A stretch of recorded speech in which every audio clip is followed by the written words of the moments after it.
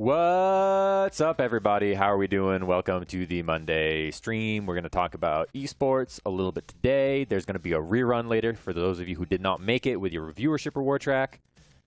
You have time because there will be a rerun later today. But we have stuff to talk about in the wonderful world of Brawlhalla, which includes this weekend, which was the North American, European, South American, Southeast Asian, and Australian singles summer championships, which was very exciting.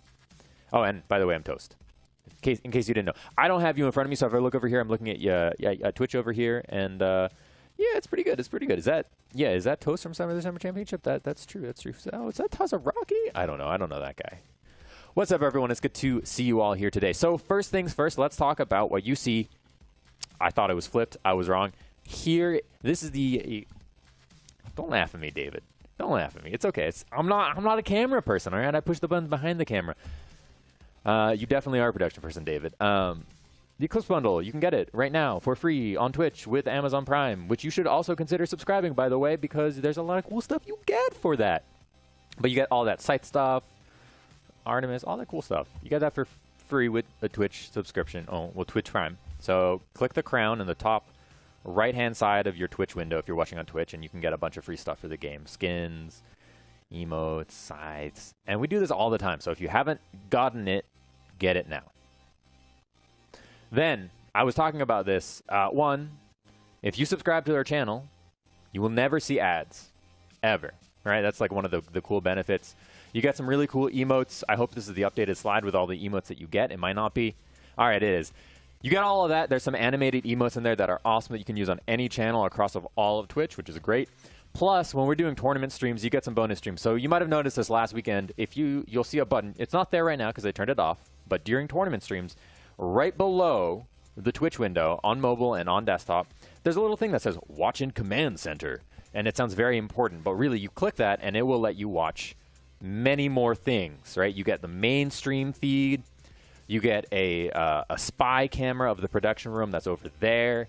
And then you get 2 extra additional game feeds of games that are not being shown on mainstream or side stream. There's no commentary and there's no overlays on them, but you can see the gameplay. So if there's a set you're seeing on StarGG, you're like, I really want to see, this versus that, and it's not on any stream, maybe it's on one of those bonus streams. And you get those bonus streams by being a subscriber. So lots of benefits to subscribing and doing all that sort of thing. So one more thing here, before we jump into the results of this weekend, is we did actually reveal some really cool stuff about the Battle Pass. I hope this works. This weekend, I know you're like, Microsoft Edge, why is he using that? It's because this computer is, it's a safe computer, so there's nothing there that I can leak to you through this. I just want to show you all this website real quick because it's really, really sick. If you haven't been to it, brawlhalla.com/battlepass. It's really, really cool. Yeah, this is working.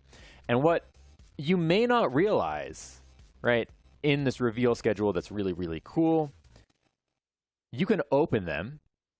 These windows, you can minimize them. But, oh, I want to maximize it. They're very draggable, which is very cool. Maybe let's minimize this. And then let's bring in Schwerpy's reveal. You can also resize the window. So you can have multiple windows open at the same time.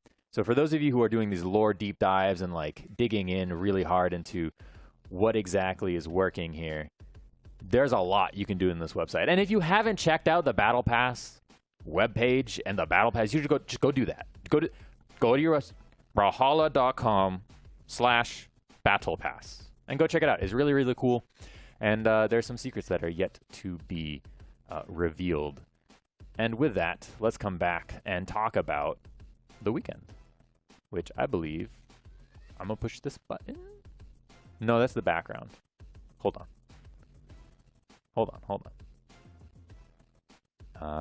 No, that's black. Where is... It's not labeled. Why is it labeled different? All right, we're going to push some buttons here until we find the right one. Nope. You can wave. All right. I'm going to come back there and... No, that won't work. That won't work. I'm going to come back.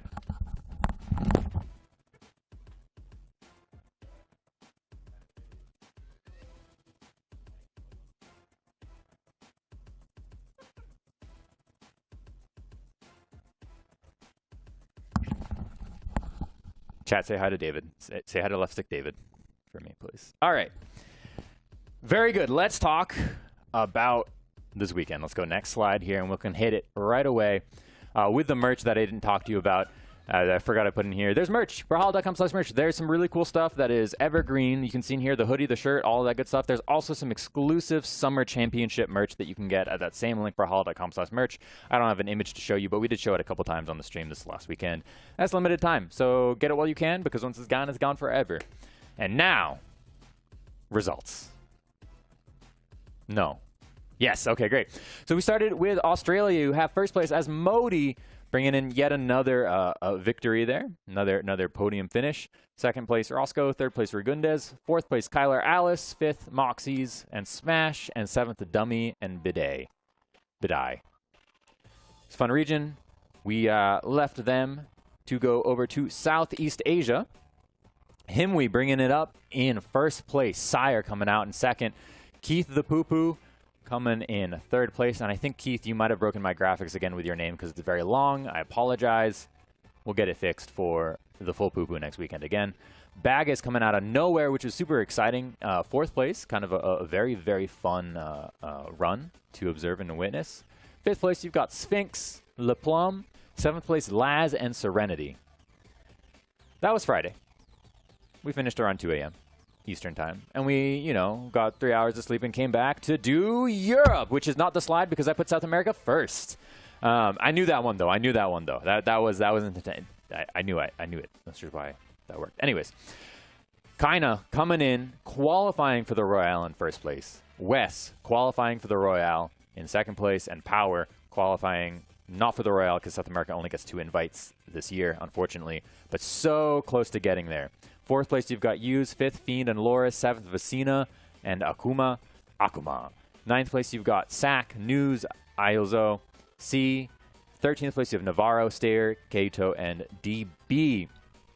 This is really exciting to see because, right, as you know, North America, South America, and Europe get placements to come here to Atlanta, Georgia, in about a month from now, to be honest.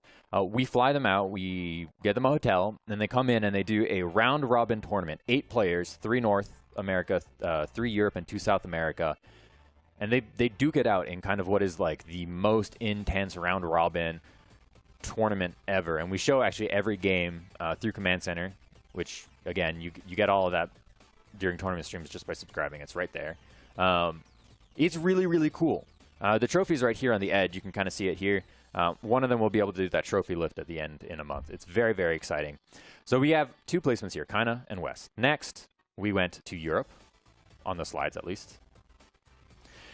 Godly coming in first place. Good job. S-Grape.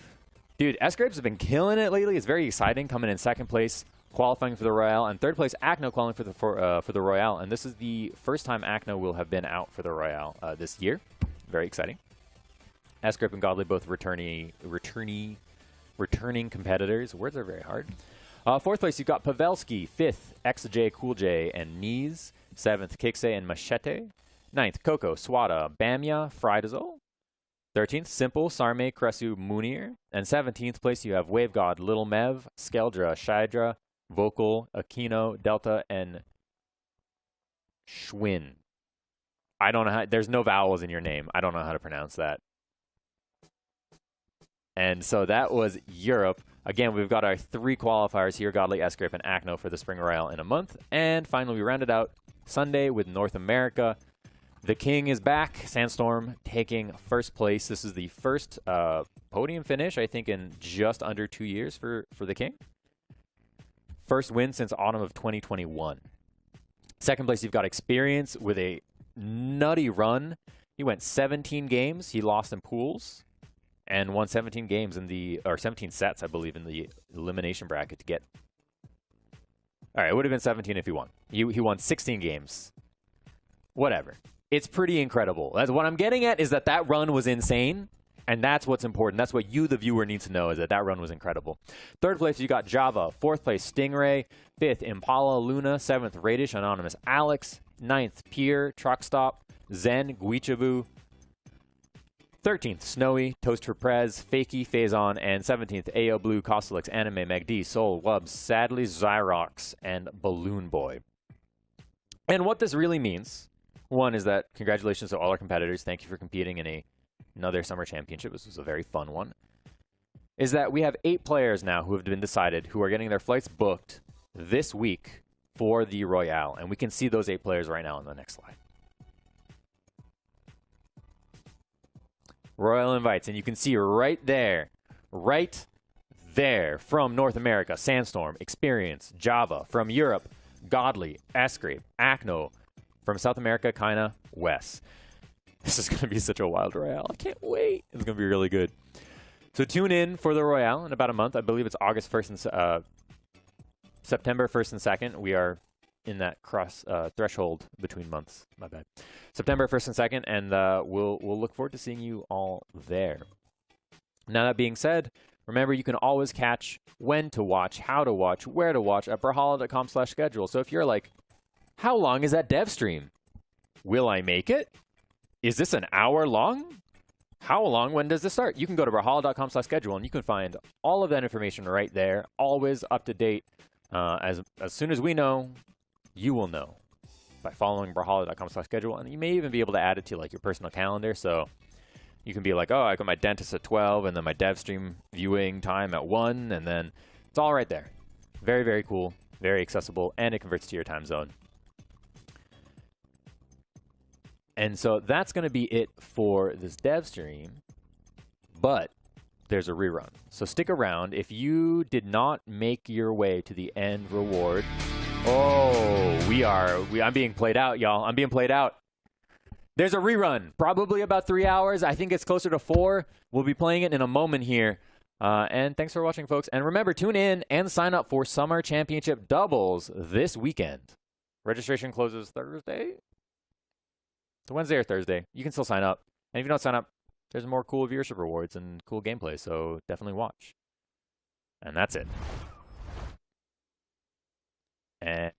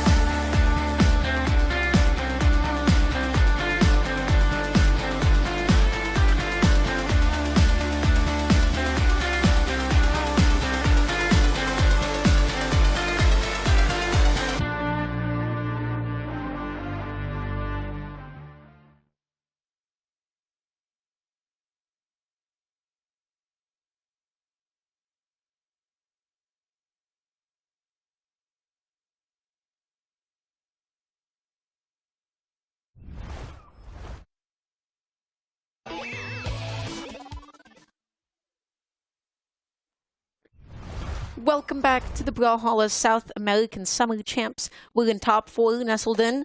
For those of you that might have forgotten the past couple of minutes, I am Dara, alongside my lovely little co-caster, Taza. How are you feeling?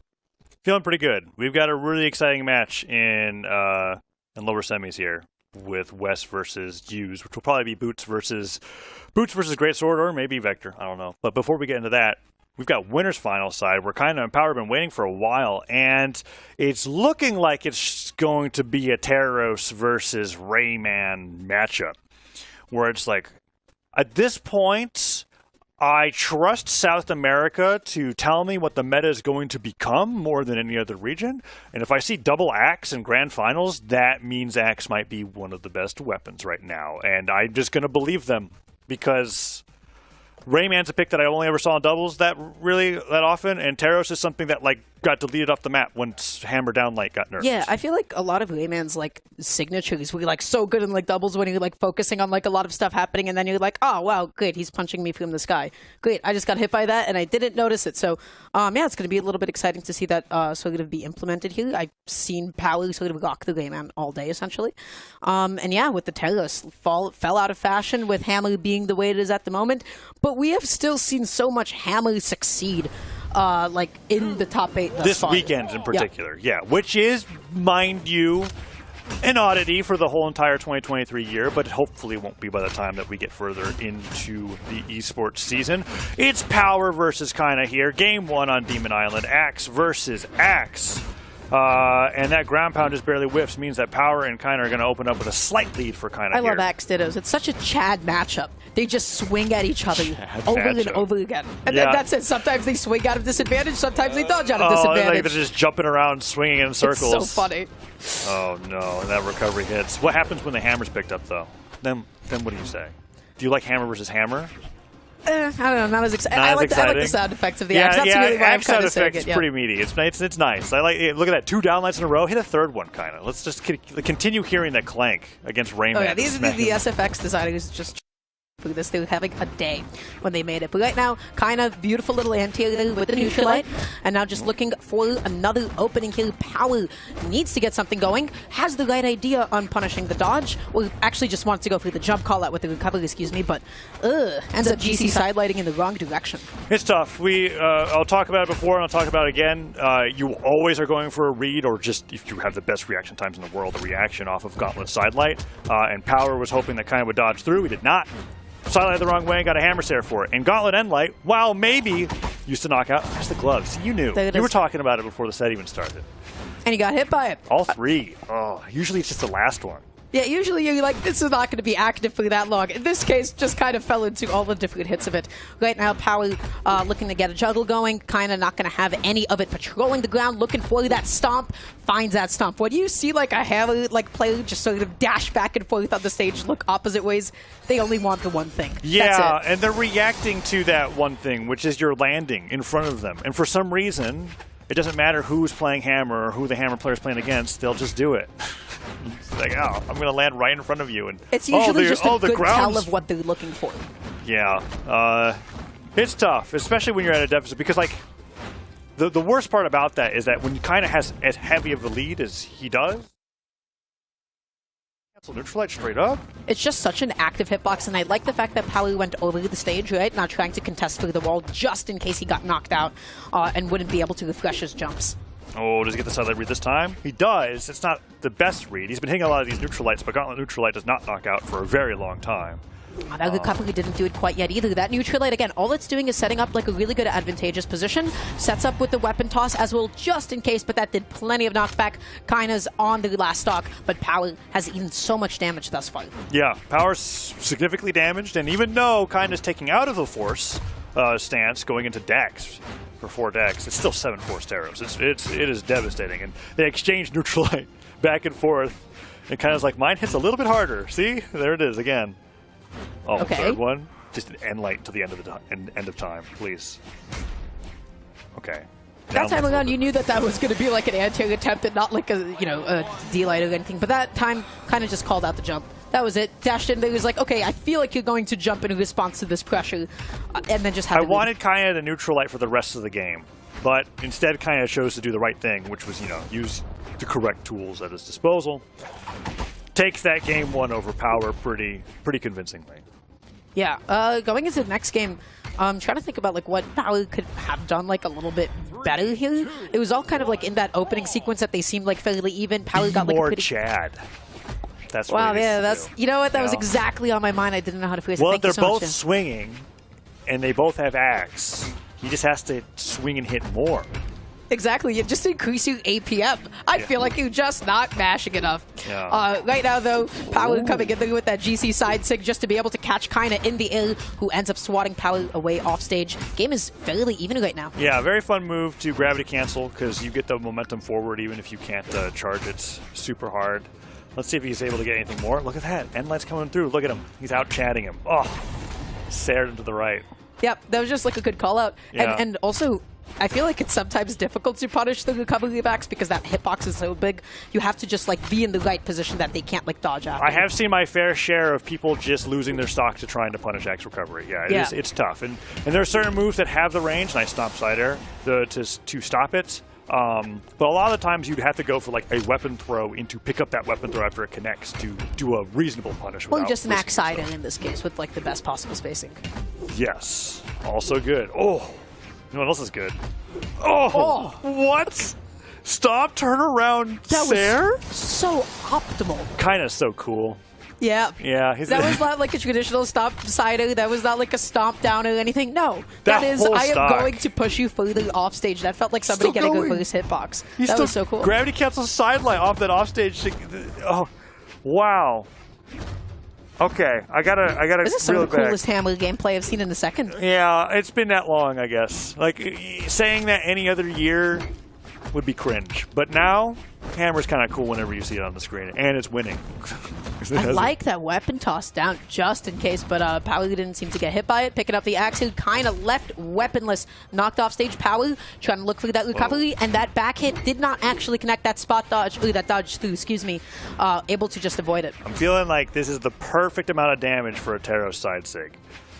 Now, will he do it? Oh, stop Sair. Come on. You're so uninterested. You're like, how could you? How dare you do like the right option? How dare you just play to win? Ugh. Unbelievable. The second stock makes up for it. We'll get it in the replay here. Please, Power, stop banning so fast. Power, no. We're going to the Demon Island already. They've already picked what they're doing. I can't believe this. Maybe we'll get to it right here. Oh, yeah. The full stock. Stops there again, and he dashes forward. Stomp. Oh, he chase dodge pivots there. Okay, I was like, how did he get that angle? That's cool. Wow. We're in it again. Game 3 here. I don't know if Power can do it, Dara. This has been tough. Yeah, kind of is looking kind of unstoppable. And this is in finals, by the way. This is winner's final side. And this is going, you know, I don't want to say like one-sided, but fairly heavily favored towards kind of thus far. Yeah. Teros is playable again and kind of is grinning from ear to ear. This is rough. Power opening up with the gauntlet so far, trying to play around the hammer that kind of been so dominant with. But it's back to the axe. Let's see if something changes. Power hasn't found like a lot of really important dodge reads with like gauntlets up until now, and I'm curious to see if that's something that's going to change. We saw sidelights and then like, you know, the recovery missed. That time around though, that's the perfect dodge punish, right? You went down, you were able to get that neutraler. All of that damage was just because Power led that dodge. This is the craziest extended edge guard that I've ever seen. No, he downlights the wrong way. Down sig, no, puts it the side sig and kind of jumps right over it. GCD Light just, you know, fishing for that recovery afterwards, wasn't able to find it, and then lands right into the stomp. It does not matter how well you do against Teros, because you just mess up once, and you might be at whatever amount of damage, and then stomp side, you know. He messed up 5 times, maybe, but your point still stands. It was like Power's stock to lose, and kind of was able to take it back pretty quickly. The Sair will even things up, but only after Power gave up a decent lead. Yeah, so going into this, I liked how like Power is slowly picking up on some of Kaina's defensive options out of like some of those sidelights now, just opting to go back for the axe here. Axe up against Hammer, missing that sidelight, doesn't actually find it quite yet, looking for the downer, just whiffing a whole lot and kind of finds a quick little punish. Yeah, I was trying to see if he's going to do anything after that Endlight connected. Stomp Sair, pretty hard to hit when it was that stacked, but he still manages to get it. Pivots to Sarah as well. Weapon throw just to bait a reaction so he can pick it right back up, but kind of doesn't fall for it. Such good patience for Palu. Palu avoided all of that offstage and did not meet an early demise. Yeah, although he still could meet one at this rate. Neutral light sends him out of his hands. Can he get anything off of this? Power does manage to hold on to the gauntlets. The dash landing's crazy from both players. That was right the now. delayed neutral. Is it just me? Did kind of also delay the dodge in the early two just a little bit? Didn't feel like it came out immediately. But that being said, Palu just pressed it too soon. Kind of dodged past it, and now this is Kina's edge guard. He's really going to neutralize him until it knocks out on its own, isn't he? Yeah, there it is. Oh, one more. Not quite. Yeah, the If next one it will was do it. center stage, it would have been fine. Downlight also will do it at this point. But Power's taking advantage of how long Kina's taken to finish his food here. This is rough. Palu's getting a lot of extra damage that he normally wouldn't get away with. That type of Neutralite actually got the KO. I thought he was going to barely survive again, but nope. That one will do it. Kind of playing a really grounded, neutral-heavy game right now. Palu not immediately committing to picking up a weapon. Will that come back to bite him a little bit? Yes, it will. He goes through the weapon grab, and he eats a lot of hammer hits for it. Comes back in with the downer, looks through the GC sidelight, and it misses. Palu needs to close. How do you do it? What do you do? Neutral sig? That's it. Nope, Silent no recovery. dodge. Yep. Okay. That was a little risky in my opinion because he's shown that when he expended his dodge for anything else so far, kind of was doing this. Oh, goodness. Okay. Good. Nice little reversal opportunity. Nares and hit, and now Power's got him off the side of the stage. What's kind of going to do? Yeah, whiffing that sidelight's a bit of an opening for Kina. Okay, trying to patrol the ground. They're both swinging and looking for the exact same things from one another. Kind of mixing it up a little bit with that hammer switch. Able to take out that stock, and that is winners finals. That goes to Kina with a 3-0. Yeah. It was really solid of a 3-0-2. Kina's been destroying the bracket. Like, if Kina 3-0'd Use and the 3-0'ing Power that much that we couldn't, trust. I know I was trying, you were trying. We were like, okay, well, what does Power do here? And the best answer that I had was a meme. There was just no way that I was like, I don't know how he beats Kina. It doesn't feel like there was a single massive gap in Power's game plan that was this is the definitive reason of why he's kind of losing here. I couldn't tell you. Yeah, that was very dominant from Kina. The way that Kina shaped up right now, unless West makes a run, because I think West didn't. Yeah, okay. So West got 3-2'd by Power on the way here. So the only player left in the bracket that Kina hasn't proved himself against today is West. So in my head, I'm thinking that might be what. That might be the player that could potentially stop Kina from taking the whole thing. Because at that rate, I'm like, all right, Kina, you're going to be the summer champion at this point. My goodness, this hammer's insanely good. Yeah, that was just kind of dominant gameplay, especially when it came to the juggling and catching landings. Paui was doing a lot of it, but it just so happened that Kina was getting that many more extra hits every single time one of those situations transpired, right? You get 2 to 3 hits instead of just 1 to 2, and then it adds up, it culminates, and then you just kind of come out on top. So I feel like Kina is the player to beat right now. How do you avoid that kind of damage? How do you actually land safely?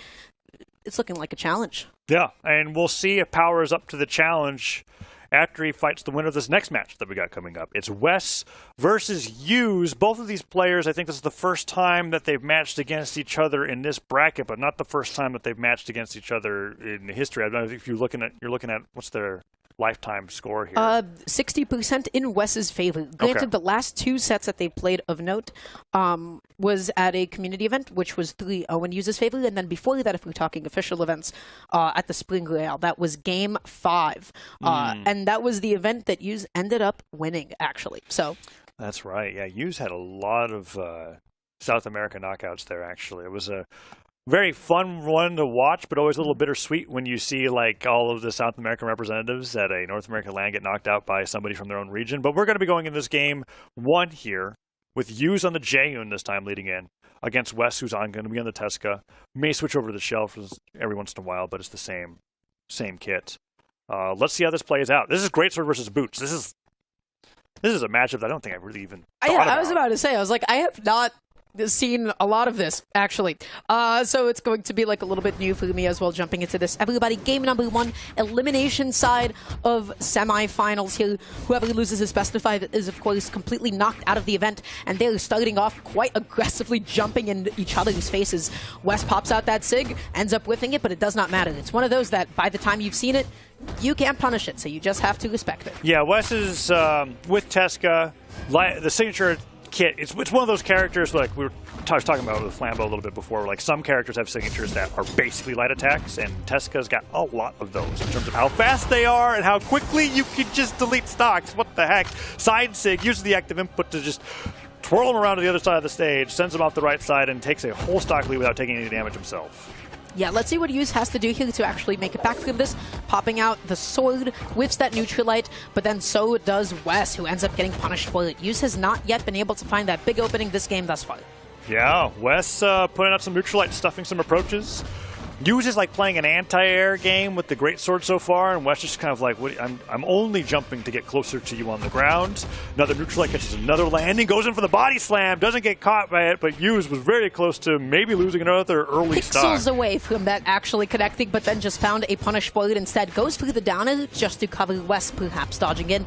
Didn't actually find it, going all the way up there looking for that recovery, and did not find it. Hughes able to get a lot of hits in. Is this going to be the finisher? Not yet. Oh no, and Wes falling with those nairs, side light, down light bridge, gets the dare nair. Love seeing that combo connect, but he needs a little bit more damage before he's able to finish off that stock, and Wes has got another edge guard again.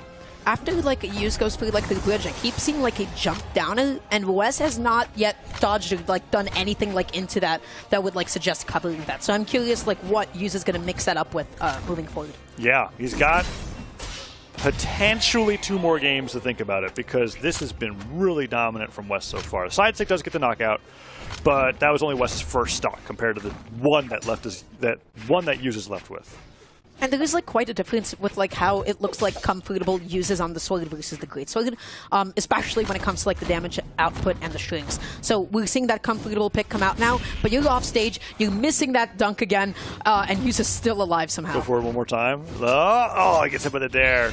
Neutral stick doesn't hit, nair comes through. It feels risky to do that off stage when they would just naturally fall down and able to like avoid that. Yeah, South America takes a lot of risks. That's all I can think about. Like sometimes you just get the idea in your head, you're like, but what if?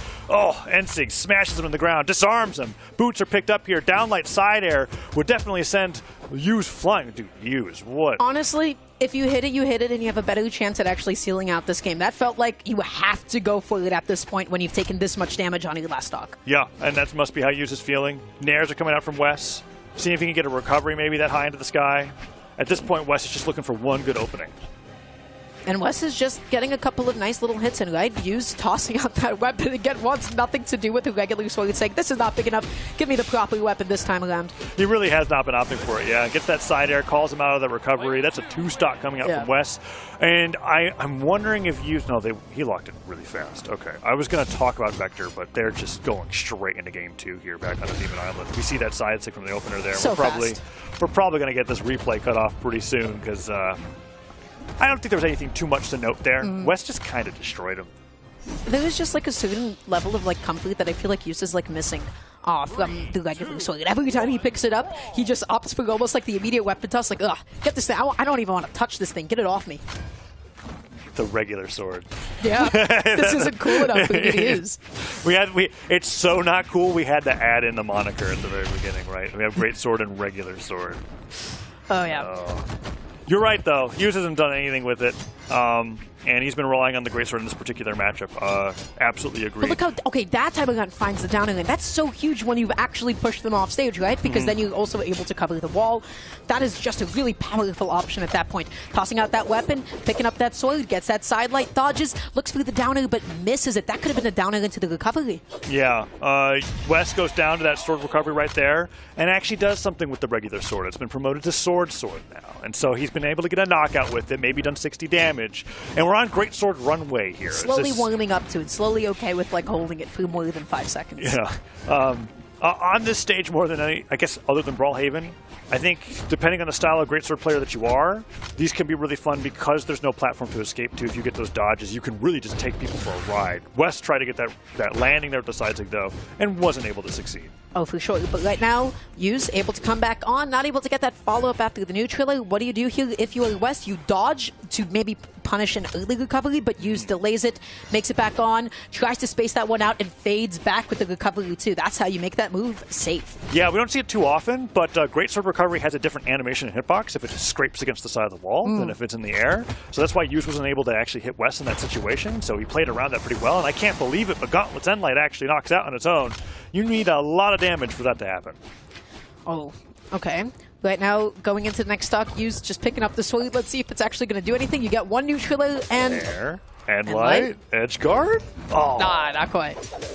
Yeah, you have to hit... Ground pound has to go off the stage for that to connect there. And it's gone. Without fail, every single time, it's just gone. Yeah. I think Use really prescribes to the Jaehyun playstyle of I'm picking this character for Greatsword in the signature kit, and then I use the sword for D-Light recovery if I can't finish off the stock. And that's a very... If I have to, if I'm forced to. It's a very viable playstyle for sure. Born to Greatsword, forced to close with normal, regular, tiny sword. Oh, it's getting worse. It's just shrinking. Yeah. It's been demoted a couple of statuses. Oh my goodness. Soon it's just like literally, might as well just be unarmed at this point.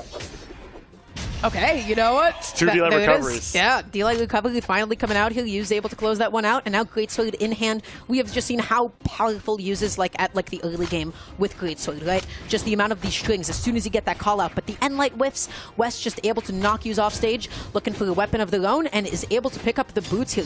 Falling neutral does not lead into anything. The Sider, though, that is able to get Use successfully off stage. I like the weapon tosses just to discourage West and say, no, you're letting me back on, and this is my path to do so. Oh, stops the recovery with the ground pound. West evens things up decently.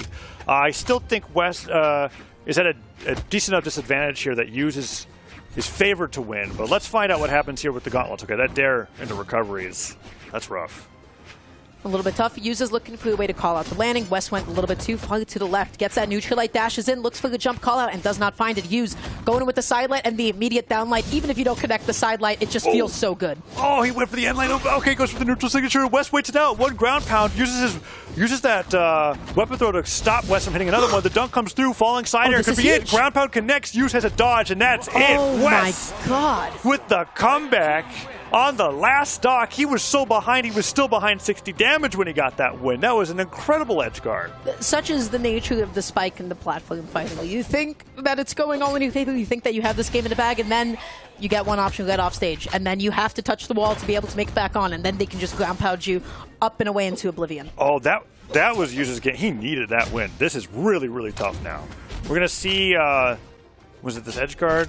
It was all off of like, you've highlighted before how like Gauntlet's Nair is such a fantastic reversal here, but you kind of get like super Gauntlet Nair with Tesco when you get this neutral signature here, right? That is such a crazy jump call out. That is ridiculous. Yeah, and it worked. Wow, okay. I was like in my head already ready for like a 1-1 scoreline. I was going to be like, West won't let Use go back to Demon Island Brawlhaven anymore, and now it's a 2-0 lead, and now Use's chances of getting in the top 3 are very, very small. That's such like a powerful tool in like Teska's kit, I've also realized, because it is past like what a regular side light with gauntlets would also go for, right? It is just able to cover that little bit of extra space that Use just was not ready for. Oh, you're talking about specifically when someone's airborne in that situation, instead of like doing this like downwards arc shape. You're going in the air and then bringing them back down. Yeah, that's actually interesting. It's a good call out there. Let's see if West is able to use it a little bit more. Even game so far here in Game 3. Even game, Use just mixing up all those landing options, using as many jumps as possible here, eating that down, and such a good choice to go for the side of off stage. That turnaround was essential because guess what? You made it an edge guard, and you found that recovery because Use had to make it back on. Wes is looking fantastic. Yeah, delicious. That was off the back of that edge guard for sure. He had to get back onto the stage, no platform to escape to, decide to go high, and West reacted with the recovery. Use, in kind, reacts with his own sidelight opener, downlight bridge, sidelight finisher, sends him flying to the left for a KO, evens it up 2-2. Yeah, nice and easy to execute. If there's anything sometimes with Greatsword, you just get your auto combo, and it feels good. We talk about all the dodge reads, and you're just kind of like, actually, I just want to spam my buttons. That was the first time they used one for like any of the immediate finishers, though. We're always seeing like some sort of a mix-up out of the bridge or like a chase dodge. Oh, nice neutral signature, edge guard opportunity. I joke about spamming, but really, if you did actually just spam like a light attack, you only get the opener and the finisher. So it's like you can't even really do that. You always got to be thinking about what you're doing with Greatsword if you want those really elaborate shots. Oh, that dash back from Use was so good after the side light, but then wasn't actually able to catch Wes's next option back down.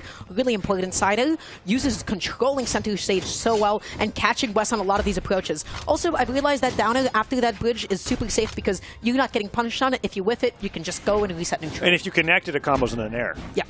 And that's like why I think Hughes likes to go for it so much. You talked a little bit about how you're like, what is Hughes going to do to change that up if it's not working? Well, I don't think he's going to. It's just so good. That spot dodge was such a crazy call out from West, and then he gets the side air. That weapon toss didn't do Hughes any favors, honestly. Oh, pick up gravity cancel down light. Weapon throw forces the No dodge, but then doesn't fully commit off stage. Just wants to play nice and safe, baiting that weapon grab. Oh, yeah. It's time to use the regular sword recovery. No! He throws it away. Now he's on the better weapon, unarmed. There's the dare nair. Perfect. Love to see that. Beautiful. Saw that down, immediately saw that, was like, okay, this is my time to press. Right now, Hughes, you have to keep up this lead. You have to get as much damage as possible, but when you toss out your weapon like that, once you pick it back up. Oh.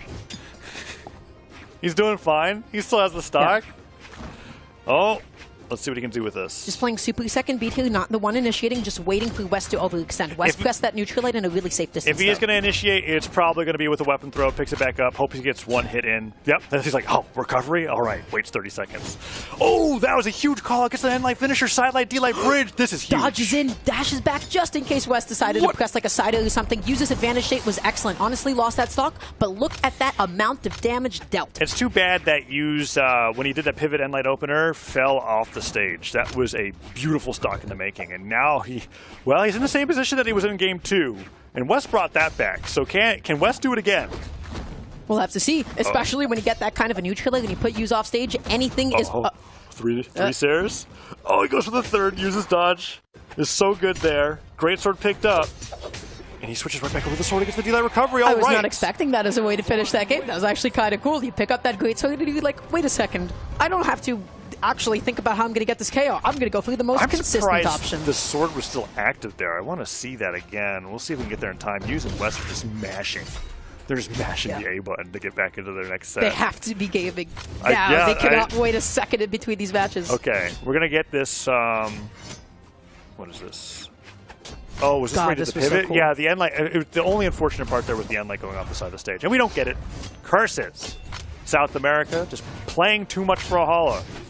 Here we go, game 4, Apocalypse. And this is the pace that I was expecting it to be on, which is like after Hughes got his Demon Island win, I didn't think West wanted him to go back there because West likes platforms. So. Yeah, and you need that platform as a defensive option away from Great Sword. I like that dodge away, just in case, because West probably did not want to commit that deep off stage. Oh, slide charge the end sig all the way off. Can he get back on stage, however, though? Hughes likes to go for these pivot down sigs. Hasn't seen him so far. Okay, tries to go for like a GC downlight, I believe, though, to maybe cover the platform. Hughes did not land on it. Yeah. And so far, not really getting anything off of it either. That gravity cancel end wake up was really crazy. West trying to get a landing there with a down signature. Both players just kind of looking for their first real strong hit. And West playing around that platform beautifully, right? The platform's like the whole reason why West is able to hold on to the stock so far. Yeah, just like you putting Hughes in a little bit more of an uncomfortable environment. This is Wes's playground at this point. But able to get the combo into the recovery, Hughes has a lead. And I have to say, a lot of like Hughes' wins in my mind thus far have been defined. How much work is that sword doing? It's not doing work. He's pulling it out for D-Light recovery. Yeah, you're closing with it. You get the stock a lot easier than you would with Great Sword. Yeah, and it's doing exactly what he wants to do. And so now that he's on a fresh stock, he's going to be like, okay, well, give me the great sword. Let's get started. Oh, that's not the great sword. A tragedy. You whip that sidelight, you eat it down in, maybe a little bit of a weapon. He literally just throws it. He's like, I don't want it. He did nothing other than... He's just like, I need to make the next weapon spawn faster. Oh. I expect that. I do too.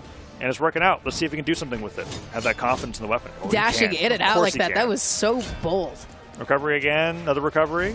Looking for that neutrality to cover the platform, but I gotta say, uses like platform coverage, you don't have necessarily the best tools with Great Sword other than jump neutrality, because your neutralite does not go that high. Yeah, that's true. And that's what he's been doing, I think, a little bit. But much to your point, it's just the recovery that hits. You don't really get anything else after it, as opposed to being grounded. So. It just feels like a lot of other weapons cover that platform better than Great Sword does. Great Sword wants to keep you on the ground and then call out you jumps, not if you're that high above. You can't exactly do your gravity cancel downlight finisher the same way that downlight opener that blasters can, because you just get the finisher. Oh. And so you lose a lot of those aerial gravity cancel options that other weapons might have. Right now, though, using that platform as just a means of maybe boosting himself up there to try and get a juggle going, drops back down under it. They're looking for the neutral light, didn't actually find it. Now on the stage here, looks for the downer, ends up actually whiffing as West dodges in. Yeah, oh, and the Dare Nair comes through once again. Yu's so fantastic at getting that, and I'm just beginning to realize how tight of a combo that actually is. Like, Yu's is throwing up the down air, and he has to have the Nair ready to go upon connection, whether it connects or not. Like, he's just got to commit to it, and he's so good at doing it. Yeah, he's just like perfectly, like, he knows exactly when he hits it. But really good option there, catching a lot of these high recoveries. I feel like every time that Wes has been putting himself offstage against any opponent, everybody likes jumping in that position. It's just happened so many times. Whoa. Whoa, relax. Scary. Yeah, Nair recovery. So Boots technically has downlight recovery as a true combo as well, but unlike Sword, it's just not as good as D-Light Sair. But when you get those really high off the stage moments like that, you could see players try to carry them off with like recovery, Nair, exhausted recovery, and it can get some really stock. So Yu's escaping in a very nice fashion. Yu's just looking for any way to land right now and get something going.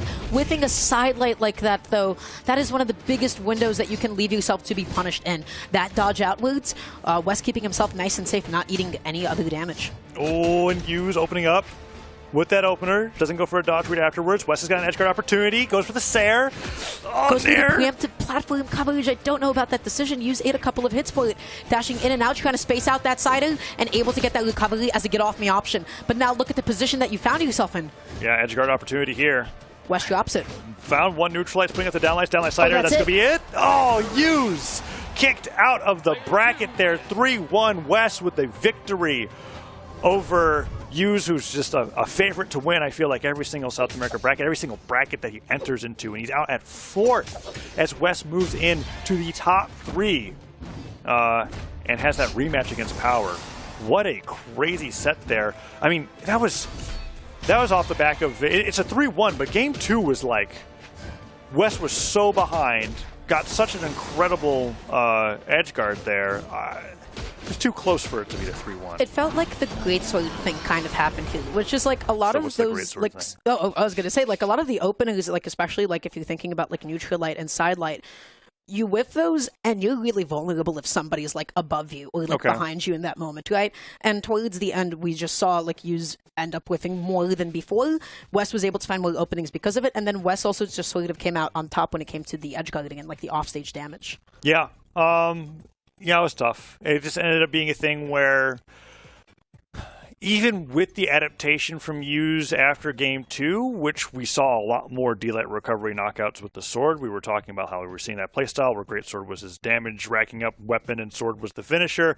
West was just still too on top of closing out stocks faster. Yeah, West was on top of Yu's, like just like always, like constantly like in their face whenever they had boots on. That means, yeah, we're going to be seeing West go up against Power in elimination finals. It's a rematch, and then, right? Yeah, because last time they met, it was a win for Power 3-2. Really close game 5. And I'm excited for that result because after seeing Kiner versus Power, I'm like kind of rooting for West because I just want to see somebody take a game off Kiner. It hasn't even happened here in top 8. Kiner's just looking unstoppable. Well, we'll get into those matches in just a little bit. We've got a short break, and then right after that, we'll be getting here into top 3 in the Summer Championship. Don't go anywhere. We'll be right back.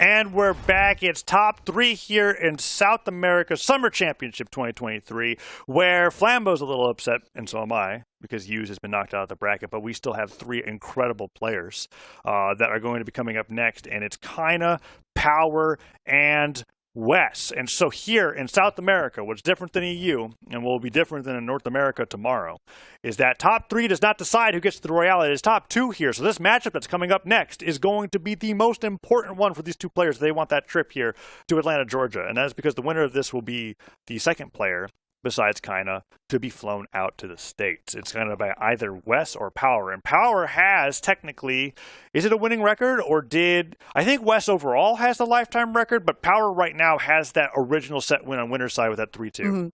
In recent time, though, I feel like some of the most important sets was the Spring Championships, and that was a 3-1 actually transpiring in Wes's favor at that point. But then a couple of community events have transpired as well, where Power took that 3-0 as well. So I feel like the set record between the two is pretty back and forth. You have a pure differential of number 4 going up against number 8, so it's not that different at that point. Like 1, 2, and 3, there's like very like specific like close gaps, and then 4 through like 8, it's different like echelon. Yeah, at this point, it's a player matchup, right? Yeah. Especially with how closely and evenly matched a lot of the players in South America tend to be. I mean, when you have a power ranking system that says these players are the top 6, and you look at top 6 and 5 of them are there, it's doing pretty well, and they're very consistent within their own region.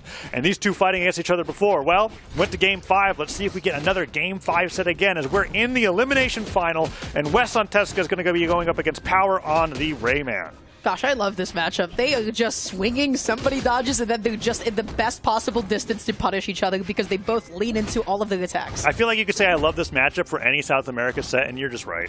It's just how they play here. It's not even really the weapons. It's just kind of like it's an intrinsic need to just beat the crap out of each other. They love just holding that analog stick with the keyboard in this case. Yeah. I mean, it could be. I actually don't. I think they're all keyboard players in top 8 here, but I'm not sure. Oh, dive kick gets it. Yeah. Power just drips off into the blast zone as Wes has a very dominant first stock here in game number 1. Wes was all over Power. Power was not able to get like anything of their own going, but maybe you just need that little adjustment. Axe on hand. This is such a good choice, like up against Boots, because now you can keep him out essentially. Right? You have just like a very basic dynamic developing between the two. You want to be kept out. You want to go in. Yeah, those were 2 unfortunate whiffs from Power there, but he still has the edge guard scenario. Neutral light hits the Wes, touch the ground. He gravity cancel downlights for distance. That was kind of interesting. And he does make it back. And now Power with the gauntlets doesn't have nearly as optimal knockout opportunities as he did with the axe, where he just has to hit 1 attack. Well, gotta find that downlight, gotta find that side light, and hopefully you get that recovery afterwards. Power going out there through the dunk, wasn't able to find it, popping out a neutral light, and that is going to be the side light into the recovery. Yeah, and he just let that one rip. Wes was waiting to see if he would go for a dodge punish, and Power did not. Power was sick of that stock. Okay, nice little axe neutral light there. What's it going to be? It's an Ensig. You know what, Wes? Fine. You know what? Sometimes you're like, I really feel like hitting him with a signature here. What damage is he at? Doesn't matter. Okay. Tesco's signatures are just like that fast that you can get away with it. We talked about it, right? Like that's like a light attack. Yeah. Ooh. Oh, and then the weapon throw after the ground pound. Power brings it back into his favor. Is solidly into his favor, actually, after that edge guard. Fantastic job. And now he's back over to the axe, and that landing down air doesn't get the silent right afterwards, but he's still getting more damage as that silent air comes through. Spot dodges the ground pound. Can he get anything after that nair? No, doesn't look like it. Okay, lands in with that side air, dashing back a little bit and catching Power behind him. That was just like really good awareness of where Power wanted to go. Wasn't just a floating, like half of his limbs were floating. I feel like it just literally breaks your back to get hit by that down signature. That looks so painful. That's why he's able to stay in it. That's why he's here with another stock and able to keep the fight going. Yeah, he's like, wow. That probably hurt. But anyways, back to this. Recovering to Sayer. Edge guard opportunity, puts up the down sig. No gloves connecting this time. That time was close. And there it is. This is why it's risky, right? When you have a multi-hit signature like that, that is exploitable. Somebody gets behind you, and they get a pretty strong hit out of it. But how does he keep getting away with it, Dara? That's like 4 SIGs in a row. The flames really help out. He goes again. The side sig isn't that unpunishable, but Power's just like only hitting a sidelight and then nothing else. You're just never like in a good position having huge follow-ups off of it, but that's the recovery to catch the landing. Yeah, it was a bit delayed, but technically a dodge punish. The first sidelight came through, Wes dodged in. I was like, okay, he gave it up. Wes is going to have another opportunity, and then Power goes for that dash jump recovery, gets to knock it up the top.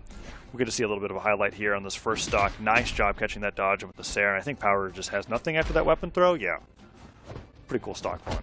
And then Power just destroys him moving forward. Yeah, going into the next game, I really like Power with the axe. I feel like the axe was putting in a lot. Well, what's up? I was just trying to see what character that was. Okay, yeah, he's got Orb now. I'm just so unfamiliar with this. Is this Red Raptor? I forgot Red Raptor was. Okay, all right, this is exciting. Wes is trying a different Boots character out so far against Power. Not working. Trying is a, pretty I good know if he working. picked up Boots at the very start, that would have been nice. Yeah, so Red Raptor, newest legend in the game. We haven't really talked about it that much this weekend because I didn't think we were going to see it until Raiders showed up in North America. Boots and Orb has some pretty fantastic signatures on the Orb. As far as the Boots go, I'd say flashy, but not the best out of the 3 Boots characters that you could play in bracket. And now I'm excited to see what Wes can do in it because this is honestly, out of the 3 characters that he could play right now, probably the one that I expect him to lock in the least. Oh, but such a good catch on the jump. They're going all the way out there with the side sig, looks for the closing, but then... Bro, get off this character. What was that? He just only signatured, and he's just kind of like, whoa, flipping around. Oh, off the bottom of the stage. Wes, come on. Okay, you know what? Landing side with the Orb. Nice little spike out as well, and that's going to be able to finish off that first stock. Cool, Best Orb neat. player in the world. Gets that down air. I'm so proud of him. Dash jumping around. Okay, Boots, when they dash jump, they do this like a little backflip. If you go like backwards, it's so cool looking. Yeah, for sure. Right now, though, Wes able to get like that offstage side-to-side combo. That's exactly what you need from Boots, right? That is sort of the thing that you're always looking for. Tossing away it, and now you're back on Orb. just finds the bike right God, it looks so across funny. the stage. Yeah, it's interesting with the color palette that Wes is using right now because the Red Raptor's bike is definitely still very red. He's bringing this back as much as I'm trashing on the character. Brings out the boot. Doesn't come anywhere close to hitting him, but... Wanted the bail down smash, didn't actually find it, and now Wes going to be just sending Power off stage here. Okay, able to get the elevator punish. Ooh, not able to find the pickup after the sidelight. Yeah, gravity cancel sidelight doesn't lead to Sarah. I don't know what that animation was, but he was starting something. Okay, it's the side sig. Yeah, that makes sense. Just summons out of a portal. Will we see the neutral signature, though? Nope. What was the switch? Player 2 wins. Just feeling a little, I don't know. That's I don't the best want way. to know. Yeah, it didn't work out. That's what kind of happened here. We saw a lot of whiff and punish signatures that didn't actually end up connecting. Look at Rayman dribbling his body instead of a basketball. Isn't that cute? Look at him on the other screen over there. It's on the replays. Only we can see it. Maybe production will show people. It's actually not that cool when Rayman bounces What? like the basketball because he doesn't have any legs for it to go around. So it's like that much easier for him. You don't think that it's probably just got to be really disorienting, right? Because like his stomach isn't there. That's got to be awful.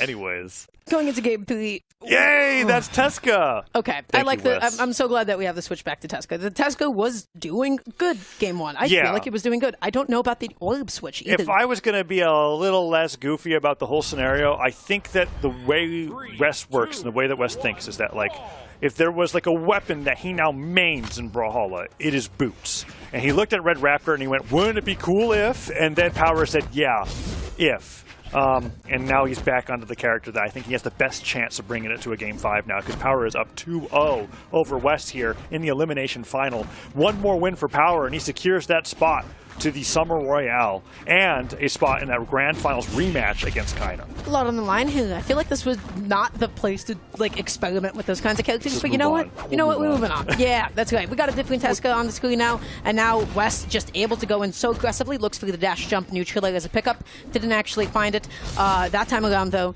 Power does punish it, but nothing else after that, just like a one hit. Yeah, single hit, disarms him with that hit from the neutral light, puts up the Boots down light, trying to get a Sarah afterwards, but can't quite fight it. And Power is going to pick up that weapon. He does. Side light and air, going to get the recovery. Okay, but Wes gets in there, gets behind Power, and is able to clean up that stock. Wes keeping himself in the game here, just establishing, hey, you know what? I got this. I'm still capable of doing this. Yeah, dash jump through with an air.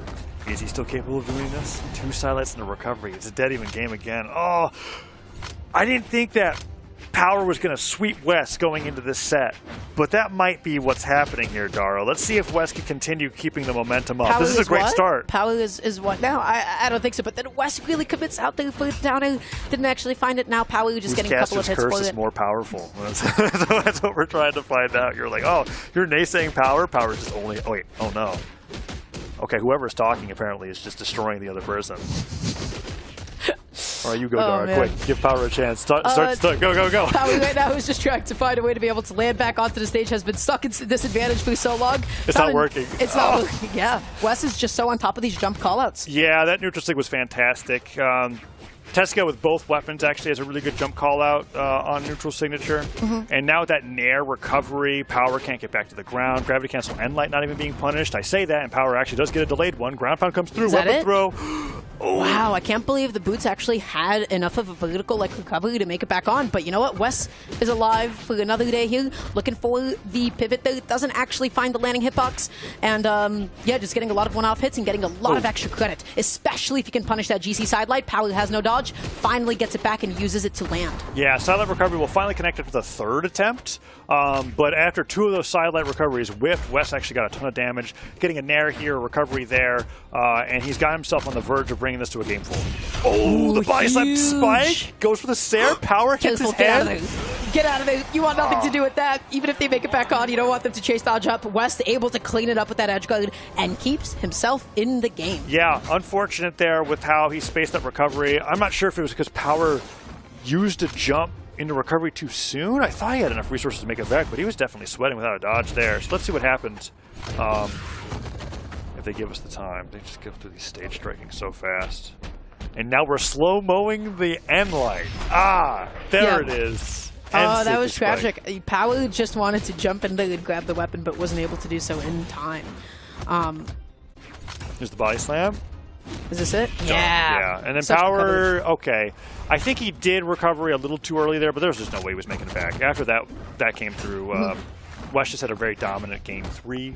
It's brought to game 4 now on the Tesca, and it's looking strong. I see potential for a game 5. Let's see if we can keep it up. Yeah, West has been breaking space against Axe so efficiently, and that's exactly what you have to do in this kind of a weapon matchup, right? But, left sweating a little bit. Okay, that's a neutral. That's the GCD light into the recovery as well. That's another recovery. West going off right now and dealing so much damage. He was going to keep going. It was a 50-50 between the end sig and the side sig connecting there. Went for the... Oh, no. Whoa, that was West's spike. How was that West's spike? That was Power's advantage. Power was perfectly positioned to punish the dodge in, and then, it was West that got it. I had to see that again. It's okay. We'll have the replay after this set. That was wild. West's definitely happy about that interaction, that's for sure. Let's see what he can do. If I'm Power, I'm annoyed. I felt like that should have been my stock. That should have been my spike. If I'm Power, I'm just going to downlight 5 times until he goes off the top of the stage. Yeah, do it again. No! Where's that X going? Silent recovery never works. Yeah, I wasn't able to get it. Power using the Gauntlet's weapon to go down just to be able to get some space. West, though, just covering space so well with the boots. Finally, that's going to be able to do it. But you know what? Power didn't eat too much damage. Just a couple of hits. Yeah. Definitely could have been worse. So now that he's on the Axe, the anti-airs are coming through. Downlight gets the Nair. Weapon throw. West just actually falls right into it. And sidelight Nair comes through. West trying to find something to get started with. And the Gauntlet Ditto begins. Let's see who hits who.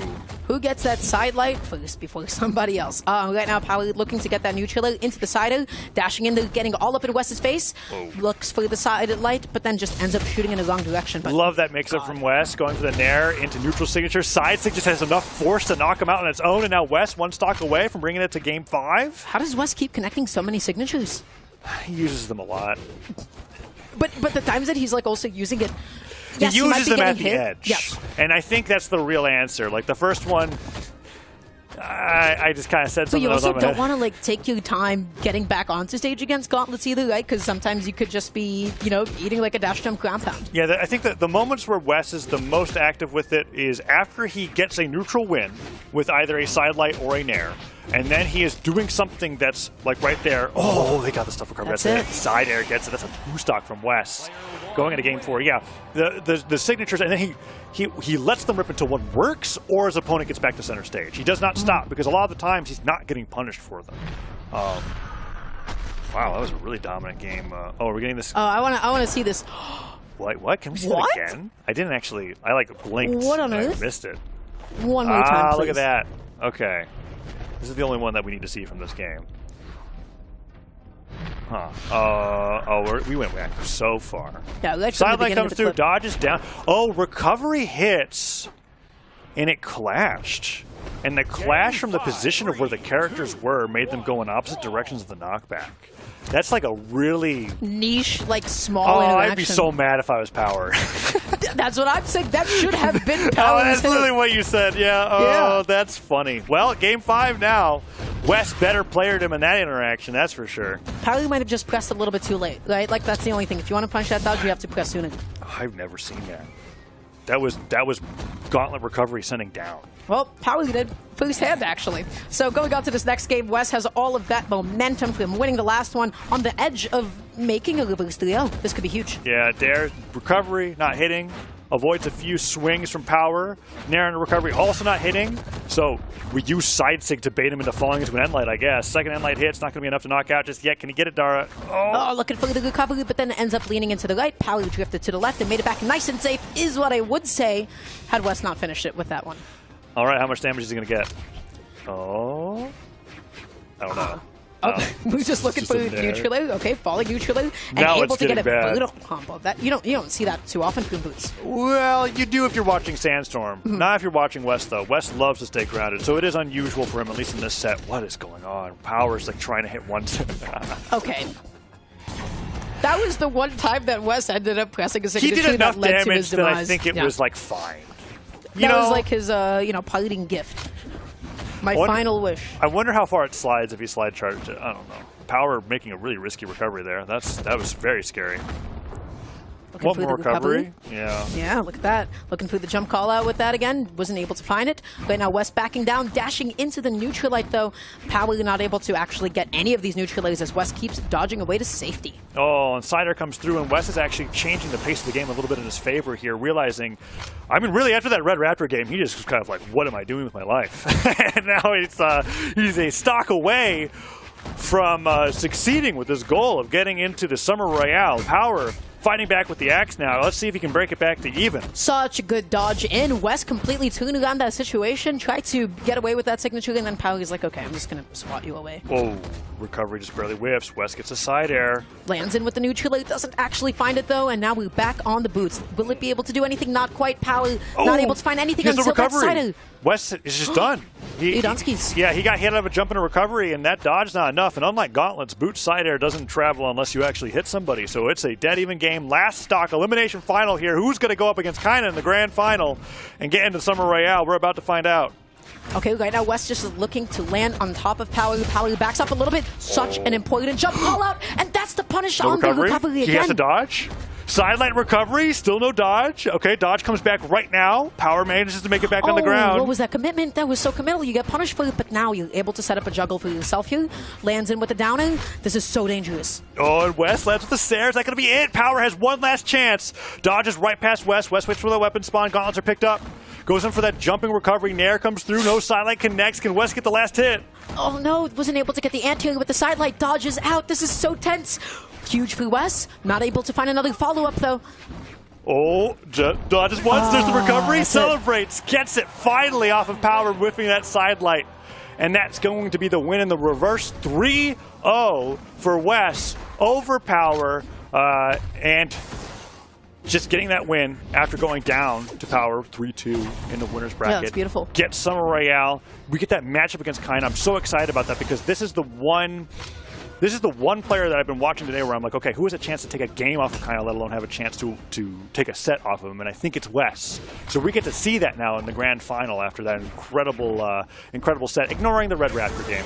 Oh, that was the best possible punish to sidelight that you could have possibly asked for. Just a recovery there? Just get under them. You're like, oh, you went all the way up here. I am perfectly seated under you. Now I have the best possible punish waiting, and I'm able to take out that stock. So really good gameplay from Wes. Making that reverse 3-0, that must feel bad. I'm not going to lie. If I am Power, I'm like, man, I'm thinking about that last game. I'm thinking about the one where I'm thinking about the recovery. The clash, yeah. And I was just it like, was all over after recovery sent me straight down. He was like looking at the screen. It's like, what?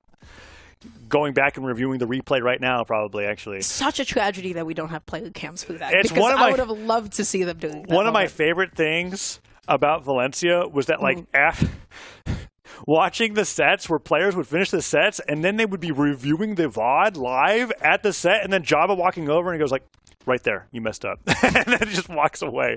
He's like, oh, okay, that's why I didn't get the dare. No, we don't get to see that here, but maybe that's happening over at home. But now we're in the grand final, Dara. This is Wes versus Kaina. What's Wes's PR? Is it 3 or 4? Or is it number Wes 5? is number 4. Okay, so it's PR4 versus PR1? No. Number 3. Number Kaina's 3. number 3. Definitely not playing like number 3. Kaina's playing like number 1 at the moment. It's just so closely matched. I think in South America, the numbers are really just like, are you PR top 8? Okay, well, these can fluctuate at any point in time. I'm not trying to take away from the players who are number 1 and 2, but that's just how it feels like when it comes to how much these players play against each other.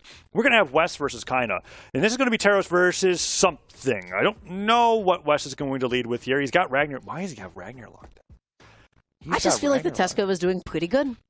Wes, my boots narrative.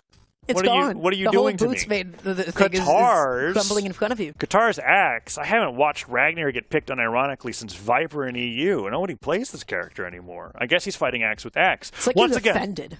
Like a little bit. Everything that you've been like spitting, it's unraveling at the moment. Here we are, grand finals. Wes versus Kaina. Kaina on the winner's side. Wes opening up with the Ragnar after playing boots the entire day, and Kaina having so much success on Roman Reigns here on the Teros. We're going into game number 1, and we're going to see how Wes's Qatar shape up compared to his boots that we've been watching all throughout the day. Right now, it's looking like all Kaina. Kaina is just controlling the ground. Wes not able to get anything significant. Wants to go all the way out there with that ground pound. Wasn't able to get it, though. Kaina is aggressive. Kaina is fast. And Wes, whiffing that N-sig, does not get punished for it, though. Immediate pickup hammer neutralite. Let's see if he gets to stop Sarah on the side of the stage here. Wes dashes through, gets hit by that stop sider after whiffing the downlight, and Axe can just do a number of things here. Wes didn't touch the ground. Okay, manages to make it back. I thought he didn't.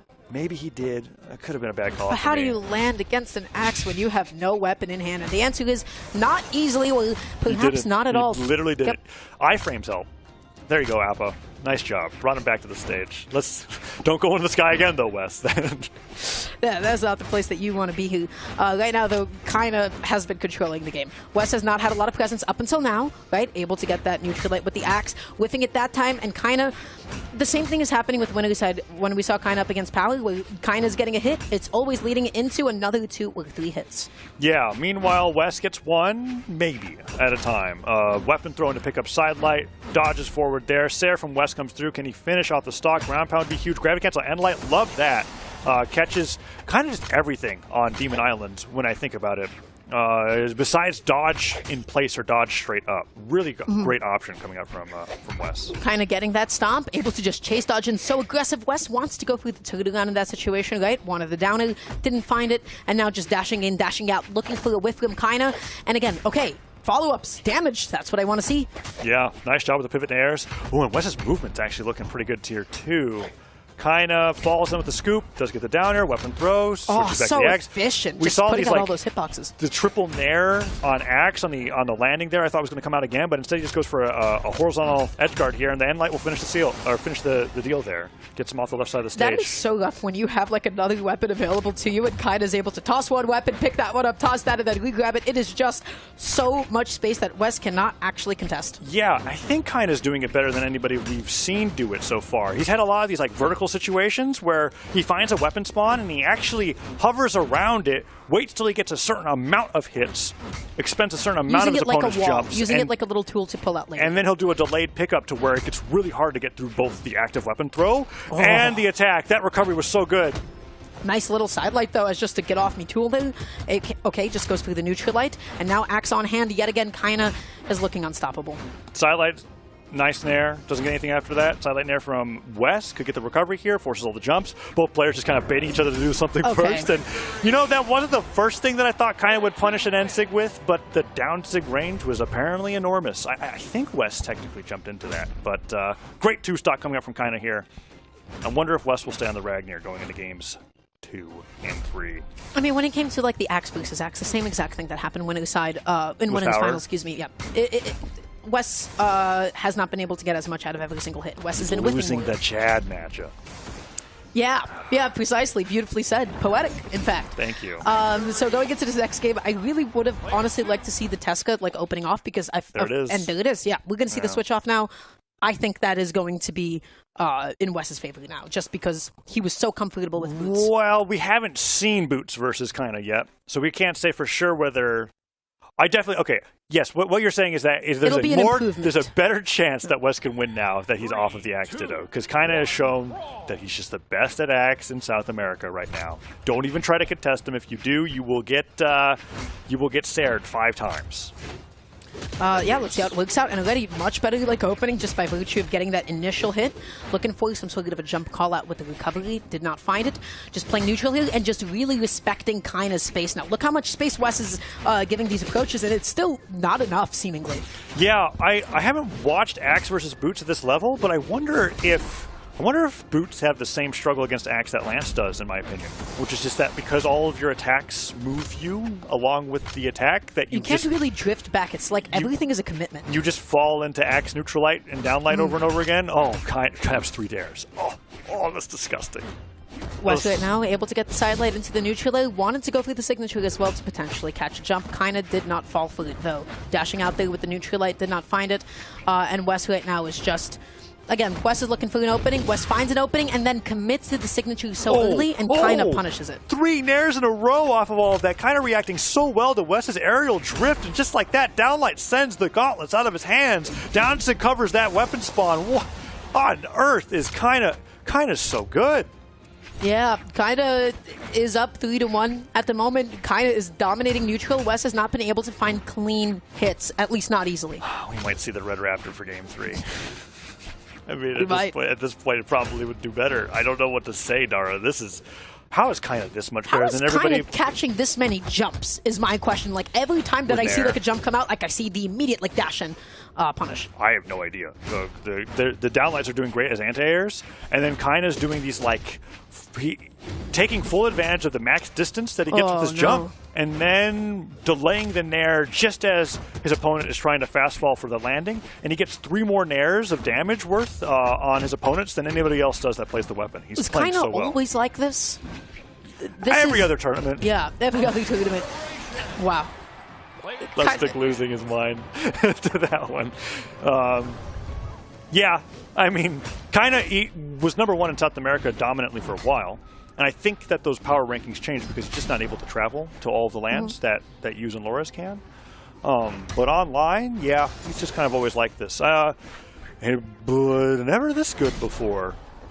I'm like so lost, like myself, on like what Wes could be doing like a little bit differently, because it seems like every single time that at mid-range Wes jumps, kind of has a D-light to be able to call it out. You fight WWE with WWE. Macho Man being locked in here to go up against Roman Reigns. That's what he needed to do, Dara. I don't know. It's the Axe Ditto again. You know, actually the Lance. Maybe that's going to help. It does give you like a better boost range in a way, right? You definitely don't come in with downer. You definitely don't want to lock in Thea against Terrors, right? Because 3 defense against 8 force. Yeah, you're really...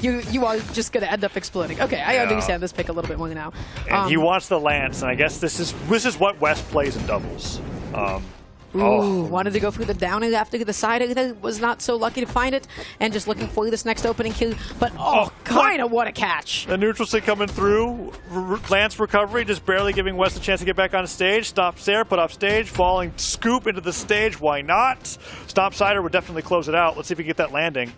Okay, just sort of dashing in place here. Okay, able to start up a little bit of a juggle and catch. Kinda actually going behind him. Wes with a lead.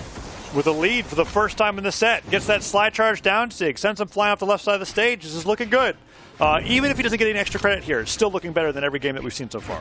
Yeah, Wes is not pressing immediately anymore. Goes through the neutral light, the dash in, D-light as well. Wes is dealing damage, and that is exactly the place that you want to be in right now, and is actually getting in against Kinda. Neutral light comes out, sets up the edge guard. What's the choice from Kinda? Just goes through the dash off D-light. Oh, yeah, Kinda's movement looking a little sticky at the moment. Didn't get the right drift in the Sarah there. The neutral light will clean it up. Took a little bit of damage, but nothing to scoff at. And I think he primed a hammer, so let's see. Weapon spawn comes in for Wes. Axe picked up. It's now Axe versus Hammer. Ooh, and again, kind of just so effective on catching all these landings. But West going at a D-light of his own, able just to get a couple of hits here. This is a pretty good position to be in. You don't want to go out too far off stage lest you get reversed by a recovery. Oh, recovery bouncing West of the stage, but West manages to hold on. Down Stomps is the wrong direction, maybe just wanting to call out a dash-in? Yeah, perhaps. Another stomp there. Edge guard falling with a down air here seems to be his favorite thing to do right now. Dash jump pivot there. Oh, good patience. Yeah, barely avoiding that stomp, but hitting from behind. Yeah, that was interesting. He dash pivoted the down sig so that he got the backswing to knock out, because West reacted to the down sig with a spot dodge, but because that move has two parts, he ends up getting hit by the end of his spot dodge and gets sent off the left side of the stage. You get hit by that later back hitbox and it ends up calling it out. That was what Kaina was cooking all along. And now West is on potentially this tournament stock. You have so much on the line here. You don't want to go out now, not like this. Axe in hand, Kaina tries to use the weapon toss as a way of getting in there. Neutral light comes out, it does not KO. How do you do it? Oh, uh-oh. West. Whoa. Yeah, West manages to make it back. That's 2 down stick knockouts now. That was so fast. Yeah, it was, I think he definitely dash landed back onto the stage to be able to get that down stick and then slid a little bit to center stage, because I thought Kaina had plenty of distance away from that. But Kaina returning with a ton of damage on the axe here, brings West immediately in the orange. Ooh, okay, just barely avoiding the anti-air, and now kind of just such a good dodge. Avoided that sig, but what do you do after? How do you get back down? How do you start getting hits in? Oh no, so many hits are going to be able to do here. Kaina's one hit away, stops there, it's it, and Kaina is your 2023 South America Summer Champion, taking down West 3-0, taking down everybody 3-0. I don't think dropped a game, let alone a set. That was an incredibly dominant run from Kaina. I have no clue. I don't know what to say other than kind of just beat everybody. Kind of 3-0'd everybody in top 8. That was ridiculous. And it seemed like kind of just like had the control the whole time, right? Especially when it came to juggling, when it came to neutral. And you saw how scared everybody was off stage against Kaina as well. Kaina is playing like one of the best ever at the moment. All of the weaknesses of Axe go away when you just win neutral 18 times a stock, right? Like you talk about like, okay, Axe is very good at getting these knockouts and it's favorable in 2s, but you only get 1 hit at a time and you have to, your dodge reads don't really mean much. Well, kind of just showed that he's just that much better than everybody else in the region right now. That was a phenomenal set. Kind of like anti-airs especially, we just like so on point. The amount of times that he was like able to successfully get a jump call up was like more than anybody that I've seen before.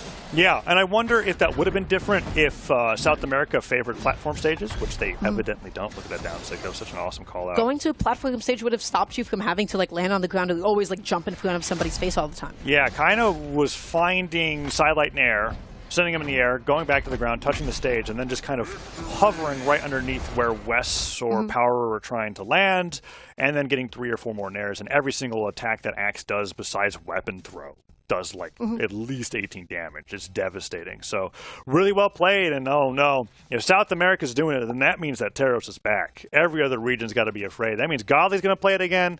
Luna's going to play it again. Luna literally made his name on Teros. It's been a while. He's been playing Lucian for a while, but after seeing this, he might just pick it tomorrow. That kind of damage output with Axe is like kind of ridiculous. And just the amount of consecutive hits that kind of is like able to get. Axe is not supposed to get that many hits to go, and kind of just does it. Yeah, so. Teros is supposed to be the slow, I hit you hard character. Like once or twice, in fact. Yeah, not the I'm fast and also hit you hard character. Well, congratulations to Kaina and Wes. Wes out at second, but still getting into the Summer Royale. It's going to be so exciting to see him there, and Kaina getting that victory as well is super, super great as well.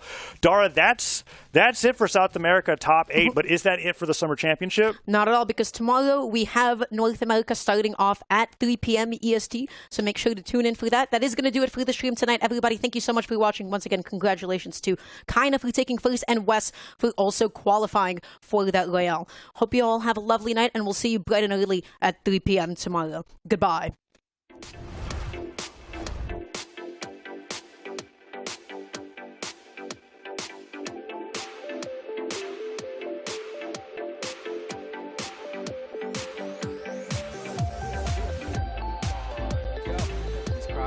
I mean, Sidra definitely got some fans because of this one. Ooh, I expected the Isaiah swaps from a lot of people, but Basina gonna.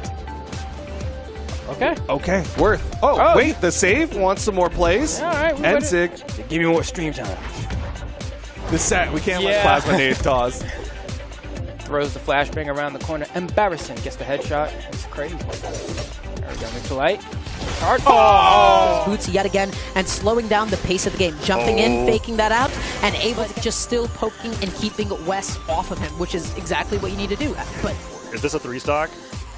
no shot.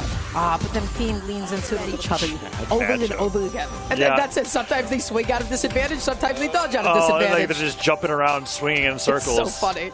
Oh no, and that was the time, please. Okay. That time around, you knew that that was... Arrow side sig. Now, will he do it? Stop there. Come on. You're so uninterested. You're like, how could you? How dare you do both swinging and looking for like the exact same things from one another, kind of mixing it up a little bit with that hammer. Or like some characters have signatures that are basically light attacks, and Teska's got a lot of those in terms of how fast they are and how quickly you can just... Wes drops it. Found one neutralize, putting up the downlight slider, and that's that's going to be it. Oh, you... All right, you go, Dara, man. quick. Give Power a chance. Start, go. Power right now is just trying to find a way to be able to land back onto the stage. Has been stuck in disadvantage for so long. It's not working. It's Wes. Not able to find another follow-up, though. Oh, dodges once. Seemingly. Yeah, I haven't watched Axe versus Boots at this level, but I wonder if Boots have the same struggle against Axe that Lance does, in my opinion. Which is just kind of reacting so well to Wes's aerial drift, and just like that, Downlight sends the gauntlets out of his hands. Downson covers that weapon so well. Always like this. Every other tournament. Yeah, every other tournament. Getting hits in. Oh no, so many hits are going to be able to do here. Kaina's one hit away. It's Stops over. there. It's it. And Kaina is your 2023 South America Summer Champion, taking down...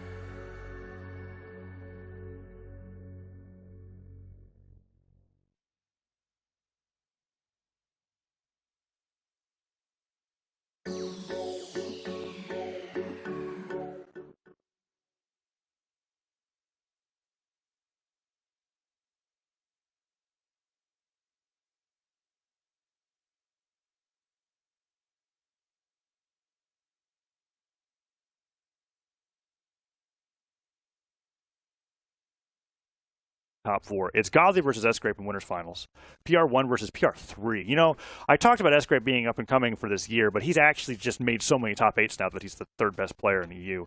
And then Pavelski at PR13 versus Akno at 5th, right? So Pavelski is like the wild card. yeah, but I mean, even Akno just slightly outplacing his. Like, if we looked at power ranking as seed, he was expected to lose a set before this, and he didn't. But Pavelski being here in top 8 in the first place was Totally already unprecedented from the insane. beginning. I think he just averages 13th. And now he's here in top 4. I can't wait to see how the rest of this bracket plays out. And we're going to find out in just a little bit. We've got a short break after this. We're going to be swapping back over to Duke and Flambeau. This has been me. This has been Dara. It's been a lot of fun. Stay tuned for the rest of the Summer Championship. We'll be coming right after this.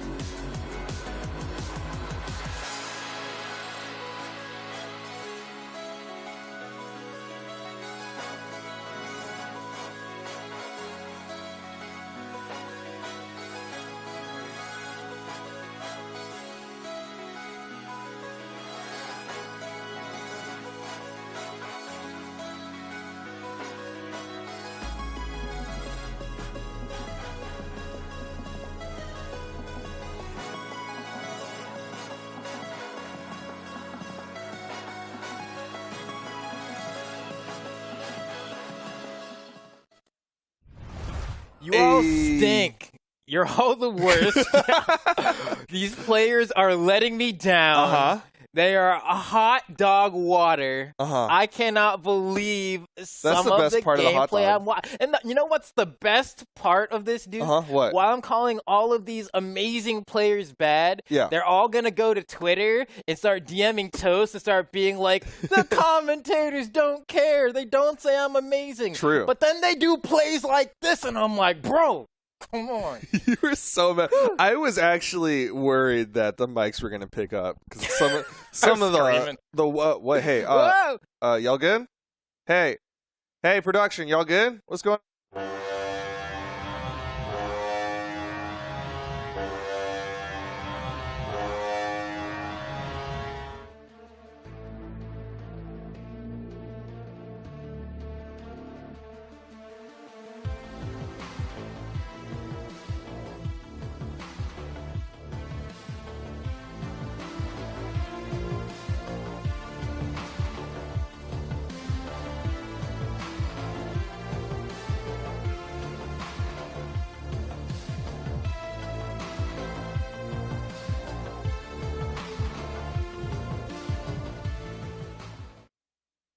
I'm going to need everyone to contact Trace. Make sure if you feel weird in any ways to contact, I don't know, Odin immediately. I don't know who the Valhallan CDC is.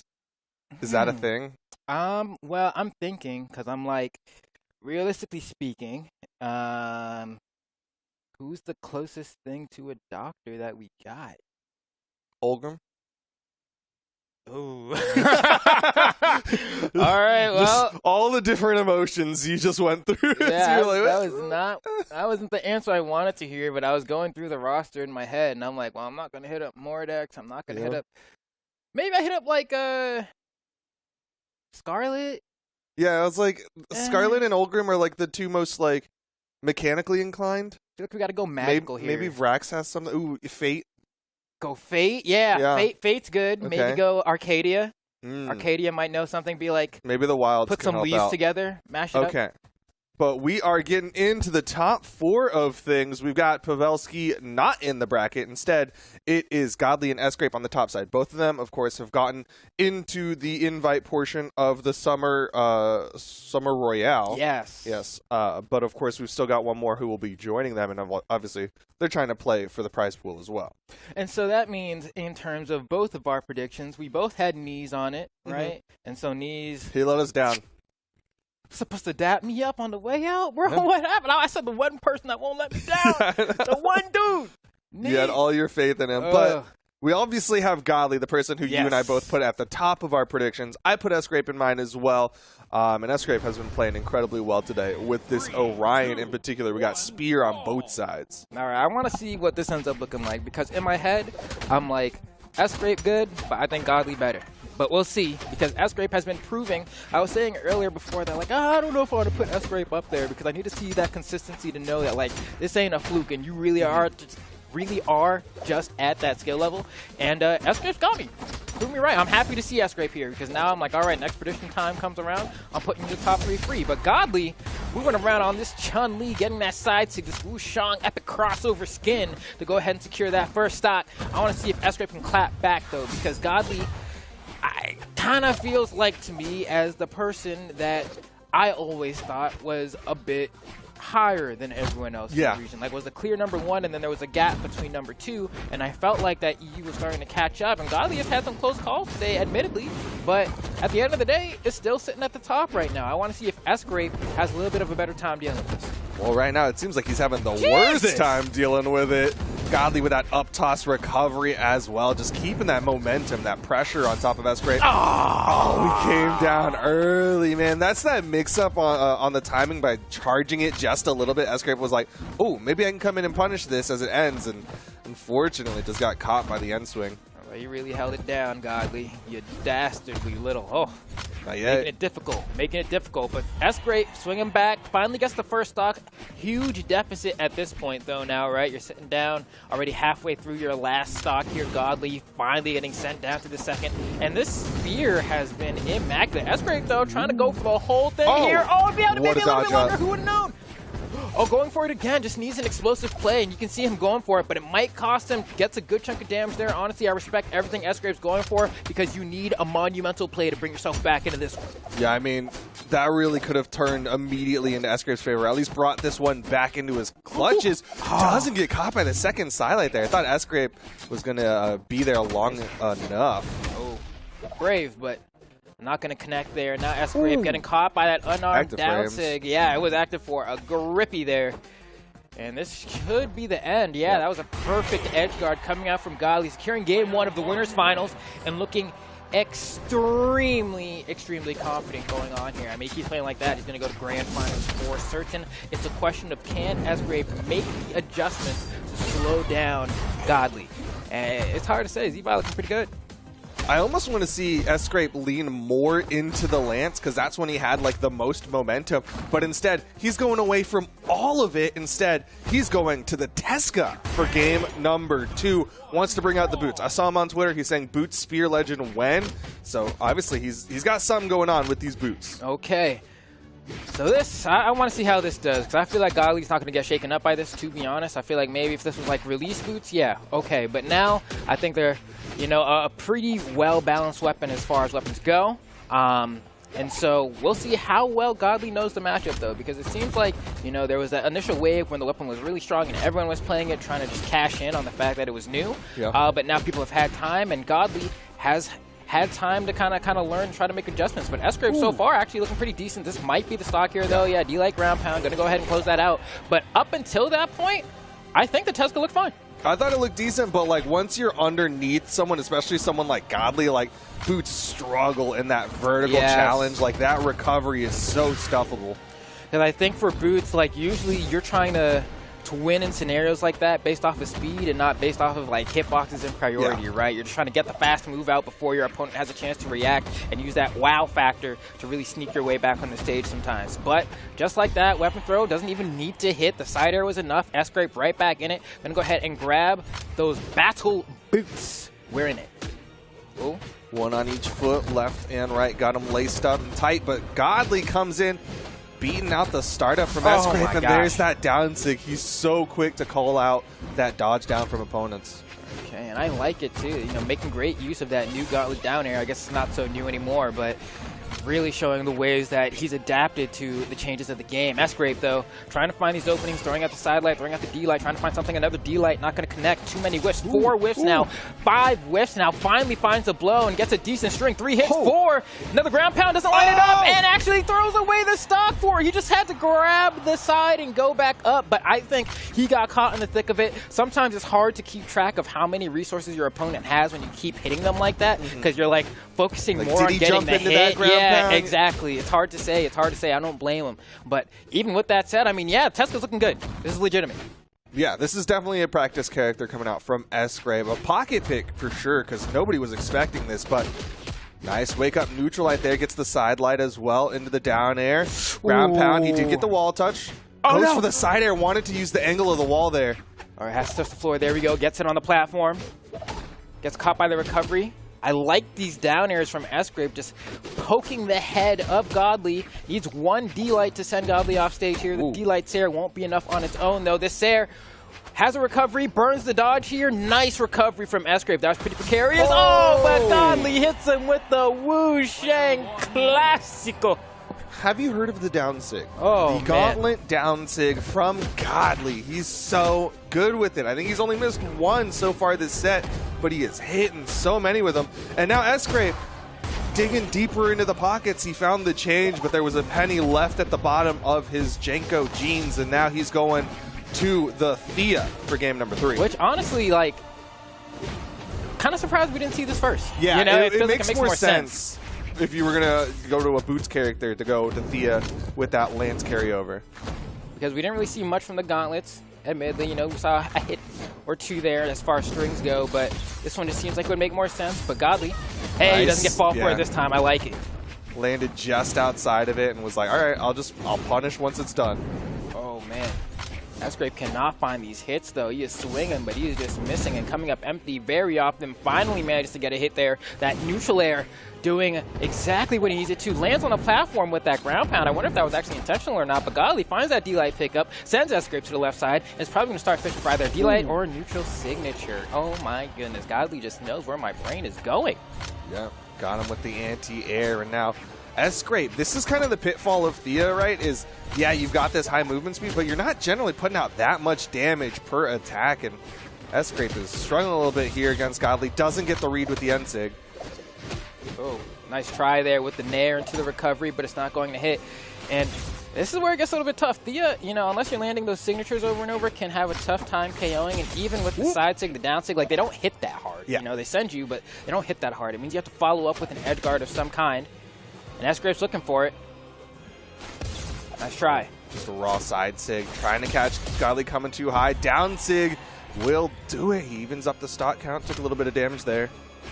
Okay. Let's see, throwing out that side light.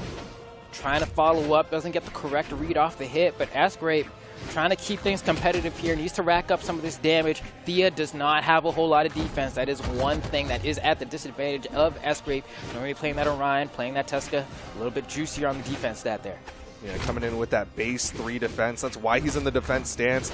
Wants to bring that a little bit more closer to neutral.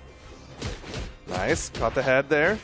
Oh, delayed read, but Godly just does not swing. Catches the jump. This is terrible for S-Grape. Bad. Oh no, Wait. he got the recovery. He's gone. He's gone. He thought he had it. He got the touch. He was feeling good. He was like, I got to get high immediately. Tried to get out of there as fast as he could.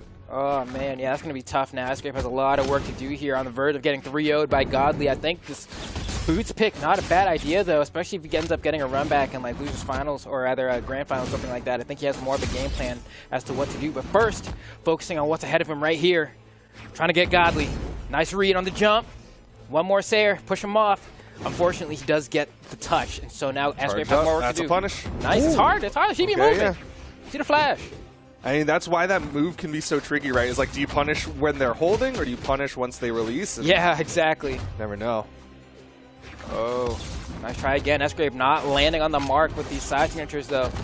Throwing out all the SIGs. And Thea's supposed to be one of those, you know, you mash the SIG button kind of characters, you know. We've seen Boomy have great success with it before, but S-Grape just not able to get a lot of these SIGs aside from really the boots down SIG to connect. Oh. And Godly just gets an immaculate punish here. This might just be the entire game in Winners Finals. See if he can close this one out. Tries to go for the down air Sayer, not enough knockback off of that, but had the end SIG ready before Thea even got to the lance. Like, it was like, all right, you threw that one out. Let's call this Winners Finals right here, right? Goes ahead and gets, what's that black and white thing called? That, Checker flag? No, not the checker flag. That's what they use on movie sets. Oh, the clapper. Clapper. This one, it's called a clapper. It's got like all the information, like shot 3, frames, you know, all that information. Yes. And it's to clap sync. And scene. There we Yes. go. There you go. Yes. That's what I'm talking about. Yeah. Godly, easy money. Easy one. Yeah, Easy dude, money. he had complete control over that one. S-Grape definitely was trying to find something to challenge Godly. The boots looked all right when he had that momentum, but even so, Godly was just in the driver's seat throughout most of that one. Yeah, that one was very interesting. We got to see 3 different legends come out from S-Grape, and I think for S-Grape it was very much so experimentation kind of Winners Finals. I think he'll do very well to try to get the run back in Losers Finals and then maybe get a second chance at Godly and have a better game plan of what he wants to use there. I think as far as like closeness goes, I think game 2 with the Tesca might have actually been the closest one, which is interesting to say because I don't really see S-Grape as like a gauntlets kind of guy, but I think having the extra defense helped a lot. If I think about signatures, I don't know that Tesca landed any signatures on any weapon. Really? He threw out, I know he threw out a boots down SIG that looked real weird to me, and I think he threw out a gauntlet side SIG that didn't connect either. Yes. But yeah, it is interesting. I think Tesca brings a lot of good things just raw stat-wise. The question for me with S-Grape playing Tesca is, does he have the gauntlets, right? Like, his boots look solid, his gauntlets had moments. I think he got like a side air weapon toss to finish off a stock. But even then, it's like, is that enough for you to be able to hold your own against someone like Godly? Yeah, and it's weird because I mean, clearly, like, I don't know. I mean, because you said on Twitter he was asking for boots and spear, right? Which I'm wondering if that will help you here, mainly because we got to see the Orion in that first game, and honestly, I don't think the Spear did a whole lot. And so I'm like, all right, like, even if you had the boots and the Spear, I don't know if that combination of weapons is going to be the answer here to get you through to getting that godly W. There's something a little bit more fundamental in the way that you're approaching the neutral that, like, you have to iron out, and then the dubs will come. But I don't think he's far off, honestly. Like, it wasn't a close 3-0, but it wasn't a this person can't do it kind of 3-0 either. There's just like a key adjustment that's missing. Yeah, I think there's just one little thing needs to click into place, and then S-Great might be able to have it. But we're going on to the next set. We got Akno versus Pavelski. Neither of them have made it into the top 3 this year. Neither of them have made it out to a Royale this year, but this is their chance for one of them to make it out to the Summer Royale. Yeah, this one's a heartbreaker because I'd love both of these players to come out, but you know, it's a part of the deal here. Yeah, we're gonna see who comes out on top. Akno, of course, been on that top in the past for a long time. Pavelski, fan favorite, also very close to back to being in the limelight, right? Like, I mean, there was a while where Pavelski would just kind of like would enter tournaments and wouldn't get like like, I won't say he didn't get far. He always got far. Like, Pavelski always got far, but top 8s were a little scarce for a while. And now, in the top 4 things, boom. And this Cross, I think, is like, if there's a Pavelski character, I think Cross is one of them. I think you take any high force character and put it on Pavelski, anytime he gets an opening, it's going to lead to a huge lot of damage. So, we're going to see. Goes for the recovery. Not going to hit. Akno going for the recovery zone. Still nothing. Just getting some good damage built up. Akno is playing from behind just a little bit here. Pavelski trying to range out with those blasters. Nice. Should have gone for 2. Right enough. Yep. Okay, there we go. He'll take it. Because he did have the burn dodge there, so he could have gone for the double D light, but he decided to go for 1, and it didn't lead to the KO. Was lucky enough to find the exhaust recovery later on, but a reminder to always take the maximum you can if it's guaranteed. Got to optimize as much as you can. Get him close to that KO box, get that extra bit of damage. Might have just KO'd off of the true combo instead of having to go for that follow-up. Yes. Careful here, Pavelski. Trying to find an opening. Akno doing a good job of extending the stock, and Kaya already has so much defense. Uh-oh, this is bad. He's good. He'll touch. I thought he was going to go for the ground pound, but Akno doesn't let it rip. Sayer from side to side, still not enough, even with that strength stat from Cross, still not enough. This defense from Kaya is ridiculous. Okay. When was the last time you saw that KO? That used to be like a common thing, you know? That used to be the way to KO with gauntlets, and now Pavelski has to put out so much damage for that to happen. Akno with that defense on the Kaya, but still a chance here for Pavelski, who's had impeccable blasters today. Okay, recovery still not going to be enough. We might see that down sig come out from Akno soon, or the end sig, yeah, if you're jumping a bunch, but Pavelski decided to stay low. Wow, that was enough. All right, Akno kind of having an easy time with Pavelski in this game 1. Has a clean stock lead. Pavelski hasn't been able to get, like, Akno off stage, really, which I think is the big deal here. Here's a chance. Show me what you got, and Pavelski doesn't find the read. Yep. Akno immediate disengage. You saw him just dodge through, back onto the stage, and throws out a down nice sig. try. Hit the corner. That would have worked. Dodging away, Akno just does not want to mess around with Pavelski off stage. I can't blame him either. Yeah. We've seen what Pavelski can do. When it works, it works. When it doesn't, it can look kind of bad, but that's kind of the risk you run, trying to go for those high-risk, high-reward plays. Nice. That was the punish there. Sayer would have been a little bit too close, so I love that he went for the grab to cancel D-Light instead. Nice try. Akno's ready. So he can get hit here. Oh, and can't touch. Yep. Nice. Really well done. Clean one. Yeah. Got a clean one. Yeah, that was... I don't have much to say there. I think Akno just outplayed Pavelski at most junctures and just came out on top. There wasn't really too much to analyze in terms of like what Pavelski could have done better that didn't just result in like get hit less and hit him more. You know, it's kind of what it is. I mean, Pavelski did try to get Akno off stage maybe a handful of times, I'd say, to try to go for some sort of play and just wasn't able to execute there. And that does make the difference, especially if you're using a weapon like gauntlets. You need to convert on those offstage situations, or even if you're not getting them offstage, you have to win once they're trying to get back onto the stage and then keep resetting the situation. So Pavelski's gonna go ahead and try do that again, but we'll see if it works this time around. I mean, Kaya's defense has been proving to be a problem, despite the fact that Cross is one of the hardest hitting legends in the game.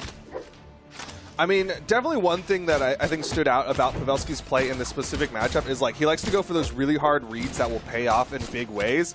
And when he doesn't get them, Agno just kind of walks away and is like, all right, time for me to try to play neutral again. And we can see it right here, right? Like Pavelski goes for a ground pound, Agno just squeezes on right by, goes to center, and says, all right, yeah, I'm big chillin'. If you can't get these reads, then this really isn't a scary matchup for me. Burns his dodge here. Here's a huge opportunity for Pavelski. And that ground pound is very safe to go for because he burned his dodge like maybe a second and a half right before that. So Pavelski sees the green light and just hits go.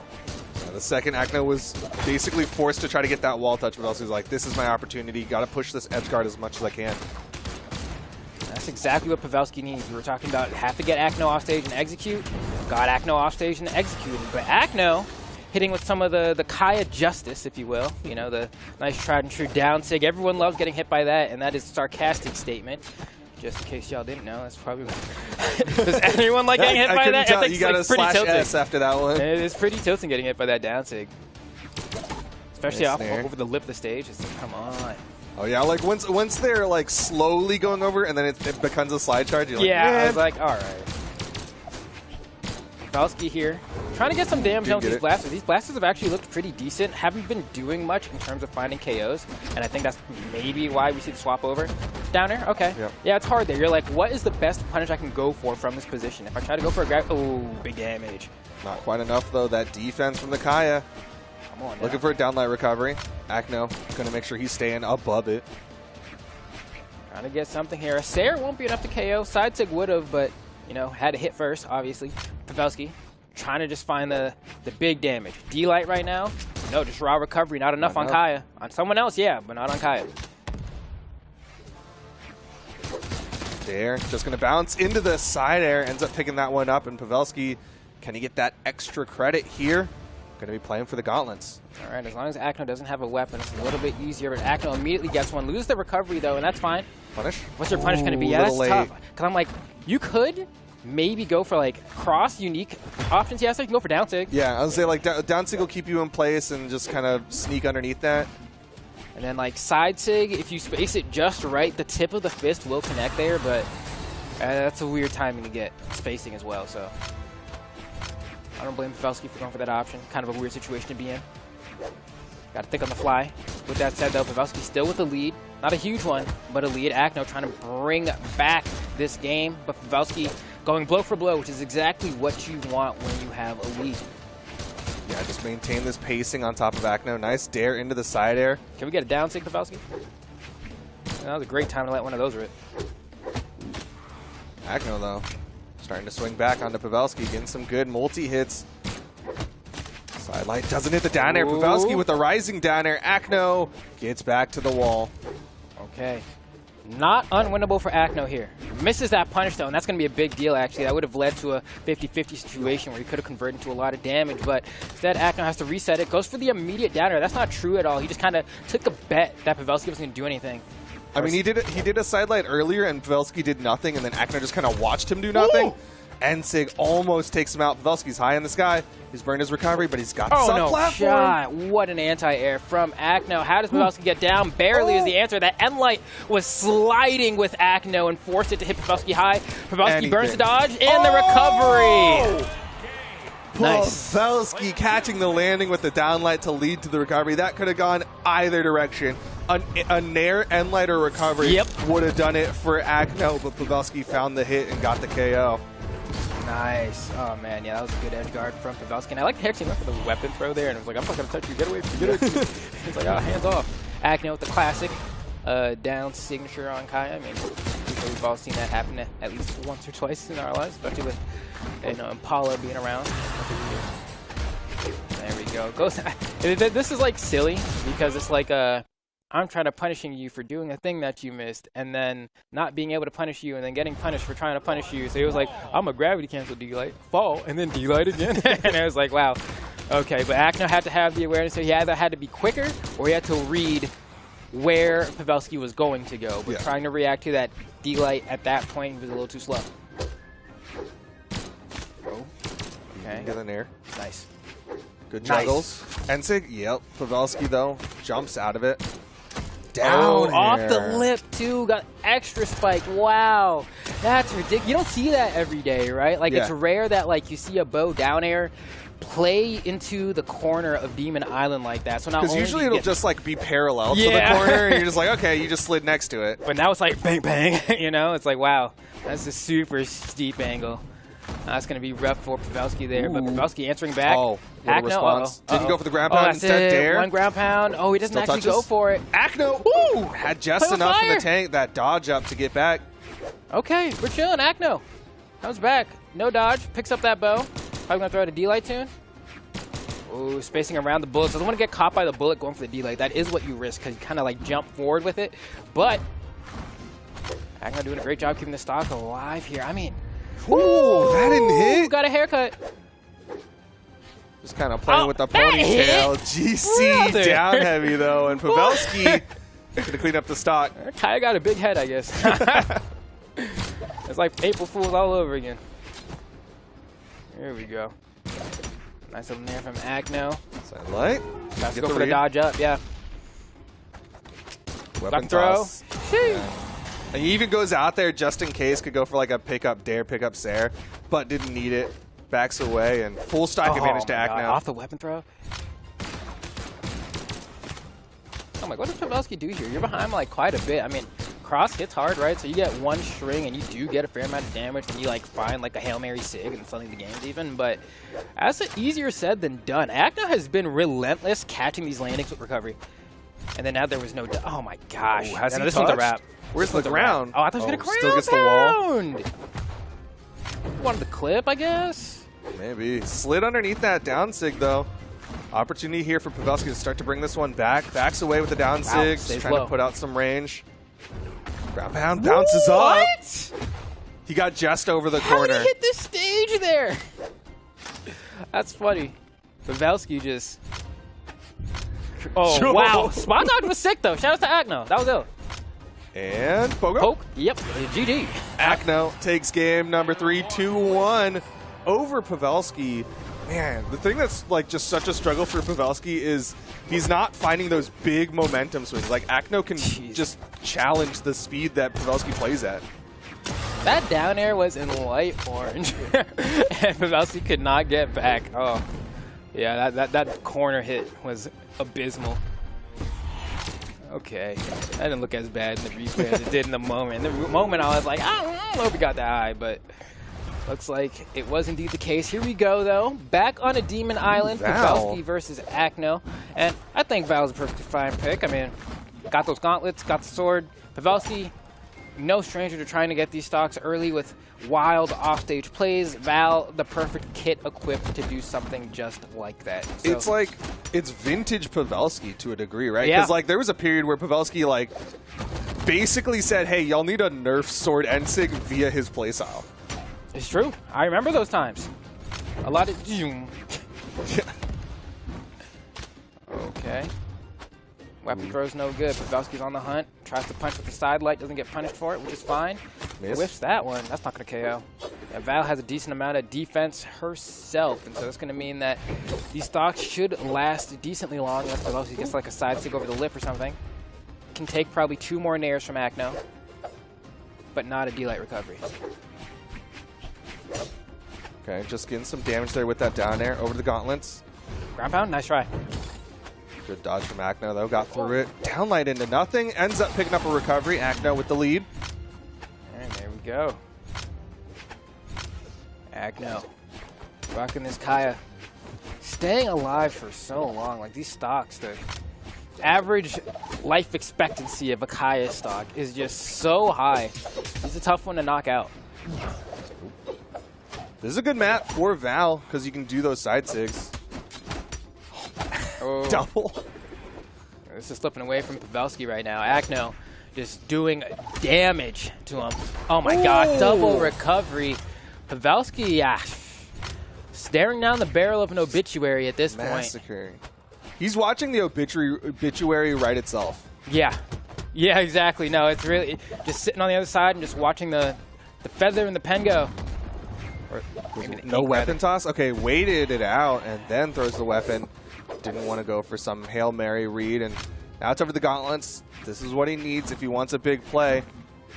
Trying to start it off with a neutral air. Pavelski. How do you bring this one back? Akno looking poised to move on further here and give a shot at S-Grape. But we'll see. It's not over till it's over. Pavelski trying to hang on here. If there's anyone who can do it, it's him.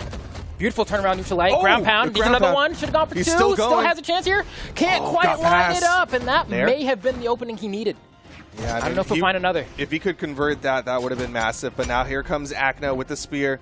He's got the anti-airs. Oh, didn't recovery. Pavelski going out just like Pavelski does. That's the Pavelski classic. He got so close to the wall, but not close enough. Akno going to take it 3-1, and that means Akno is going to the Summer Royale. Yeah, honestly, it's about time. I wanted to see Pavelski there. I wanted to see Akno there. But it is what it is. S-Grape's going back, which is great. Godly coming back, also great, right? Like, happy to see repeat players at the Royale because I think that means something, right? Yeah. Granted, this time around, it means what? We're not going to have knees, which I'm a bit bummed about, but like, this is just kind of how it goes. There's only so many spots, so it just is what it is. But Pavelski doing an immaculate job in this tournament, making it to the top 4, going out at 4th place.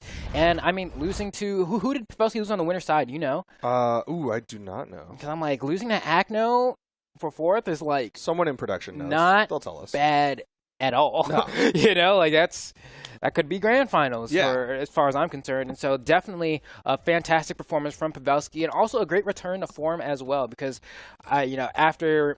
was it Valencia? People were saying like Pavelski and Fry, I guess, realized that like they didn't suck, and then it's the I got one more in me. Yeah. Like, they're like, oh wait, I think I could actually do some more work here in the European region. But we still got 2 more sets to go. We still got to figure out who's going to be crowned our summer champion. Before that, we're going to be taking a short little break. When we come back, we'll be bringing you those final 2 sets for the European region of the summer championship. We'll see y'all soon.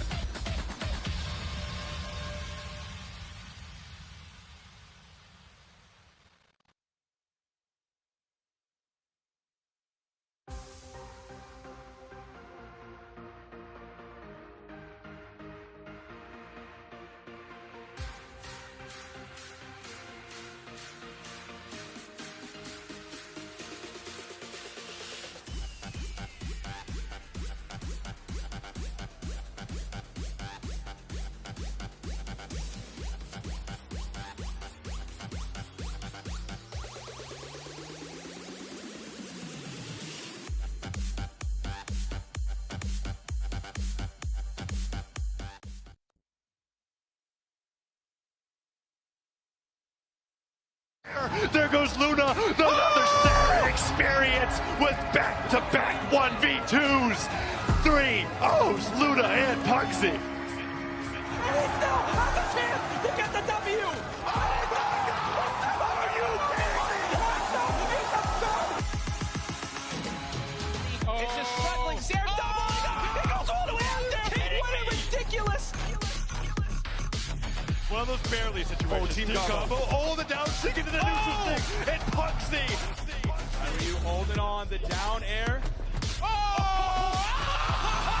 In the middle of two gauntlet players, this could turn bad, and there it is. It's gonna hurt. It's the worst. And you are gonna lose game number 2. Able to string so many things together. Both of his weapons looking good. My man is still sweating. He's dead.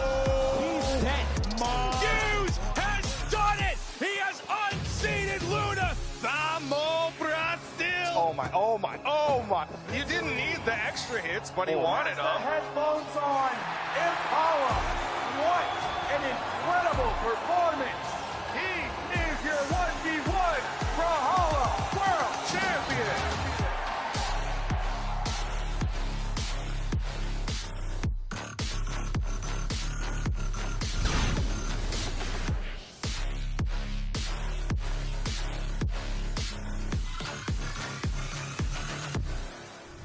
Welcome back, Brawlhalla. We are ready to hop into the losers finals of the day here. We're going to go ahead and see who's going to come out on top for Europe, right? We've had a pretty electrifying day so far. A bit devastating for me in terms of predictions. You got two still in. Two's not bad. Yeah. If Acno is able to clean up in losers finals, then it means I'll have like 2 of the 3, but I think we both got let down a little bit, only a little bit by knees. Yeah, right? we all hate knees. That's right. I didn't say all that, brother. Duke said, no, I didn't say that. I said, you let me down. Duke said, hatred is the only answer. That's his ninja way. But no. You're the one who's like, I'm not mad, I'm just disappointed. I'm like, no, I'm mad. I'm mad. You messed up for me, all right? Well, see, that's why I'm the parent and you're the peer. That's the difference, you know? I give you the finger. Anyway. Like, we need to have a talk, knees. But, of course, we already got to watch 2 sets already. Godly versus S-Grape. Godly is now sitting in the grand finals. And then we got to see Acno take the dub over Pavelski to continue on. During the break, we found out Acno ended up, Pavelski ended up falling to S-Grape. That was the big question before we got into the break. But now we get to see Acno versus S-Grape to see who gets to challenge Godly in the grand finals. And this one's gonna be fun as heck to observe. I mean, before we even hop into that, you guys saw that trailer for BCX. Yes. Want to remind everyone, sign up for the Brawlhalla Championship Expo, bcx.live. I'm going to say it one more time, bcx.live, to go ahead and have one of the best moments on this earth. I'm going to be there. Duke's going to be there. You don't want to miss it. But anyway, we hop into losers finals to go ahead and see if Acno is going to be able to overcome S-Grape, or if S-Grape is going to be able to get that run back versus Godly. And we're seeing that Teska come out immediately, so it's making me think S-Grape is actually preparing for Godly by using this now. Yeah, that was my big question going into this match is he going to go for the Orion that would theoretically have a better chance of getting him to the grand finals, or is he going to take this opportunity to start to warm up the Teska now? And it looks like he's going for the warm-up as he gets the Yensig onto Acno, but Acno's getting more damage put out onto S-Grape. Okay, and S-Grape doing a pretty decent job of bringing things back here. I was worried for a little bit there. Gets caught by the down tick. Going to be able to survive. Almost jumps right into that bow toss. Burnt dodge from Acno, but no attempt. Caught him. Oh, you went for double? Yeah, he wanted it. The cheeky, but it didn't work out. S-Grape catches him with the nair, but Acno staying a little wide so it doesn't get caught by that recovery. And I actually like that because even though S-Grape ends up getting hit here, when he got that initial... Wow. Acno. Said you thought at the top of the map the sidelight recovery was going to hit, but I had the dodge, and now Acno getting more. What was he cooking? Man's in the kitchen with all 8 arms cooking dishes on all the burners. Goes in for a neutral right there. That was definitely downlight recovery territory. Okay. Wow. What a choice from S-Grape there, going for the recovery. I don't think a lot of people would have opted to choose that there. They may have just gone for like falling side air. But recovery KOs off the top, and so great awareness from S-Grape from going ahead and lining that one up and securing stock. Acno, though, already with some pretty beastly plays for game 1. Yeah, but gets caught on the dodge down by S-Grape. Saw him sweat beating, still getting the wall touches. S-Grape keeping it going. And Sig to read the dodge. With the clip. Oh my God. Boy, let's go. That's what I'm talking about. Yeah, he's like, these boots are here to play. I'm trying to get these to Godly. Hold on. Oh, what else? He got more. Wait. More in the tank. He goes for the read. He's feeling himself, Duke. He's feeling so good. That play was massive. How did that hit? He got him with the back end of the feet, the heels. He put on the heelies for him, too. Side light. Yo, he's cooking. Reads S-Grape the is cooking. dodge. S-Grape. You get me too hype. Okay. Okay, Acno. Recovery. Okay. Oh, Still he not survived? enough. Only enough to kick the feet off. Oh. Stays low. Okay, Acno. Weapon throw, forces the dodge, gets the pogo, not going to lead to the sock. Good dodge. Perfect dodge. Or just the neutral light, poking him in the face. Nice catch. Beautiful from Acno, going ahead and closing out that stock, but maybe a little bit too late Can he do here it? in the red.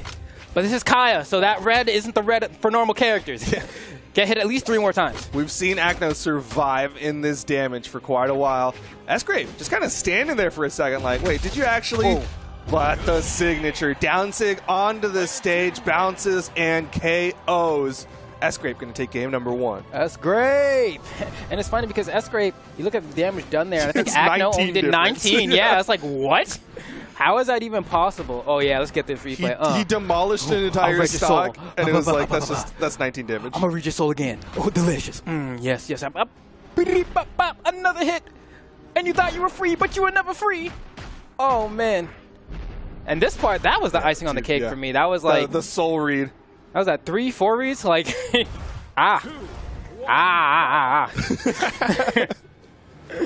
Couldn't be me getting clipped in losers finals on the summer championships. I've never gotten caught by that read in my life. S-Scrape forcing Acno to make the swap over to the Aang for game number 2. But you know what they say about the Avatar, when the world needed him most, he vanished. Let's see if it matters here for Acno, because, I mean, so far, the Lushan Kanai hanging, but S-Scrape on these boots definitely has quite a bit of momentum. Oh! That's great. Slide charging the Almost made me N-Sig lead the this death blow. time. That's Bringing wild. out all the boots action here. S-Scrape with a massive lead over Acno. Oh my god, S-Scrape, okay. S-Scrape, S-Scrape. That 6 too good. If he gets it again, that 6 too good. Let him play. All right, cool. He got one hit in. He's playing. We gaming now. Yeah, Acno tries to go for the Wu Shang special. Ooh. Oh, needed a recovery there or a fastball to get that nair. Either way, option picked by Acno didn't quite work. S-Scrape trying to swing back, trying to extend this lead even further. Acno just trying to mitigate the bleeding. Ooh, thought he was going to panic jump there. What's the punish? That's a burn dodge too, so he gets the nair into this air for the extra bit of damage. Oh, Acno, careful there, He's bro. low. Another punish. Oh, goes for the down. That actually worked really well for S-Scrape. When it bounces on the stage, I swear it has more force, so that actually led to a KO. Oh, it totally does, dude. Ever since Tezuka got nerfed, it was like, wow, I hit you with this in like red off stage and you went nowhere, but on the stage, it's like, blah, you're gone. Yeah. It's like, where'd that TNT on the stage come from? You're playing with Minecraft Steve. Oh, tries to punish that. Yeah, just D-Light hit a little bit too low there. Maybe a side light would have worked. Either way, S-Scrape perfectly poised to go ahead and snatch this game too. Acno looking a little bit lost. Yeah, kind of watched him aerial spot dodge there. S-Scrape with a turnaround attempt, but didn't have enough behind it. Side Sig gonna launch him. Said taste the elements. Does he have it? Oh, he missed the ground pound. Gets back. Another one. Ground pound. S-Scrape with the turnaround. Says you need to go back to the North Pole, get put on some ice, Aang, because you do not get to play today. One more opportunity, or S-Scrape's going to the grand finals. Yeah, it's unfortunate. S-Scrape. I don't know. I feel like Acno was just like not the Avatar right there. I was just like, oh, my melons. Like it was not. Yeah, that's tough. Just, yeah, that ground pound was just not in the right spot. It was the right option. He's not the Avatar. He's just a bald dude with a marker. That's unfortunate. Yeah. All right, he's making the swap over to the Surrey for game number 3. No with it. carryover in characters. Yeah, look at that. Look at that graph. Oh, man. Okay, Acno, you have one more chance here, effectively, to go ahead and get yourself on the board. Otherwise, you're out of this tournament, and S-Grip's going to be looking right back at Godly to see if he can maybe get a reset on this bracket. And so far, it's going like S-Grip's about to do that. You're going to ground pound. He's not going to line it up quite right, but still putting on this pressure. Gets the side air, hunting him down, picks up the weapon. He spawns it like to his might. It just appears right on top of him, and S-Grip is running with this momentum. Odin was like, I need to see more boots clips as he gets the dodge read with the Nair, getting more damage put out onto Acno. Acno swinging back, gets a side light, goes low, but S-Grape gets behind him, and the Dare doesn't active input so he can get that force dump. Oh, man. Okay, this is looking very rough for Acno. Acno trying to find something. He needs to get that weapon. Was it Katars? I don't even know what he has queued up there. We may not never find out. Okay, what a response. Gonna try to do it unarmed. You could.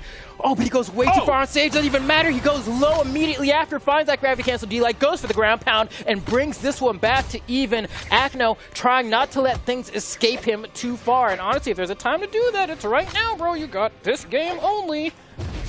Oh my god. Basically 2 stocks left to Acno's name. He's got to win this one to continue on. Take this to game number 4. Oh my god, this dude is so sick. S-Grape's a madman. S-Grape, Down sig, you're cracked. bounce, KO, and preparing some more boots. Oh my goodness, the way he is moving with this wrestler reminding me of Eddie Guerrero, last Cheese and Steels. Got the hydraulics on these boots.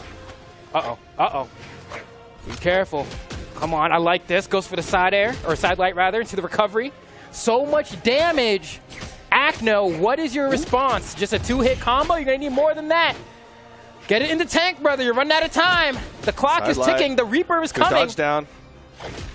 The bell's going to toll anytime now. Down light in air. Ooh, doesn't bait out the dodge down.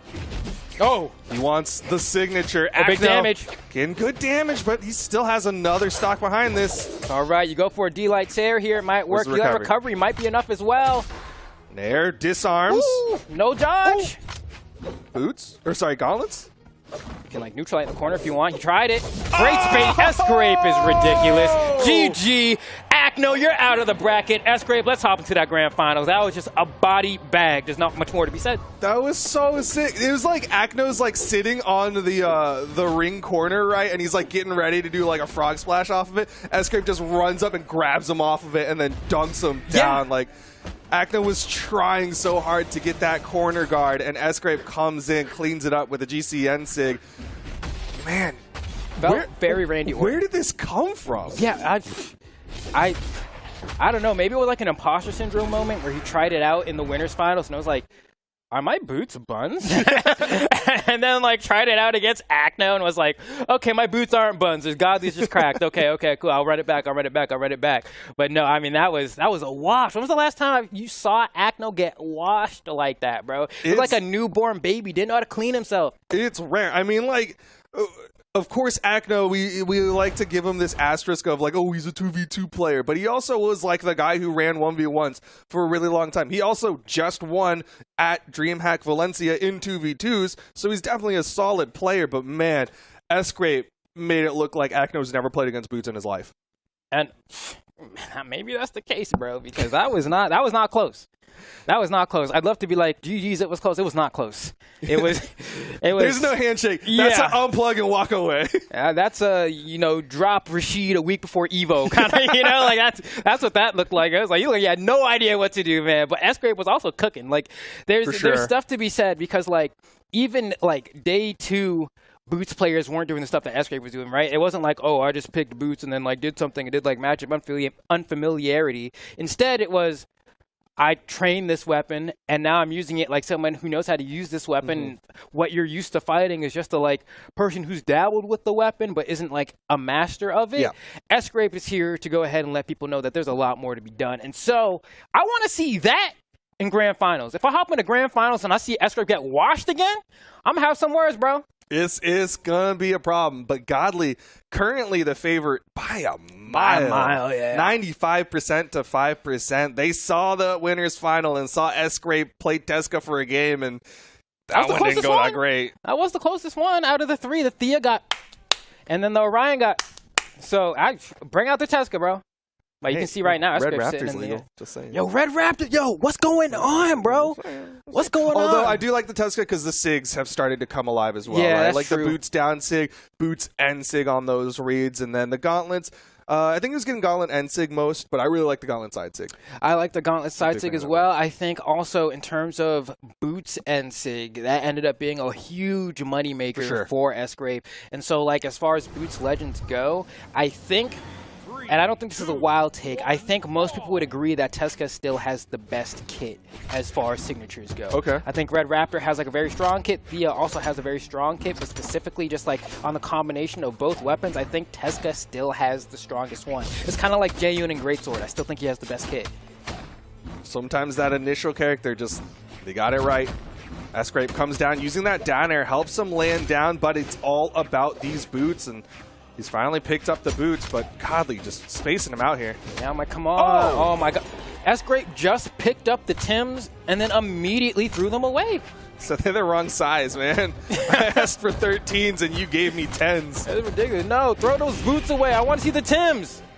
I'm not trying to see these gauntlets. Godly's the gauntlet master. Give me those Tims. Come on. I mean, where's the Okay, spawn? okay, hold on. I'm comes trying with to see the this now. I'm N-Sig. trying to see it now. Oh, the how did he nair? snatch that? The nair Oh, to lead my to this, goodness. and Godly's going to take the stock off of Escape. So you want to know what happened there? That was the difference between whether or not you hold down ground pound and let the activation box do the work versus for releasing. you, or letting it go. If you let it go, he would have got Godly there. Oh, But now, what was that? this might be a 3 on the body bag. Wait. He gets back. Okay. Keeps himself alive. Downlight, side air, no active All right, input, will hold on. KO. Yeah, Prime prep a up second those next there. boots. Yeah, you need to. Wait, don't wait too long. Yeah, I know, right? Yeah, I was like, bro, here we go. All right, yeah. Rocking the chucks, the golden chucks. Uh-oh. Be careful. Godly's doing a really good job of like poking Escape and then backing up because Escape does like to do those like wake up downlights, and it's kind of working out for Godly. Oh, man. Godly is beating him up unarmed. He is not Disarmed. scared of these boots at all. Let's punish. Downlight, side air, trying to chase. Doesn't catch him with the second side air. Okay. Man, you see, Godly doesn't quiver. You know, he just like, he gets it and he's like, okay. And then he just walks away. He doesn't even dodge. Not again, dude. Isn't that how, like, was that game one of Winners Finals? With the Orion because he tried to dare it and just Gosh. he just got caught. And Godly again with those charged gauntlet down 6, catching Escape off guard. History really do repeat itself, bro. Z-Bomb is ridiculous, though. I can't even, like, Yeah. I can't even front. Like, this dude is amazing. Wow. Okay, we'll see if Escape got it a little bit better in game 2. I actually am confident that he will. It's tilting every time I see that happen. It's like how Taza was reacting to the Kaya down sig earlier. That's how I feel seeing Wu Shang's charge their down sig. Tazaraki Uzumaki. Anyway, we're on to Lucky you game didn't hear number 2. Boots not for Escape just yet. Goes for the N-Sig that time. Godly finding some response damage, but Escape, man, he Same dodge needs both more. times. Yeah, you gotta don't go for the immediate now. Now you know where he's gonna go when you go for that side light. You gotta react after that. But honestly, these, I was kind of clowning on these gauntlets a little bit before, but they're not bad. They're not bad. That was just Josh. I just like seeing the boots action, but these are actually some really solid gauntlets here. And there we go, getting some good damage as well. And maybe might be the answer to try and work around this spear, though, despite the fact that, that D-Light is a highly... Active and the input is your throwback. friend. All All right, D-Light Sayer's all you need. I don't know if he's in D-Light Sayer territory just yet. Godly might have a little bit of health here and might not even matter as Escape struggling to get back up. Finally comes back. Down works. sig bounce will definitely KO. It's wild because anytime someone gets hit by that sig, I'm like, when did he even throw it out? Like, it seems like they're just in it, Like, It's when like, did it wasn't that connect? just a dash? Yeah. That's the way I like it. Escape, hitting them when they matter most. If there's anything I'll give Escape is that he's been landing the SIGs, right? I feel like that's one of the amazing strengths that Tuska has is in that signature kit. So if he's able to get them to land. That's twice now he's gotten that wild as heck turnaround neutral light. Hitting him with the wind box nair. from his cheeks. Hey, they be clapping as Escape Maybe kind of is flatulating, able maybe. I don't know what he's in him with. to come and gets a pair of boots. Godly, you know what? He brought this a little bit closer. Yeah, this is doable. I mean, Escape has a lead for the first time, which is a good thing. Now, can you hold it? Kick him. Yeah, that's one kick. Oh, Yes! okay, good spacing. Get back on stage. All right, now we can play the game. Neutral light if you want. Oh, tries to read when God's going to come in and then swing him back. I like it.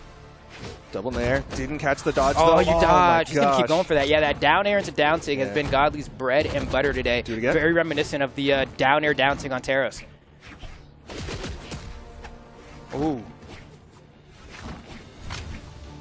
All right, you're looking for recovery. Side sig just narrowly avoided. Couldn't catch him off of the soft platform either with that second side light. That's great. With the weapon advantage, Godly's going to back up to the spear. Can S-Grape maintain this lead? He's been able to do it damage-wise, just barely, though, but there's part of me that feels like Godly might be able to get the stock first, and if that's the case, that's not going to be good for the rest of the set for S-Grape. It's going to set the precedent that S-Grape can't finish his food. Can you finish your plate? Take the last bite, S-Grape. He can't find the final blow. Man went to the buffet. He filled up the plate, but he's got to eat it all. This is why you don't put Jell-O on the plate at all-you-can-eat buffets. It just fills you up. Again! The down sig from Godly. This time to punish the whiff, immediate toss out, and now S-Grape. Can he finish this plate? Can he go for dessert? Oh man, Kiko show. I'm down, there we go, neutralite. Oh, the wake up, no that's a brain dodge. Got caught on the side air, one more ground pound, and that's it. Godly is so efficient, effective, just knows exactly what he needs to do in every scenario off stage. It feels like he was counting the resources along with me. It seemed like I was like, yep, this is what he has left, and Godly was like, yep, I know that's exactly what he has left, and he just executed the edge guard perfectly. Like, what is S-Grape supposed to do there? The moment he didn't have his dodge, the mix-up that he had was with that unarmed recovery, is when do I let it fly? And because it means that Godly can either ground pound it or side air it, and Godly went for the side air, and that it was over from that point forward. Yep. I mean, he's got the textbook. He's got a doctorate in edge guarding, and obviously he's putting it to good use.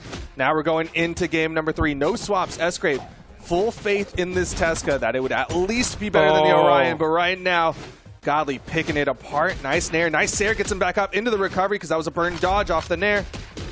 There's another dodge. Goodness. Here we go. Okay, Where are you S-Grape going? starting to cook a little bit, but at this point, this is your last chance. Had effectively, you could say, 6 games to try to get one off Godly. Winners Finals did not go so great. Grand Finals also not looking too hot right now, but S-Grape still trying to make a stand. And that was weird. Godly fell out and then fell back in. So shout outs to whoever was behind making that move work. That's great. I love that. That's great. Definitely very happy that the active input side air kept those active frames going. Another side air there. Going to launch Godly. Goes for the recovery there. Yeah, I think there was a certain point where he was just like, all right, I'm not going to get it. I need to get higher. And maybe jumping was a better option. But either way, S-Grape gets the first stock. And this is actually somewhat similar to what the last game was. S-Grape actually had a hefty lead for a little bit. And then Godly just... he makes it look so casual. I think that's the part that like makes it really hard to like I'm trying to gas S-Grape up as much as I possibly can, but the way that Godly counter punches just looks so effortless. Yeah, I mean, he respawned, came in, was on the soft platform, was like, let me just set up for a recovery real quick. Oh. S-Grape's trying. He's swinging. He's throwing out these kicks. Trying to get his best Hwang impression. Oh, man. What is S-Grape going to do here? Trying to get these juggles, trying to follow Godly's drift. But it's just not enough. A little bit behind, gets a little bit closer, but still trailing by a bit. Throws away the boots. Tossed him all the way. And Godly gets the weapon spawn and the SWAT as well. One more chance. Got nice past unarmed. him. Okay. Still the weapon denial. S-Grape trying to get some damage there. Ground the Gold pound. Slayer. Yeah. Just covers so much of the ground. Tournament life. Championship point for Godly. Ooh, went for the double. Oh, tries to go for the down sig. It's not going to work. Tries to go for a side sig. Yeah, he's like, I just got to open the bag of tricks. Something's in here. Any heavy button will do. Side light doesn't hit the recovery. Godly not able to punish, not able to turn that one around. Side sig thrown out. Godly is just having a field day right now. He's trying so hard. He's swinging, he's swinging, he's swinging. He's trying to shadow box with where he thinks Godly's going to be, but Godly's never there. And Godly might get the turnaround here. No. Going back to the corner, playing off stage, might go for a pogo. No weapon on S-Grape. S-Grape tries to grab those boots, gets the perfect spawn into the turnaround recovery. This is a last stock match. This may not be the end of S-Grape. Can you extend the novel one page further, or do you lose here? And the answer is you lose here. Godly is your European 1v1 summer champion, giving him a taste of the Kiko show. He's able to do it again. Dang. He's gonna be the champion of summer for the European region, and it's all about that down sig, man. What better way to finish out the set than to once again get the read on the dodge down with the down sig? Again. Game 1, winners finals, down sig. Game 1, grand finals, down sig. Game 3, end of grand finals, down sig. I've been complaining about Wu Shang since I started Brawlhalla. That's all I got to say. Yep. You're so right. Yep. Shout outs to Godly for putting that one on the board. I'm sure they'll get right on that. There's a post-it note. Things you got to fix. Yeah. All right, Godly. Yeah, you're getting to see the replay, the amazing edge guards. I mean, even this entire sequence right on that second stock onto S-Grape was so impressive coming out with Godly. And down there you sig. see it. God. How many of these highlight plays are down sigs? Let's kind of. We got one. Should be at least 3. At least. Although we didn't get the winner's final one. Oh, that's true. So that's 2 then. All right, here we go. Oh man. Is that unarmed into the recovery? Yep. Yeah. And man, S-Grape's ability to bring this down to the final stock was particularly clutch. I won't say there wasn't an aspect of luck involved. Because, what are the odds that the weapon spawn is going to spawn right there just for you to grab it and then turn around recovery? All right, bro. But, also, I was clutch taking the situation and then running with it, right? That's part of what Brawlhalla is. And so I enjoyed watching that. That was a fun set. Both of those sets that they had were actually really fun to watch. It's 6-0, so maybe not fun for S-Grape. Yeah, right. But I think it was a big learning experience for him, right? Because I don't know that, especially after winners finals, I don't know if even he internally necessarily felt like he was going to get the dub. But I think he was taking this as an opportunity to really see what is Godly doing that I just can't figure out? You got 6 different games of replays to go back and analyze that I can only imagine will make S-Grape come back even stronger, but made it all the way to the end. I didn't even have him on my podium. If I was going to put him there, I would have put him at 3rd. But that's actually where Acno ended up. And so I think for me, that was a bit of a wake-up call in terms of all right, now S-Grape, especially with the way that Acno, S-Grape head-to-head looked I was nah, S-Grape, I'm putting you 2nd minimum next time. So. Yeah, absolutely. I mean, S-Grape played out of his mind with that Tezca. But that'll do it for the European portion at the very least. We got Godly as our champion for the European Summer Championship. We've got S-Grape in that 2nd place. And then, of course, like you said, we got Acno going home with that 3rd. Man, that's good. That's great. Yeah. Brawlhalla's amazing. I love Brawlhalla. In case y'all didn't know, I love Brawlhalla. And since we got to the end of this tournament, but we do have South America. Still got more, coming up after that. That means it's another chance for me to plug BCX. So go to BCX, bcx.live, LIVE, BCX. Simple enough. You got to make sure you get there. It's going to be a great time. You got plenty of time to sign up because we're going to be going to a short little break. So what better time while you're at your computer watching the tournament than just go sign up for the World Championship, show up, and have a great time with us here in Atlanta, Georgia. BCX.live, like Flambeau was saying. But we are going to take a short little break. When we come back, we'll be bringing you the South American portion of the Summer Championship. We will be right back. Vamos, Brasil!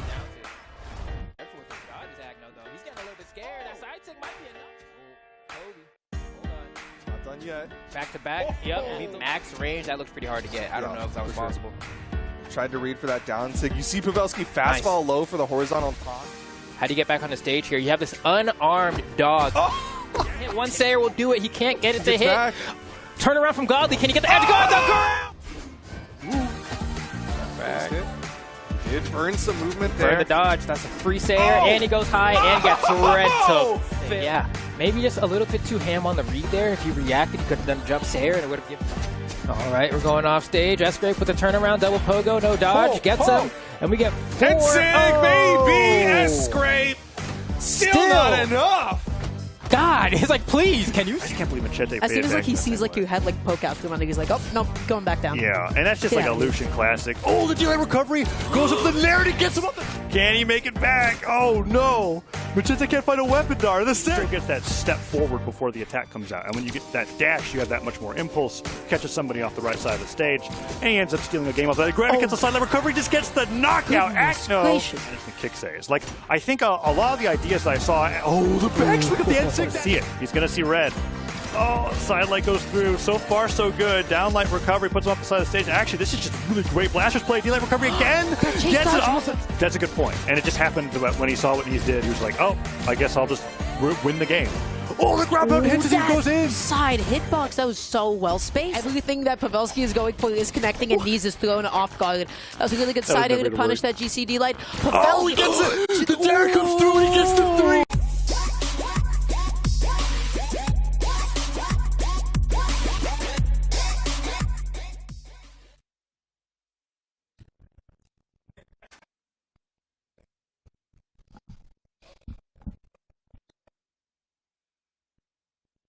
What's up, Brawlhalla? Welcome back to the North American Summer Championship. Look at this beautiful trophy that one of these players may win in next weekend, right? Not this weekend. Nobody gets a trophy for this one, but they get the lion's share of a $100,000 prize pool. What's up, everybody? I'm Foda, and I'm back, and I've got Taza here with me, and I'm so excited to cast with you again, Taza. Yes, this is going to be one of the best summer. Yeah, this is just an amazing top 4 coming out here. And you were talking about this trophy for the Royale, right? And we've got 2 players that could potentially win it already in winners finals with Sandstorm and Java. But and they've never been to a Royale. And they've never been, right? Ooh. And then on the other side, we've got the player who somehow always gets into a Royale after every time being like, this is the championship that I'm going to bust around and get curse it, dude. And Stingray's been in every single one. And now he's here in top 4 against Experience. Yeah. And you've got some words to say about Experience. I do have some words to say. Funny you bring that up. Yes. Because we talked about this, and I did a lot of research all by myself. A lot of research. I watched him on the laptop in the backstage just getting ready as he was going, wait a second. Experience is on the loser's run of a lifetime, right? He lost him in pools. That's like... Oh, I didn't know that. That was forever ago. That was forever ago. So it was before he even got into, Oh, my goodness. Okay, and so how many sets did he have to play? And he was down on himself. He was like, man, I don't know if I have this in me. I want to just drop out of the tournament. But clearly, he did not drop out of the tournament. And clearly, his efforts have been well rewarded here. Because he's sitting here in top 4 of the most intense summer championship we've ever had, and frankly the most intense tournament to date, right? You can argue maybe tournaments in the past have been better, harder, whatever. No, these players are all at peak performance, right? They get better every time, and so here we are in yet again the hardest tournament to date. And for North America in particular, I feel like in this region more than any others, the Royale is coveted so much harder than ever before. Like watching Sandstorm versus Impala, I was like, they're playing like this is grand because both of them stopped at 4th and 5th every seasonal this year up until this point. So Sandstorm breaking in for the very first time is such a huge win for him. And the same for Java, like you said. He's also usually been stopping at 7th, if not lower, in a lot of these runs. And Satori's finally done it, even though after watching kind of with Hammer, I'm like, Java, is it time? Can we bring back Bodvar? His Satori's just better now. It's just bring back. He's Bodvar. top 3 with the Tori. What are you gonna? Don't let us influence you. Look, this next match is getting started. I'm so excited for it. I hope you guys are at home too. Sandstorm versus Java is about to take place here, and isn't it so fun that Sandstorm is playing a character who generates sandstorms? I mean, finally, right? Mordex is done. We're here. He is a sandstorm. You know what's messed up about this? I never made that connection until right now. And you know what he's been doing? You know what he's been doing? I watched Sandstorm down sig 6 times. He's just spinning around with sand. And I was like, wow, he used the sandstorm to knock him out. Wow. I mean, it's what you call it at this point. I can't. Well, look at him. He's got a huge lead to start already. Can he hold it? He might just be able to steal a knockout here real quick. Disarm Java. Steals the. Oh, come on. Come on. Oh, whoa. What? No way. No. Java don't do it to him. Java, he avoids the dare. No, dude. Oh, my God.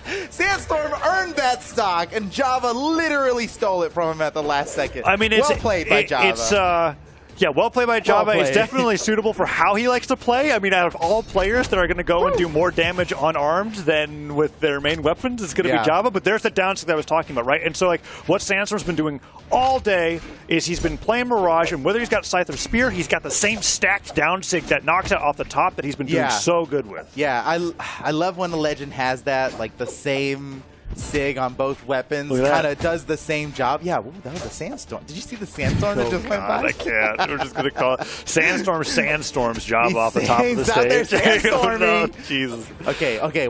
Same position as the last stock, right? Ooh. He gets all this early damage. He's got Java basically on the ropes. He could knock him out at any moment. Whoa. Ooh, the haymaker. He's looking for a weapon. Okay, Spear, quick down air for the He edge side guard. sig He wanted it. Yeah, the dare there Java was nice. read it too. If I can read it, Java's reading it. But he's not reading these down sigs. That's the fourth one that's hit. It's the sandstorm, man. Yeah, and so this is interesting because the Mirage came out at like Dallas, I think, or something, and he talked to me about how he feels like Mirage's signature kit is just overloaded. Oh, double D-line recovery. That's beautiful. Nice. Oh my goodness. Once again, Java, dude, he was in red, Sandstorm was in yellow, and somehow Java, for the second time in a row, takes the stock before Sandstorm. He's just robbing him. He's been at a deficit every single stock and taking the stock first, and that's what matters, right? Yeah.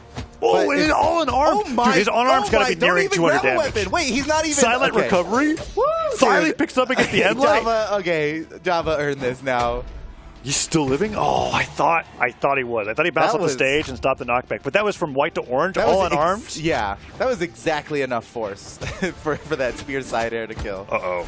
Off stage against Sandstorm Scythe, though. The down to catching the landing. He's realizing that Java wants to go in unarmed so badly that he's just kind of like, I'm going to keep down sigging. And that air sends him up. Can Java land? He's sweating. Recovery hits. He's still sweating, Photo. Okay. Look at this. Taza, they're both in orange on their final stocks. This is so intense. No way! Yes, that is awesome. Whoa. He caught him with the side light neutral sig.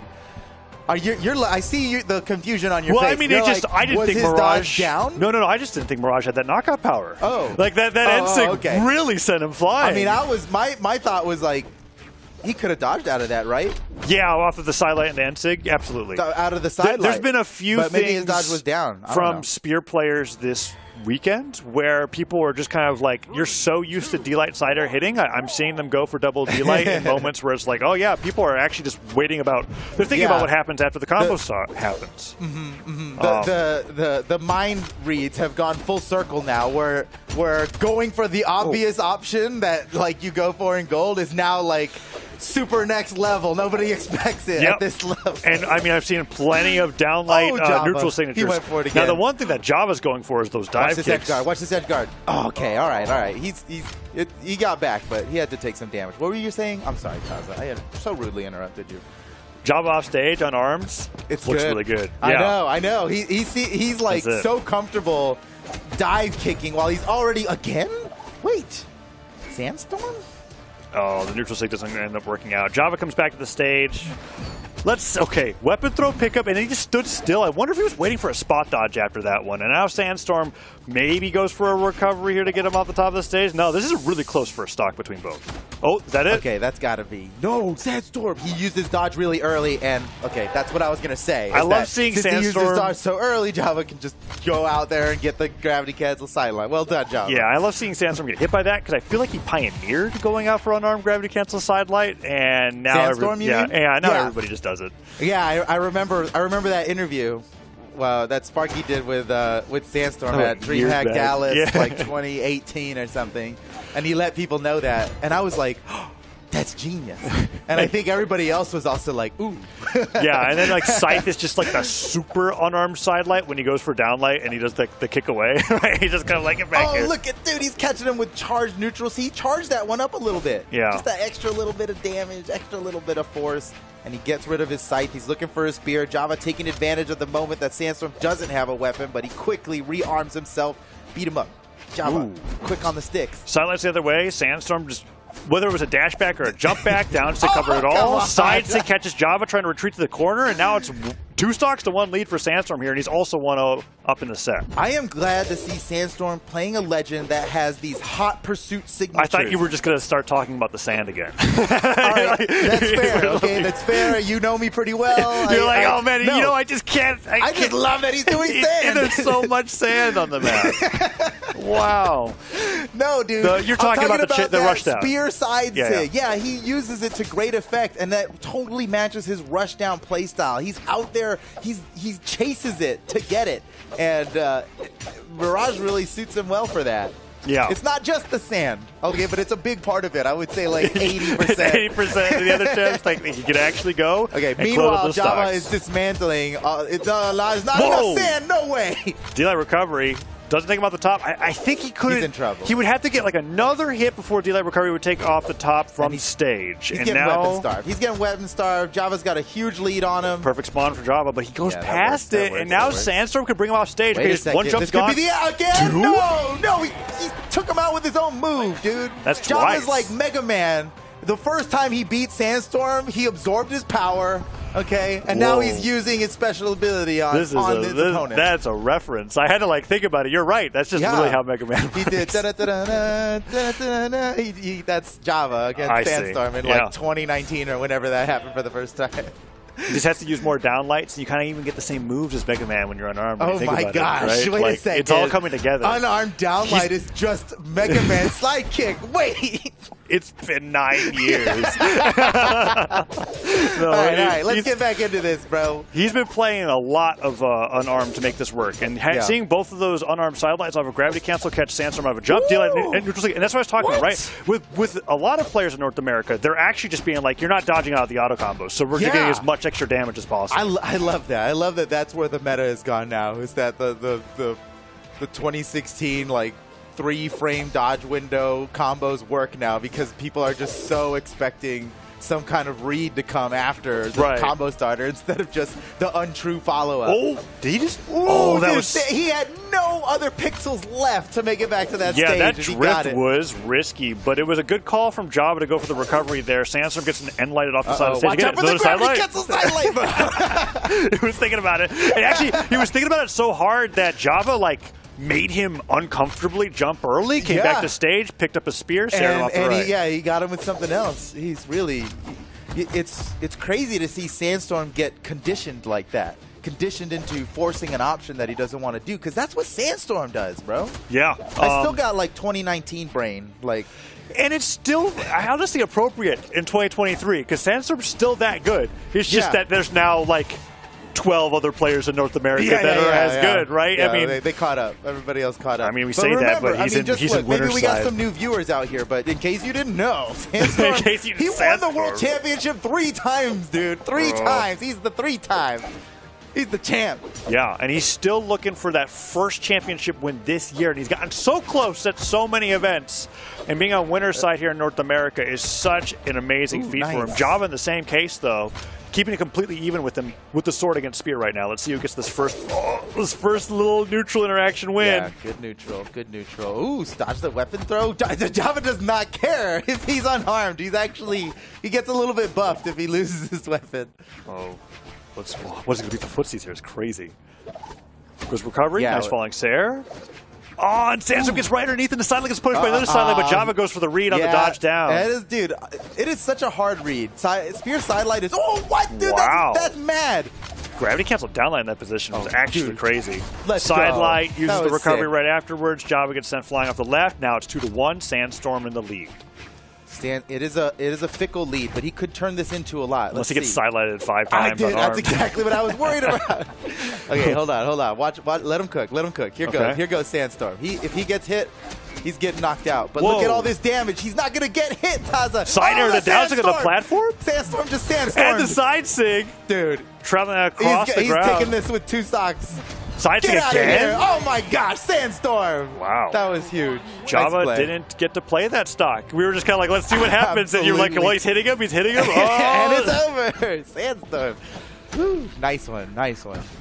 Now it's a 2-1 lead for Sandstorm. He's 1 game away from grand finals. Final. If he wins this, he's straight. Dude, that was such a look at that. That was a nice play from Sansa. What a hard read on that gravity cancel down line. All right, here we go. Same stage. We're just, these guys are just straight up running about. He got it with the read. Got it. Double down light. Wait, what? He totally could have double down lighted. Am I wrong? No, you're not wrong. What happened then? He just didn't.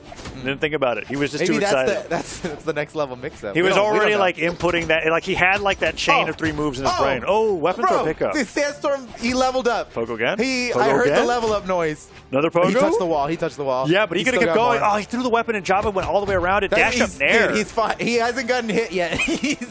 There's nothing disappointing that has happened to Sandstorm yet. He's hit Java so much that the weapon just gets knocked out of his hands. Dude, that weapon throw was so sick. Off the wall. That's so smart. You know, Java had a great punish for that side sig not hitting. With he dodged gravity it. cancel side light. It's just it's a shame that was like the first thing that hit. Yeah, look at Sandstorm's health. He's a full stock in the lead, and he's barely feeling it. And he steals the weapon away from Java. This is what he needed. But fight unarmed versus Scythe. Yeah, this is the weapon matchup. I was going to say, it's like maybe weapon starving Java. He got the triple! He got the triple! Off the platform. Bro! Oh, and he barely makes it back to the stage. Watch Java's out now, looking Java. Okay. Java's looking a little flustered, I'll have to say. I would be too. Yeah, after getting hit by triple D-Light Sair. You don't just come back from that. That's like... Okay, let's see how he gets back from this edge guard here. Java just protecting jumps. the side. No, Java just allows him to come back. Oh, he spot dodged that on reaction. He was absolutely expecting that side sig from Sandstorm. But even so, that is a hard thing to react to. That's incredibly difficult. Fast. Well, because you have to react to it and then also trust that like you're gonna time it correctly. Right? Java's done that a spot few dodge times. doesn't last that long, right? Especially grounded spot dodge, right? Like right. Oh, that's the fastest version of a dodge there is. So he dodges that, gets it's the stock, 9 and frames, then I think. And then meanwhile, Sandstorm just gets another neutral sig knockout at the left side. He's 1 stock away from knocking Java down to the elimination final. And Java, Java! Oh, he's done! He's done! It's over! It's over! Celebratory Sandstorm swipe. GG! Oh. Sandstorm's moving on to grand finals. He absolutely dismantled Java at the end there. I mean, we watched that first round, like, whoa, so back and forth. It was close, but Sandstorm won. Second game, oh my gosh. Java bringing it back. He's looking so strong. 2 on-arm sidelight knockouts. Bro, last game, Sandstorm just absolutely look at the graph dismantles there. him. Went away on the replay there, but we saw the amount of damage. The graph tells the story. Okay, look at this. Big error by Java. Oh, I do not think he meant let's to highlight how great Sandstorm's edgeguard here was, because he had to keep down airing here until he knew that Java's both his dodge and the jump that he gets from getting hit goes away. Yeah, you're right. And also at the end there, he was pixels away from being able to touch that wall anyway, but one of the best skills you can have as a player is knowing when not to attack someone who's already going to get knocked out. And why is that? What happens if you go down and get hit by somebody who's about to get knocked out? Give them a chase dodge for free, and they come back. And so it's rough. That can be rough. And I've seen it a few times this weekend, but we're not going to see Sandstorm make that mistake. Dude, he was so confident. He already left. He was so confident in that. Even though, and then I saw Java like creep up to the ledge, and I was like, uh-oh. Wait a second. Yeah, you're a little tense, but Sandstorm's not. After the first 2 dares, and that's why those 2 dares were pretty good, because he had to go for the second one, because on the first one, Java actually could drift and make it back, and then he was like, I have to make sure. He played that final edge guard absolutely perfectly, and, you know, I suppose that's what we can expect from the 3-time Sandstorm. It's not out for Java yet, though. No. He's not out of the tournament yet, so all you Java fans out there, chill out. It's fine. It's going to be okay, because he's in the elimination final, right? We're going to go down to the elimination bracket right now, and one of these 2 players will have the privilege to fight against Java to see who gets to go up and face Sandstorm. And those 2 players are Stingray and Experience. And what's cool about this is that it's like a final in itself, because it's the final spot for the Royale. So this is like it's really important to win the Summer Championship, but there's a lot more on the line for this elimination semifinal than usual. Dude, and that is because Stingray and Experience are fighting for it. And Stingray has not broken his streak of being at Royale so far. He's been at the winter and spring, and he's looking to get the 3-peat. Meanwhile, Experience, this would be his first time in singles. And Experience, I mean, you and I know, Experience really says, he's like, I'm a doubles player, and singles is the for fun mode. And so the fact that he's this far into it, he's like betraying his own expectations on how well he's been playing. And that 11 set. What a betrayal. The 11 set run, if he wins the bracket, that would be 13 sets, maybe. No, it'd have to be 14 sets. That would be 14 because he had to get the grand final reset. To go through the I wonder if that would be the longest run that's been made. I know Blue had that crazy one. Yeah, I was gonna bring up Blue in 2017 production. What? 17. Okay. All right, but look, not all sets are created equal. Okay. Yeah. All right. He could Especially not in 2023. He could have lost earlier. Right, losing in pools. He could All have right, lost so here we go. round one. It's Experience versus Stingray. And wait, did I understand you correctly in that the loser of this does not come to the Royale? Right, you get and fourth. the winner of this comes to the Royale. Yes. Yeah. Woo, So this it's is like an extra. This is bonus. This is a bonus grand final, and then we get top 3. Yeah, this is Oh my this is gosh. crazy. And so That's Stingray's fun. fighting to stay in it. He's been at every Royale so far, hasn't won one yet, but he's always been in attendance. And Experience being at a singles event through his singles effort would be just the best showing in singles for him in a very long time. Also, dude, the big Zul coming out here. Yeah. Let's go Stingray. Oh, that's Oh, gonna. is that just gonna be it? I'm like, okay, is he rocking the? Oh, no! the down to Oh, no, that dude. hurt so bad. It was too good. It was too good, and he played himself. So some things that Stingray's been doing just to look out for, down sigs at the edge, and then when they jump around the down sig, he likes to do a jump in place cannon ground pound to knock them up in the air and sometimes follow up with nair. Those are things to look out for as he's been playing. And Man, he's been so heavy on the axe so far. Stingray's lucky he's not playing against you because you got him completely figured out. Well, so I know what he's doing. I don't know what to do about it. And nobody has figured it out either, right? Like that's why he's been doing so well. And I really like it. I don't think I've seen anybody with cannon in singles quite use the ground pound in the same way that Stingray does. Look at the dash landing movement. And he gets the end light and he's down. getting so swifty with the dash lander. I love it. Okay, I'm Sandstorm. He's gone. He's not even in this match. Stingray. Stingray. Still on Sandstorm. Yeah, It's Apocalypse. I see an S. I think Sand. And it's a Zol, you know. It's like he'd played it once upon a time, but the weapon throw is going back and forth there. Stingray getting hit by Experience, falling with the nair. Let's see if Experience can even up the stocks because Stingray it's Zol. He's 3 hits away from having a knockout. I know. Yeah, is he rocking the 10 strength stance? Because I think he's actually on. He could end this at any moment. What? Well, yeah. He dips out of the. Honestly, that's probably smart. You get more effectiveness out of it. He likes movement speed. He likes the 5 movement speed. I think Who they does consider it? that. Yeah. Shout out to all the Thea mains out there. Who does some speed? All right, Experience hurting pretty bad. He's kind of bleeding out here. What are these side sigs? Oh, I Stingray's having I love fun. it. He's on the rush down. Let's see if he finds that falling dare. Experience actually navigating around this pretty well. Stingray has been 1 hit away from a knockout for a while now, and Experience just keeps landing. I mean, this has been like that's his 12th unanswered blow. Yeah, this is like the story of being an axe player sometimes. That's it. Yes, heavy hitting weapon, single hit wins in neutral. You do have to win neutral with it, and it's kind of difficult. You do need to just hit them, and that can be tough. And all the hits he was getting was like down air and nair, which are like the only 2 that don't knock out. Oh, and he gets that side air after the nair, using the active input to bring him towards the blast zone, gets the edge guard. Experience evens it up 1-1.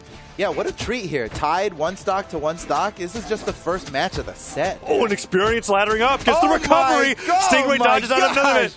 Can get the nair here on the landing. Neutral light nair. He still has no jumps. That's it. Stingray can't make it back from here, can he? Oh. Downer comes now through. It's over. Now it's over. Dude, flawless stock from Experience at the end there. Production, I'm going to need to see that one on a replay, please. That last stock was incredible. What I'm liking about the quality of play from Sandstorm Experience's Scythe is that I can't actually say he can't make it back because their edge guards are just so flowchart once their jumps are at a certain amount, right? That was fantastic. And seeing that was twice that he caught him while he was sweating. Okay. And then Light Nair. We don't have time to watch this. They're already going. It's okay. We have time. Oh, no, we don't have time. There we go. Go back to the game. Okay. he was gone. You guys know he was gone. So, just quick note, this is something that I love when watching Stingray, is that he's like the one player who will be like, I'm going to counterpick you to the map with the most platforms possible. And now we get to play on Enigma here in game number 2, because he loves platform movement in particular when it comes to his neutral game. Whoa. I wonder if that was meant to be a ground pound? Yeah. I don't know. We'll have to see if he continues playing it out that way, if he goes for that down sig again. Nice dare. Let's see what else he can do. Oh, that's so much damage. He does go for the downlight after the sidelight nair, but doesn't hit it. Yeah, he was too high damage to land that one. That only works at like white. He's still going for it. He's still going for it. The stare comes through. I mean, hey, he might be missing. Maybe he'll dodge down. He's not getting punished for it though. So the silent nair damage. And what else are you gonna do? Recovery, like you're a plat player or something? That's not Stingray You style. go for a ground pound like you're a Diamond player.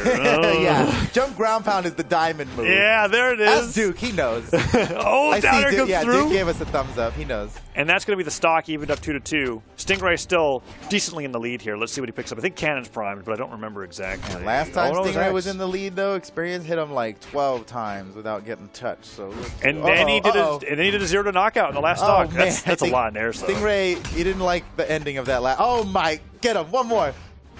Backswing a dare dang. and hit. Side, okay. Last time he started dude. letting the side sig rip though, nothing hit he ever just- again. It's a good thing Stingray just got out of that last combo because he burned his gravity cancel and Experience would have just. Are you upset about the side I six know side how side? cool He's it will freaking look, out over but here, guys. Experience is like destroying him every time that he does it. Look at this. But if he only needs to land it once. Yeah, okay. And after how many games that he loses? You're right. Yeah, you're right. The math does not check out. There we All right, go. that'll knock out. Okay. All right, Okay. same game state as game number 1, but Experience came out on top that time. Let's see what Stingray is going to do this time around to stop that from happening. Well, Experience going really high up. And that's scary. The Blast Zone's pretty close to that top flat. Yeah. And Stingray, he's got that mega neutral signature that he got hits to so up. Oh, that almost knocked out on its own. He's still got 2 stocks. Down air, nair in recovery. control. What up, dude? That last stock was like 20 seconds long, not even.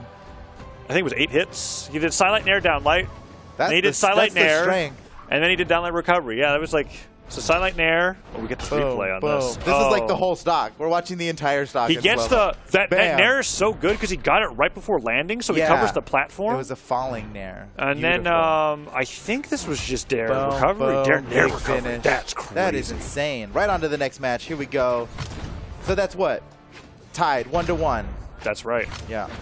And Stingray still clobbering Experience with the axe, but Experience off stage. Whoa, Gravity catches the side light. Oh man, he almost got that dribble off the wall into the dive kick. That would have been so nasty. I mean, he's still going with the gauntlets here, and it's been mostly scythe, so this is actually really cool to see. Yeah, anytime that you dribble somebody off the wall, this is what Java's been succeeding with a lot today, you don't get any of those resources back that you normally would for touching the wall if you're hit into it, and so Experience almost took advantage of that. He's still very far in the lead here. Yeah. Stingray still can't get a hold of an Experience axe. is like, oh, dude, yes, the most optimal force you could possibly use. That was perfect. Yeah, D-Light, neutral sig. He charged that neutral signature as exactly as long as you could charge the neutral signature. And he's still going, off of the Foda. slide kick. He's still going. He's using that platform to ladder Stingray into the sky. Ridiculous. And this is straight after losing the last game. Whoa, nice He got dodge.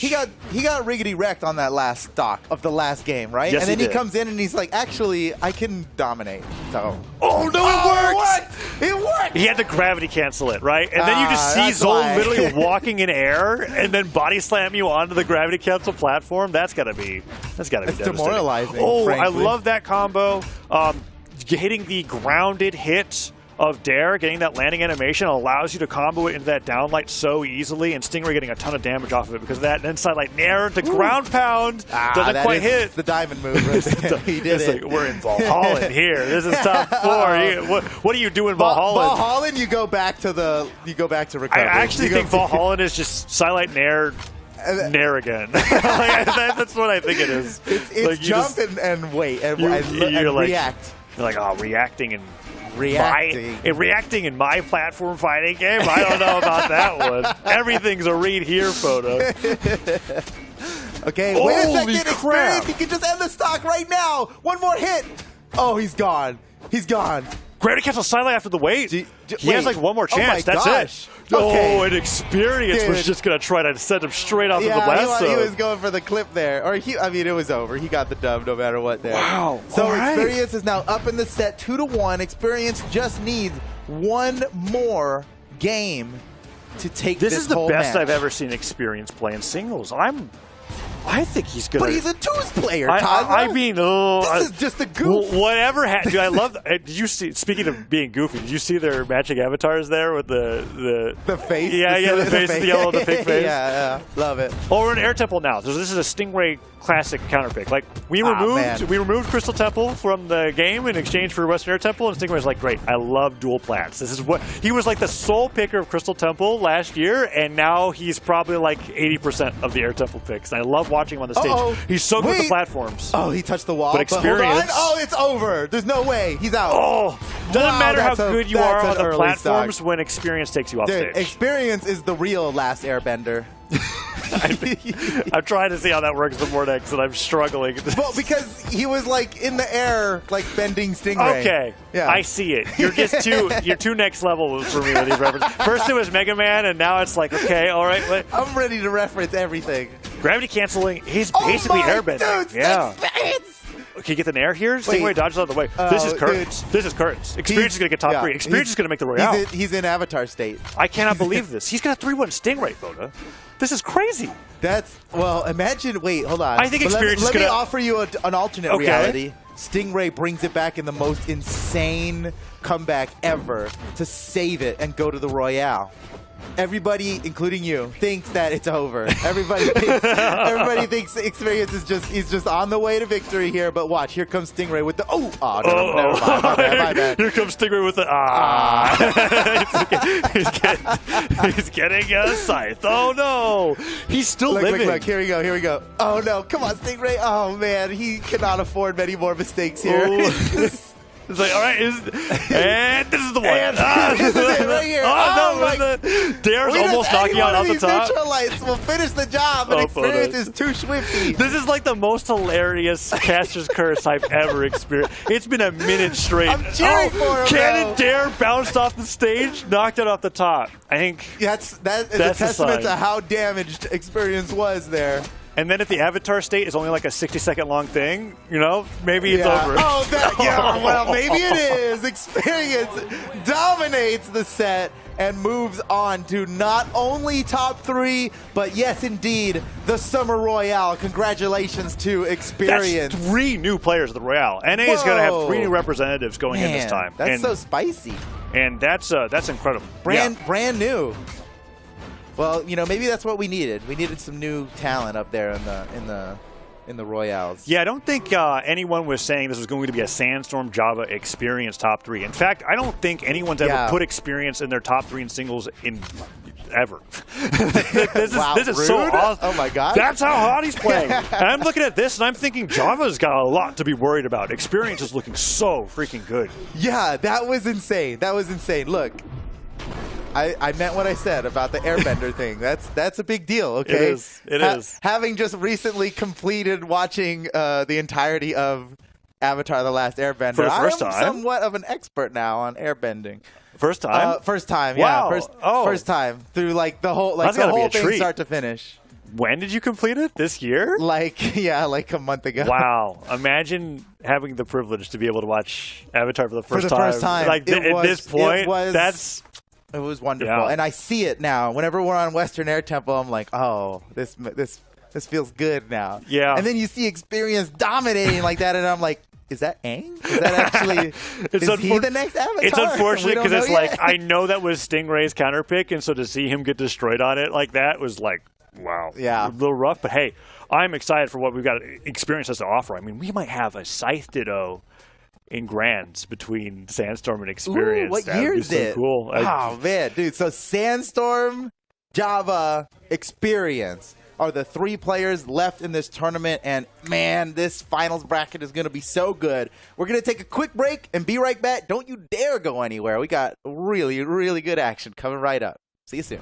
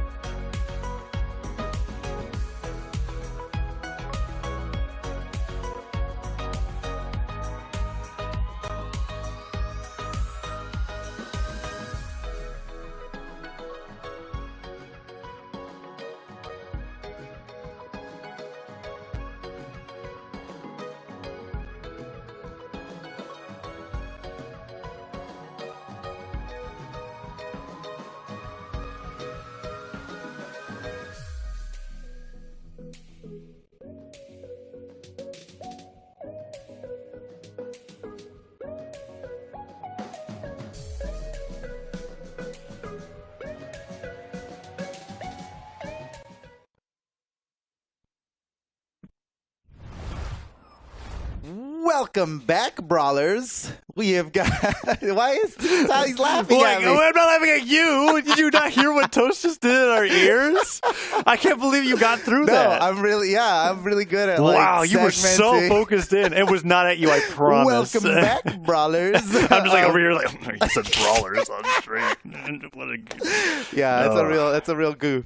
Look, we just watched 2 amazing sets, right? Yes. Java versus Sandstorm, incredible. Sandstorm sitting in grand finals, okay? And then we watched Experience versus Stingray, and even though Stingray had the power, we saw it. It was incredible. Experience, like, straight up Avatar, Last Airbender, Avatar State, OP, totally busted, okay, right? All the strings were off of like 3 gravity cancels in a row in the middle of them, right? Like that. He popped off, yeah, to say the least. Experience absolutely popped off and earned himself a top 3 position. But his road to Sandstorm has Java squarely in the way. Yeah. Can he make it through Java to Sandstorm, or will we see a repeat of the winner's final? Yeah, that's the question. And I don't think, you were checking earlier, I don't think Java and Experience have actually, because Experience went down so early, have even encountered each other, They have right? not fought each other And after yet. watching that, I'm like, whoa, Experience is playing so good that the Java that I saw against Sandstorm might not be able to do it. I'm on the Experience fans right now. I love Java's play, and I'm not complaining either way because Java versus Sandstorm was close enough to me that I feel like he could do it. Yeah, it'll be a treat. Either way. Whatever it's going to be. We win either way. Yeah, exactly. Right? We're on top, actually, if you think about it. We win. We are. Well, if the goal is just to enjoy really good Brawlhalas, we that is the goal. Cannot lose. That is always the goal. That's what we do. That's why we do it. Well, here we go. Java versus Experience. Let's bask in our reward of getting to watch this match here. The only way it could be better Java. is if Java goes down 0-2 and then brings Switches out to Bodvar. Yeah, that's okay. Let's not get hopeful. Let's not get hopeful. Yeah. We don't want to set ourselves up for disappointment. Here we go. Game 1. Ooh, dude, Experience. What? He is so hot on the, dude, what a read. That was perfect. They had intense patience to be able to get that neutral light and just be like, okay, well, I'll do it again. I'm afraid to tell you this, but that was a reaction. That was not in your platform fighter, I know, but that was a reaction. Oh, I don't know how to cast this time. What am I going to do? Oh, look at that. He's actually... Okay, you're right. Experience is playing crazy good. He can finish it right now. Oh, man. Experience. You see how quick Experience... He scrambled to get back up onto that stage. And look at he's just waiting to react, right? Oh, he almost did. I think the down stick was starting there. Yeah. And Java just jumps right through with the side there. That's what he gets for reacting. Whoa, down light goes through. Can he get the edge guard here? Oh, nice nair by Java. He uses dodge. Experience he on the stage. He's going for it. That wasn't side light. That wasn't side light. That was my gasp. I was like, neutral light. Yeah, no, we both gasped. The side light. We both gasped at the same thing. We saw it a million times. I was ready to pop off for that side light. That's the Java classic now. Is he throws his weapon away Experience and then goes out there for the used side his light. dodge for a gravity cancel down light, and so it didn't make sense that he was going to cover a diagonal dodge there. Now Java dangerously off the side of the stage. Experience dash landing across, and now he's trying it again. Smart. And that time he had the right spacing to be able to react with that down light. Nice dodge. Experience slides away from that side signature. Oh. He's got a damage lead here. He's trying to make Java play his game, but Java don't play that game. Yeah, and then Java just starts showing off his movement. I love that every single time. Just kind of like, oh, stock's gone. Just jumping around. It's so sick. Experience now on gauntlets. Let's see what he can do before. The neutral lights were fantastic. Dude, do you see how swifty that engagement dash was? land D-light, right? Love it. Yeah, that was fantastic. Ground pound hits. Java has no jumps back. That's it. Got him. Wow, he's got a full stock lead. It's only been 2 minutes. 3 stocks have been taken. Yeah, these games are going to be fast, and they're going to be fought off stage. As Java is like, you know what? There's a weapon spawn over there. I don't care. I'm unarmed staring you. All right, Java's got a mountain to climb right now. A mountain to climb starts falling down the side of the mountain. He's like, he does not. What? No. It works. It works. Was that his master plan? I'm gonna fall. I'm gonna look like I'm helpless, and that'll make him come down here, and then he's mine.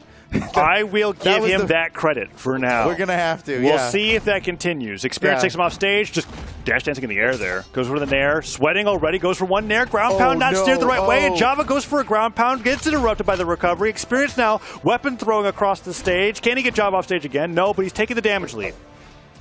Whoa. That would have just knocked out straight up. Or at least He's gonna get it again. He's going for these nairs. No, The ground he pound got hits. I him. think that's just it. That's it. Oh, well, dude, wow. These guys are really dominating the offstage play. Both of them. All those stocks ended like way too early. Nobody got beat up. They just got like ended. It's fairly nerve-wracking when you have two players that are just like, I don't care how behind I am. I don't care what weapon I have. I'm going to use every or if I have every a weapon movement at all. option as possible to try to hit you. And if my stock is gone, well, it really only unlucky. takes one ground pound if done at the right time. And that happened 4 times that game. Both players showed us that. Oh, and now we're going to get it again. We're off stage now. Watch out, Java! Oh, he dodges back on the stage. Thank goodness. That Endlight in a nair was working so well, but he saved the dodge that time to get back on stage, get his jumps. Sidelights are coming through. Can he get experience off stage after that ground pound whiff? He doesn't look like he can yet. Okay, it has to be a bait. He is actually going super deep off stage a lot. But it worked the last time. Yeah. So, oh, he's in trouble now. Exhausted recovery. He didn't need it. Okay. Yeah, I didn't even realize Java's resources were that low when he got sent that far off stage. That was a fantastic play by experience. But Java's 3 unarmed. stairs? And he's angry. Keep going. Okay. Picked up the spear. Throw it away. Lame. What are you going to do, side He's using sig? a weapon, dude. That's not the Java we know. Oh, he did side sig. Dude, It got it's even like you lamer. knew.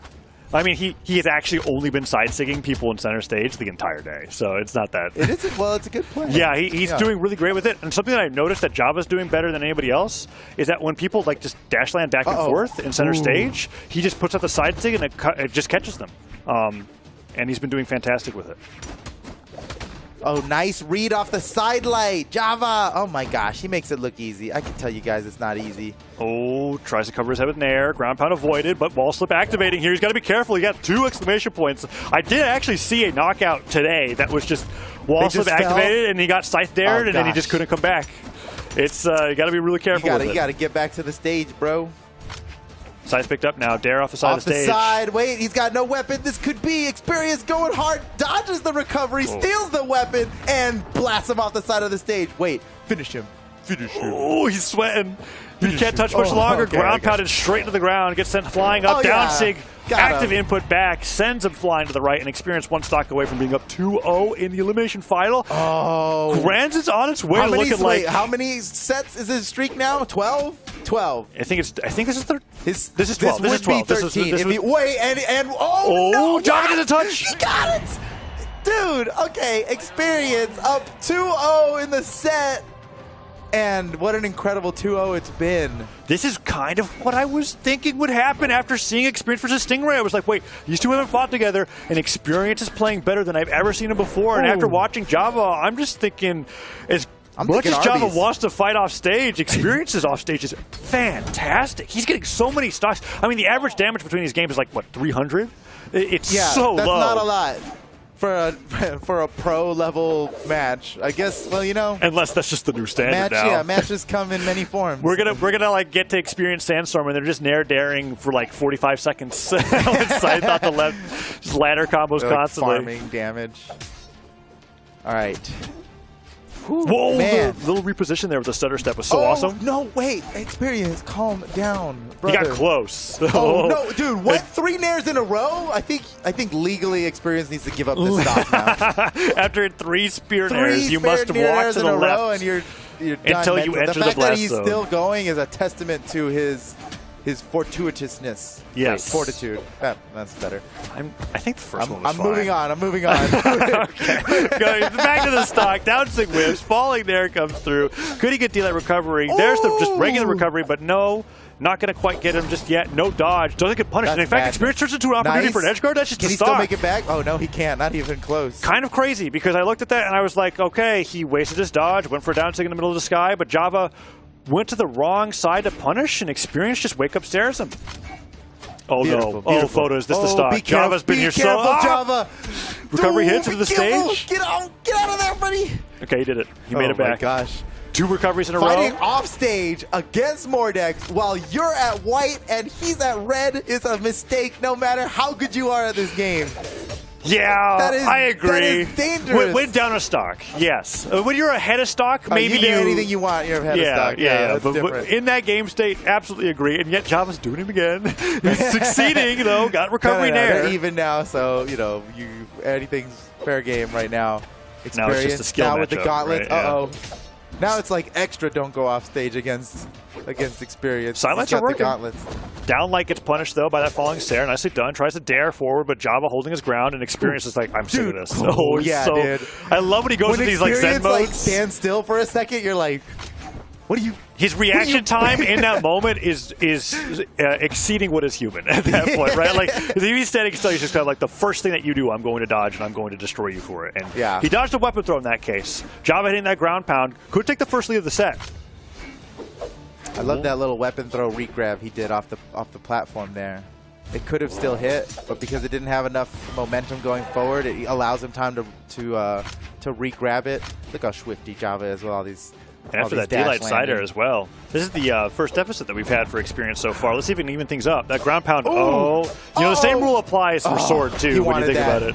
Okay, he manages to get the turnaround, but I was like, you go off stage at White versus a person with a stock lead, and that's bad pretty things much, can happen. yeah. I guess, sure. Against Hammer and Gauntlets, it's extra like, they have vertical reversals, so be careful. But any weapon is dangerous. And in the hands of the right player. The risk versus reward when you are like fresh and they can be knocked out by anything is what I'm getting at with like the. He uses dodge. That's dangerous. Oh, no. Okay, he makes it back. Java's more concerned on getting back on the stage, and that was a lucky spot dodge to get away with that dare. Wait, this is a big deal here. Experience could just win the set right now. Java is fighting for his tournament life, and we're on the final stock. Yeah, there. Experience, gets the end light he's recovery. about to win. Dodge has to be used here. He's about to win. Dodge wasn't used. Java doesn't have a jump. That's it. Over. It is over. Experience wins against Java 3-0 and moves on to the grand final. Wait a second, Taza. Wait a second. I need a production. Is this Experience's first time in a grand final major of 1v1? That is a great question. What? Yeah, I think for seasonal. I think this is the first time. Yeah, no, the Experience, I think, I'm trying to remember. It's been a bit. Dude, and wait, is he going to play Fenrir Mordex against Sandstorm? He's going to play Fenrir Mordex against Sandstorm's Mirage, yeah. What the? Yeah, so we just got confirmation that he has no podiums. Not only has he not been in Grands before in 1v1, but he has never even been on the podium before in 1v1. Yeah, this is crazy. And you know what's even crazier? If he does well enough against Sandstorm's Mirage, Sandstorm has shown that when his back's against the wall, he brings the Mordex back out. So we may see a Mordex mirror. And it's just depending on how this plays out. I do not envy Sandstorm to be put in that situation. Where you have to play. He has to own his legacy, right? Yes. He is Fenrir Mordex. We know he owns it. Look, we're the devs. We say it. He owns it, right? He does, yeah. Experience is borrowing this drip. There are very few players. I'm thinking like in a handful of players I can think of that have specific looks that are just like patented for them. It's like Sandstorm, Fiend. There's very few that actually have like a legend and then a cosmetic loadout that's just kind of like that's the Sandstorm, that's the Fiend, and Sandstorm's one of them, and that's Fenrir Mordex. And Experience is about to go like that. That would mess me up mentally. If I were Sandstorm, I'm already at a disadvantage as soon as the match starts. I think Sandstorm luckily has the chops by comparison. But I do see what you're saying is still there, even if it's not affecting him. It's in the back of his mind for sure. A little bit. It's gotta be, bro. This guy's coming in with your loadout, with your legend that you won 3 championships. Wait, well, hold on. I think he didn't use Fenrir Mordex for all of them. I think Fate he used Fate at the end. Yeah. Okay. Forget that. Scythe forever. Different reality. Okay. Whatever. We have a Scythe Grand Finals Ditto. That's cool too because. Scythe, for as good as it's been doing, to see it have this much representation in North America with this much success is a lot of fun. And it's with 2 players that, I mean, Sandstorm basically invented how Scythe is played, right? Like, I mean, from anything from just simple Nair ladders to doing the down air into side of stage ground pounds, right? Like, a lot of that stuff came from Sandstorm's innovation. Well, that's a good point, yeah. And we're seeing things brand new to this tournament. I mean, things are happening so fast. These players are evolving faster than we can keep up as casters, and it's messing with my brain, man. It's a lot of fun to watch, I'm so excited for this grand final. We have grand finals coming up. Sandstorm versus Experience. What do the viewers think? Oh, look how convenient. This is. Right I didn't even know this was going to happen. I was just wondering. I'm surprised it's even slightly towards experience, to be honest. And so Sandstorm, no matter how Sandstorm performs in his life, the viewers are behind him, you know? Yeah, but I was thinking, I thought I was going to be like 90-10, to be honest. That's what I was trying to say. So we were like, this is generous for experience. This is a very good faith for experience. I'm like, you're giving him a 60-30. 33% of chat. Wow. Dang. That's well, they saw that last set, dude. They watched the same last set two we did. sets. Good and point, I'll have to say that by comparison, Java was schooling Sandstorm off stage. That's how he was able to take a game, right? Was with the unarmed. Meanwhile, I don't think Java won against Experience off stage once with like one sword ground pound, and then Experience two-stocked him all the rest of the game. So what you're saying is Experience is an even more powerful off-stage player than Java. Yeah. And so if we compare Java's success off stage to Sandstorm versus Experience's success off stage and what that could be against Sandstorm, I think you're onto something, Kaza. I think we'll some have of the to watch viewers this match and find out. Ladies and gentlemen, here we go. It's the grand final of the Summer Championship here in North America. And Sandstorm's in it, and Fenrir Mordix is not on Sandstorm. That is crazy. He is more appropriately on Mirage, who uses Sandstorms. It's just... It is actually more crazy. appropriate, but we've had years of conditioning. He's been playing the character that just summons ice waves the entire time. Oh, jeez. It's really the opposite of a Sandstorm. Yeah. It's an ice storm. Oh, double sidelight. He got the double sidelight, but it wasn't. He didn't catch a dodge with it. He just literally caught him. He just caught him twice. Yeah. So he couldn't get the double. So the adaptation there with the gravity cancel downlight was smart. Doesn't go for it. Down sig misses. Nair into dash back. Trying to get the sidelight. Who gets the first knockout though? That's kind of important. It's a little close. Bit. It's a momentum battle. Oh, imagine if it's just a clash and they both get knocked at the same time. Down sig there. Down sig comes through. Doesn't get hit. He can make it. Oh, it's going to be tough. Wait, Experience? Wow. Misses and cleverly goes to the other side of the stage. Sandstorm wasn't able to respond in time, and that down tick hits a little bit beneath the stage, so Experience still holding on. It's the last hit scenario for both players right now. First stock? They're both sweating. This is such a mighty first stock. Experience goes low, Sandstorm goes high. They whiff both directions, go back to neutral. I love that animation. That was a nice gravity cancel the neutral sig into the wall. Yeah. Okay, Experience takes the first stock. Now that doesn't actually mean anything that significant. Unless. But I'm going to say that might be an indicator of what's to come. Unarmed Nair, almost knocking out on its own. Okay, standard, down air into the stage. A little too much knockback to get the ground pound after. Oh! There we Sandstorm go. did the thing. He took it back, right? He took it back. How does it work in Mega Man rules when Mega Man, like, he like loses? Can the bosses take back their powers? If Mega Man like has a game over, it does go back, right? Because you have to play the game again. I don't know. So, we'll have to ask Capcom. All right. We'll worry about it later. It's fine. Experience evens up with Sandstorm right now. Sidelight Nairs through. Let's see if we can do anything more. Sandstorm is getting a few hits here and there. Nice. Down sig's been working against everybody he was fighting against, and Experience is no different. It's such a great tool that Sandstorm's been using. Yeah, I love it. It is, and it's such a unique thing in Brawlhalla too. Such a fast, stacked option. Whoa, unarmed now. Ooh, that was just great reaction from Experience there. He was really waiting for a single movement option from Sandstorm before he reacted with that jump immediate ground pound, and that's a huge lead here. And now Experience is applying the pressure. This is Experience has got a pretty good lead here. He does. Sandstorm could just end it. Here he comes. And Light Nair. He is puts him off stage. He's looking for the Sandstorm. Can he get the dodge? Move. Down air into the stage. Doesn't go for the ground pound. Side airs him off, and Experience low on jumps. Can he make it back? He has to use the dodge there, and Sandstorm breakdances him off the left side of the stage. He didn't even need that. He was just there to It is send actually a like, if he's covering a diagonal dodge, it's the longest lasting unarmed move that you could do. Yes. But I agree with you. He could have just let him fall. You're right. You're right. Better safe than sorry. He might have just been getting his dodge back, and so it's worth. Oh, dude, that was so slick, dude. Did you see that? Sandstorm with the weapon throw up, re-grab, gravity cancel down, like combo off of it. He's a legend. He's a 3-time. Oh, what a dodge! And he gets a punish off just of it as well. Just the Experience might take game one. The downlight misses. Sandstorm makes it back. Has a little bit of a chance here. Dude, one Sair. Yeah. Don't count him out. Don't count him out. Weapon throw. Sandstorm still getting all damage. Recovery comes through. If he gets the Nair here off the side of the stage, Experience just unarmed himself. Weapon spot comes through. Sandstorm goes to the down ticket. The Experience misses the punish. Who's going to get this one down to the final moments of this game? And Sig just tried to read a dashed up sidelight. No recovery, and Sandstorm escapes certain doom. Off the side. Recovery, nice weapon throw. He's done. Woo! The announcer says, woo! That was a close one. Holy smokes. Sandstorm takes game one. and it was a nail biter the entire way through. Is that what we have to expect for the rest of this set? There was a point in that deal. game where Experience was up 2 stocks to 1, light orange. And Sandstorm clutches that in the last stock. Yeah, dude. And that was a clutch. I mean, Experience had maybe 5 different windows where Sandstorm just barely scraped by with a dodge here, a fastball there to be able to take game 1, and is now 2 games away from being the summer champion. Dude, I'm exhausted. I'm exhausted. You can't be exhausted yet. We've got so much more. It was so intense, man. That was incredible. And it's just not going to stop. I love this matchup. I love this matchup. What a great set we've got in front of us.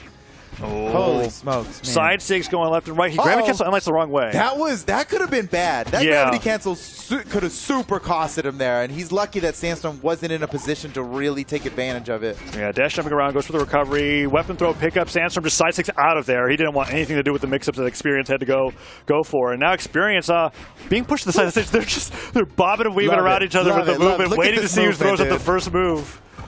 Oh, that gets punished, but then he wake up dares, and now it's just back and forth, Foda.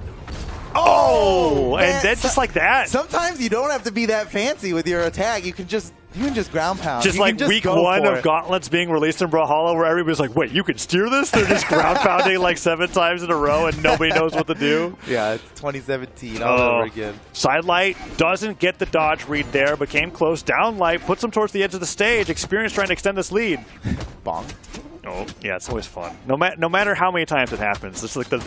Oh, that was nice. Good. You see how he had to gravity cancel that downlight because he ran out of stage there at the end? Yeah, to make sure that it connects instead of, falling off. Yeah. We probably would have just down aired by accident because we thought we could have downlighted. And then get reversaled and then lose the game. Oh. Dude, what? Two neutral lights? That's a hard call out. It's like it's reminiscent of when Blasters was really dominant and you'd get like sidelight and a dodge down sidelight over and over again, right? Yeah, that was we've seen that. Oh. Even at the highest level, we've seen that. Oh, falls in side air. Wow. These are some powerful dodges, man. Do you like recovery? Well played, I wonder if Sandstorm. side air would have been better there for the edge guard opportunity, but maybe he just thought recovery was going to knock out. Either way, Experience sends him out with his own combo. Okay, can Experience get this edge guard? Whoa. No, the opposite. Now both players are a hit away. How is this so close? Sandstorm's got no weapon. Experience steals the weapon away from Sandstorm. He could end his stock right now. Dodges, goes for the slide charge, or the gravity cancel downlight. And the difference between how actionable you are on that move on miss and on hit is like hilarious, right? Like that's a big one. It's so punishable if you whiff it, and without a dodge, Sandstorm goes down for sure. Now Experience is looking for that extra credit, and he's starting to find it. Foda, Dare comes through. That side air will stop any momentum he has. He stopped the bleeding there before it got bad. So here we are, last stock, basically tied up damage. Let's see how this goes. Sandstorm. Remember, Sandstorm's on the winner's side. If he takes this game, he will just be 1 win away from a major victory. And how long has it been since Sandstorm won a major? Uh-oh, wait, hold that thought. Oh, he's been in Grands. He has not won this year. It's been a minute, and that would be a huge momentum shift for him going into this the 2023 esports that would season. Be huge for Sandstorm. But he's got to get this game here.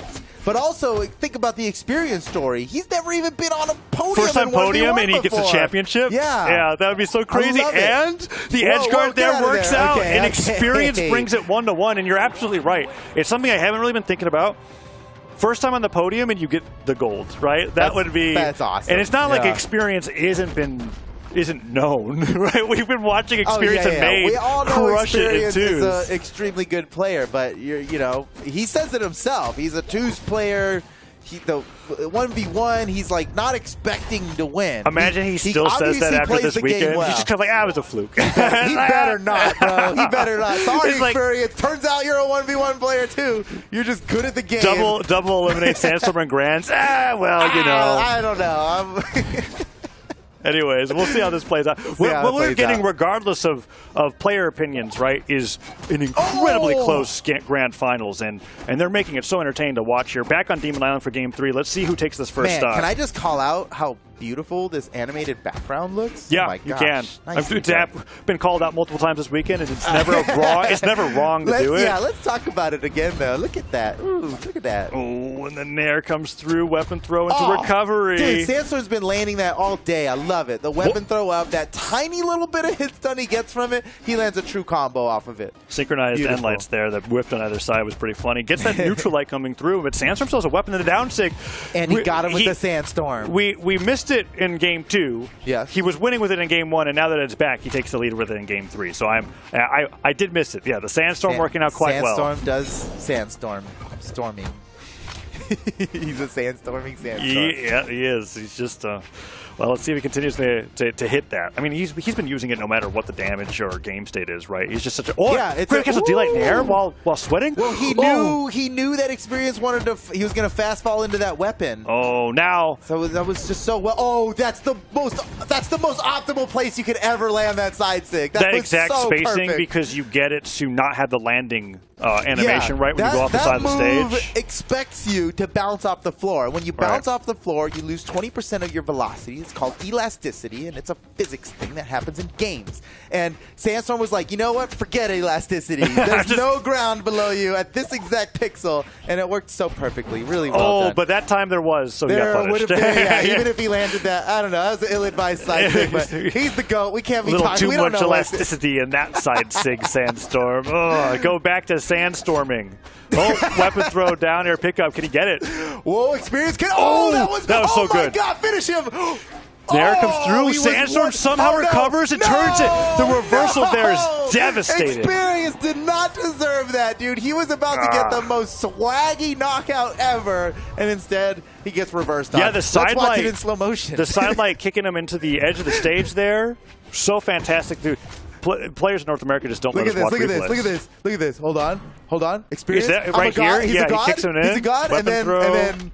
And then, whoops. That fadeaway on the recovery surprised Experience even as hard as it surprised me. I couldn't believe that Sandstorm got that much drift because he was waiting for that read and he was thinking that Sandstorm would go straight up and just didn't get it. Now he's making up for it. That's it. Oh, wait, look 10 at the seconds. clock. 10 seconds. A 10-second knockout. Wow. And look at him dancing. Look at him celebrating. How do you come back from this mentally if you're Sandstorm? Sandstorm's just kind of like, I've got another game. That's all he's thinking, right? Yeah. You look at the set count and you're like, all right, I'll get it in game 5. He's like thinking about the next one. It's like, well, no way. You know he's digging his heels in, and he's ready to bring this back with it. I know that Sandstorm in particular, I've watched him on enough lands. If that happened to him, he's smiling, he's nodding his head, and he's getting ready for the next stock. He's about to supercharge. Yeah. That is the Sandstorm way.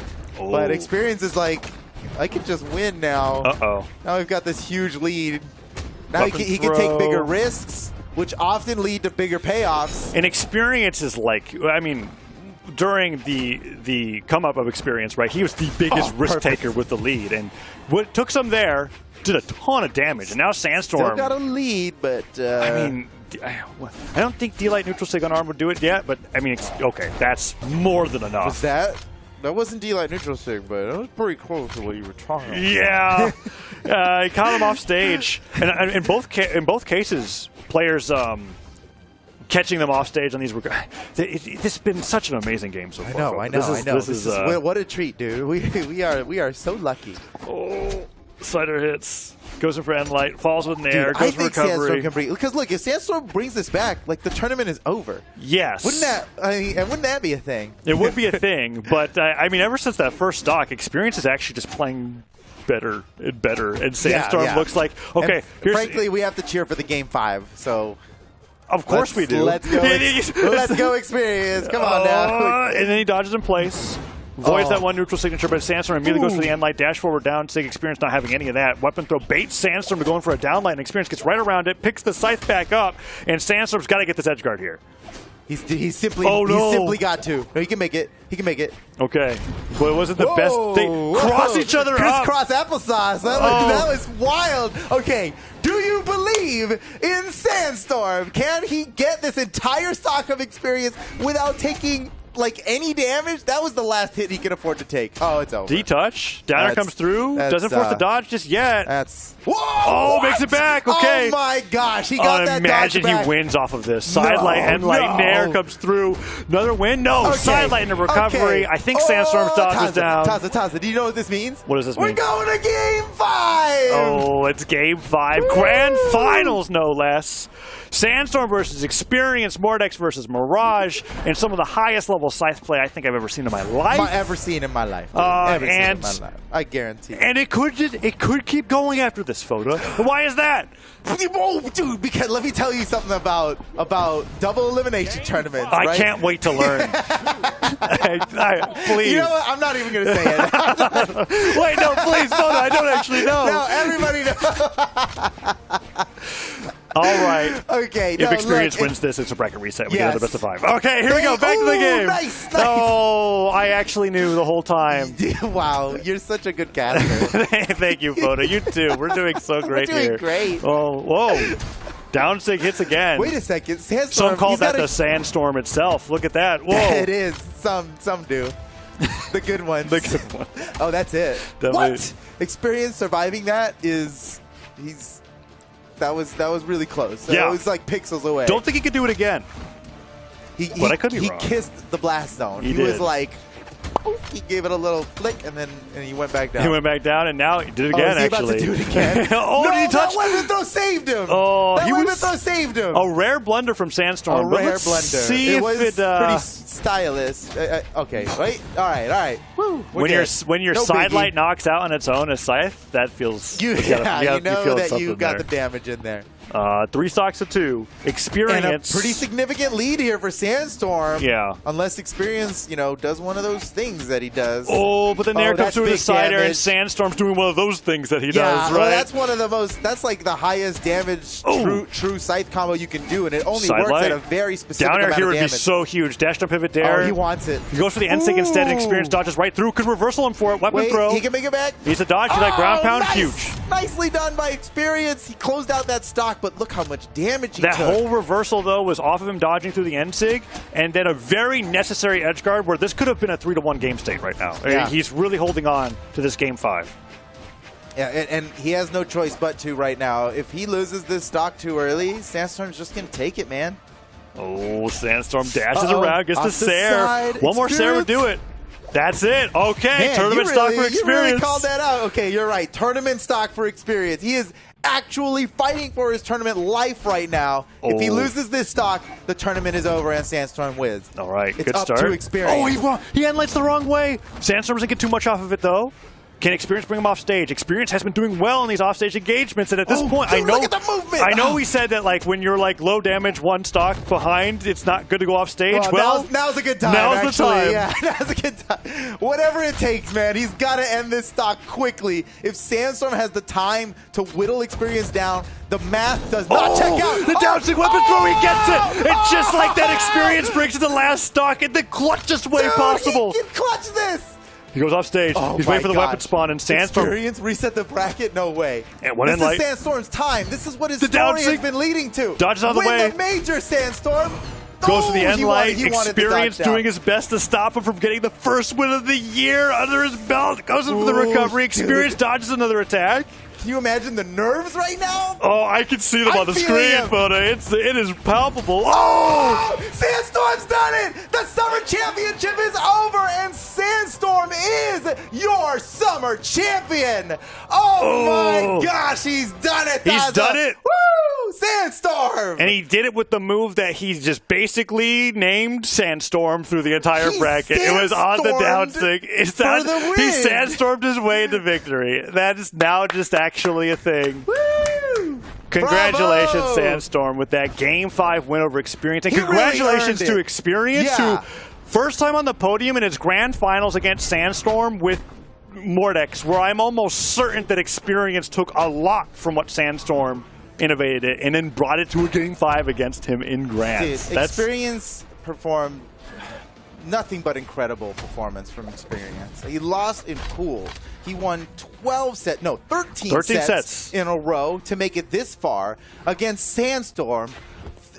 The 3-time, bro. Like the 3-time. That's actual factual truth. And now we know has the chops for potentially being the 4-time this year, right? Yeah. That's a thing. I know that when it comes to the people that have been winning at the LANs this year, Sandstorm was in Grands at one of them. right? Yeah. And so it was one of those things where it was a question where it's like, after how much time where he wasn't really getting these wins anymore, is that going to be even a possibility? But 2023 seems to have fired up a lot of players, both new and old, in Brawlhalla to where it's just, we have no idea what's going to happen. Dude, the competition is so excellent. That was such a fun top 4. Yeah. Like, I am just beaming, man. That was so much fun. I love what the players are doing right now. They've never been better, right? I mean, that just makes sense, right? You keep getting better. You keep practicing. You keep getting better. The players keep evolving. And yet it's still always pleasantly surprising to us, isn't it? It's just getting better and better, you know? And then the dash landing now is adding this new element in neutral that they are quickly perfecting. They are, like, leveling this new tech up by a lot. Yeah. And this Summer Royale is going to be so righteous, dude. Yeah, it's going to be righteous. crazy. And then with 3 North America players representing the Royale going in this time as well. And we haven't even really talked about, I mean, we could talk about now, BCX already Let's announced. talk about BCX. Coming up this year, BCX.live, you can look at it. Did you like this tournament? Would you?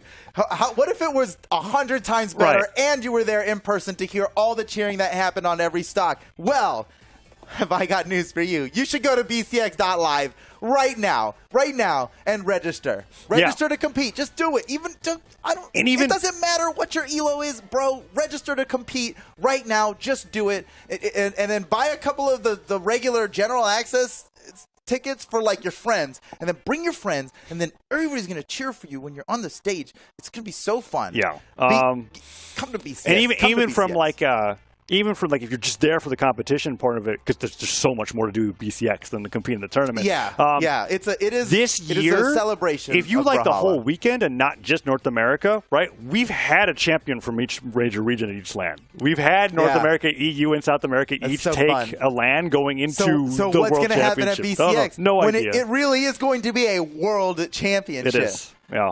Man. BCX.live. Register now if you haven't. Be there. It's going to be fantastic. And you know what else? What's that? Summer Championship's not even over, right? What? Next weekend, we've got doubles. That's right. A whole nother weekend of 5 regions fighting in 2v2s the entire time. And that's why we were given that narrative of experience. I mean, Made and Experience are going to be in everybody's top 3 predictions going into this weekend. Right, that's why we know even him. Without his performance in 1v1, we already knew that was going to happen. But now the hype on Experience has got to be real.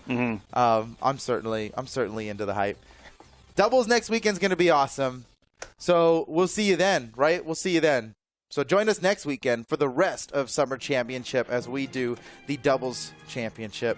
That's it, guys. What a great weekend of tournaments. Thank you all so much for joining us.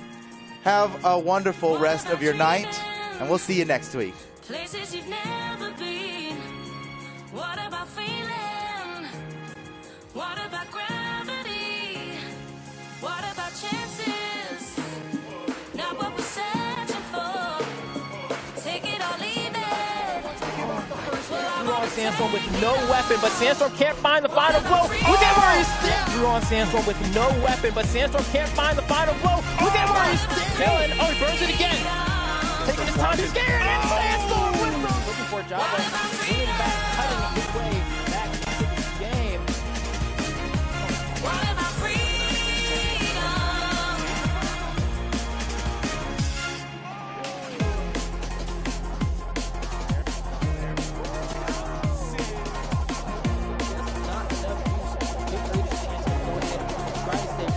Tell me you're leaving. Not gonna be enough. That was it. Low defense as well. The Stingray let this one slip, or is Luna clutch? Going off the top though. Stingray finds a way back down to the ground, trying to get the anti-air just caught, getting Stingray for that moment. Oh, beats out the NSIG, but the immediate grab his arm. Luna's in trouble. In the red. The side single do it!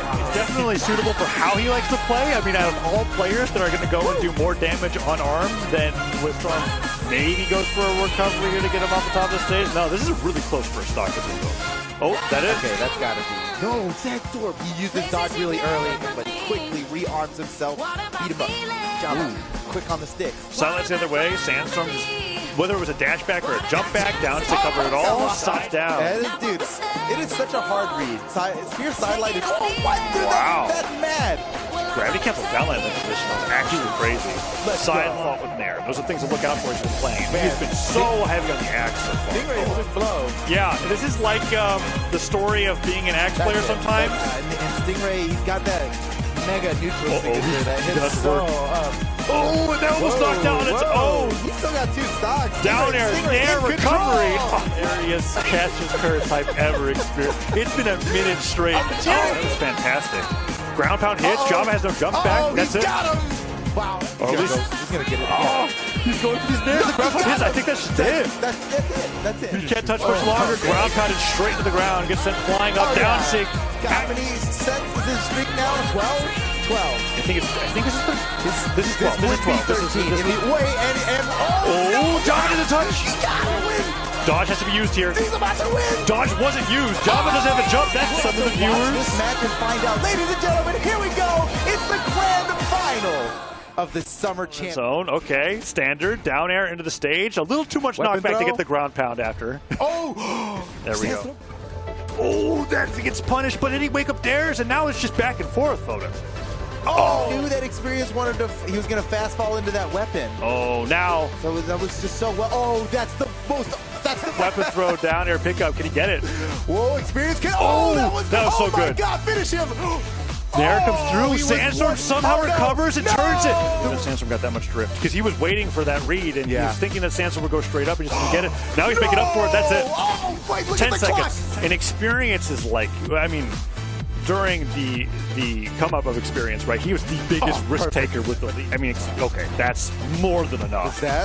That wasn't D-line neutral thing. Well, it wasn't the best. They cross each other up. Crisscross applesauce. That was Well, one. it wasn't the best. They cross each other up. Crisscross applesauce. That was one. Very specific. Down air amount here of would be damage. so huge. Dash up pivot Oh, dare. he wants it. He goes for the N-Sig instead. Experience dodges right through. Could reversal him for it. Weapon Wait, throw. he can make it back. He's a dodge for that ground pound. Nice. Huge. Whatever it takes, man. He's got to end this stock quickly. If Sandstorm has the time to whittle Experience down, the math does not check out. The down sig weapon throw. He gets it. And just like that, Experience brings it to the last stock. And the oh, I can see them on the feeling screen, him. but it is palpable. Oh! Sandstorm's done it! The Summer Championship is over, and Sandstorm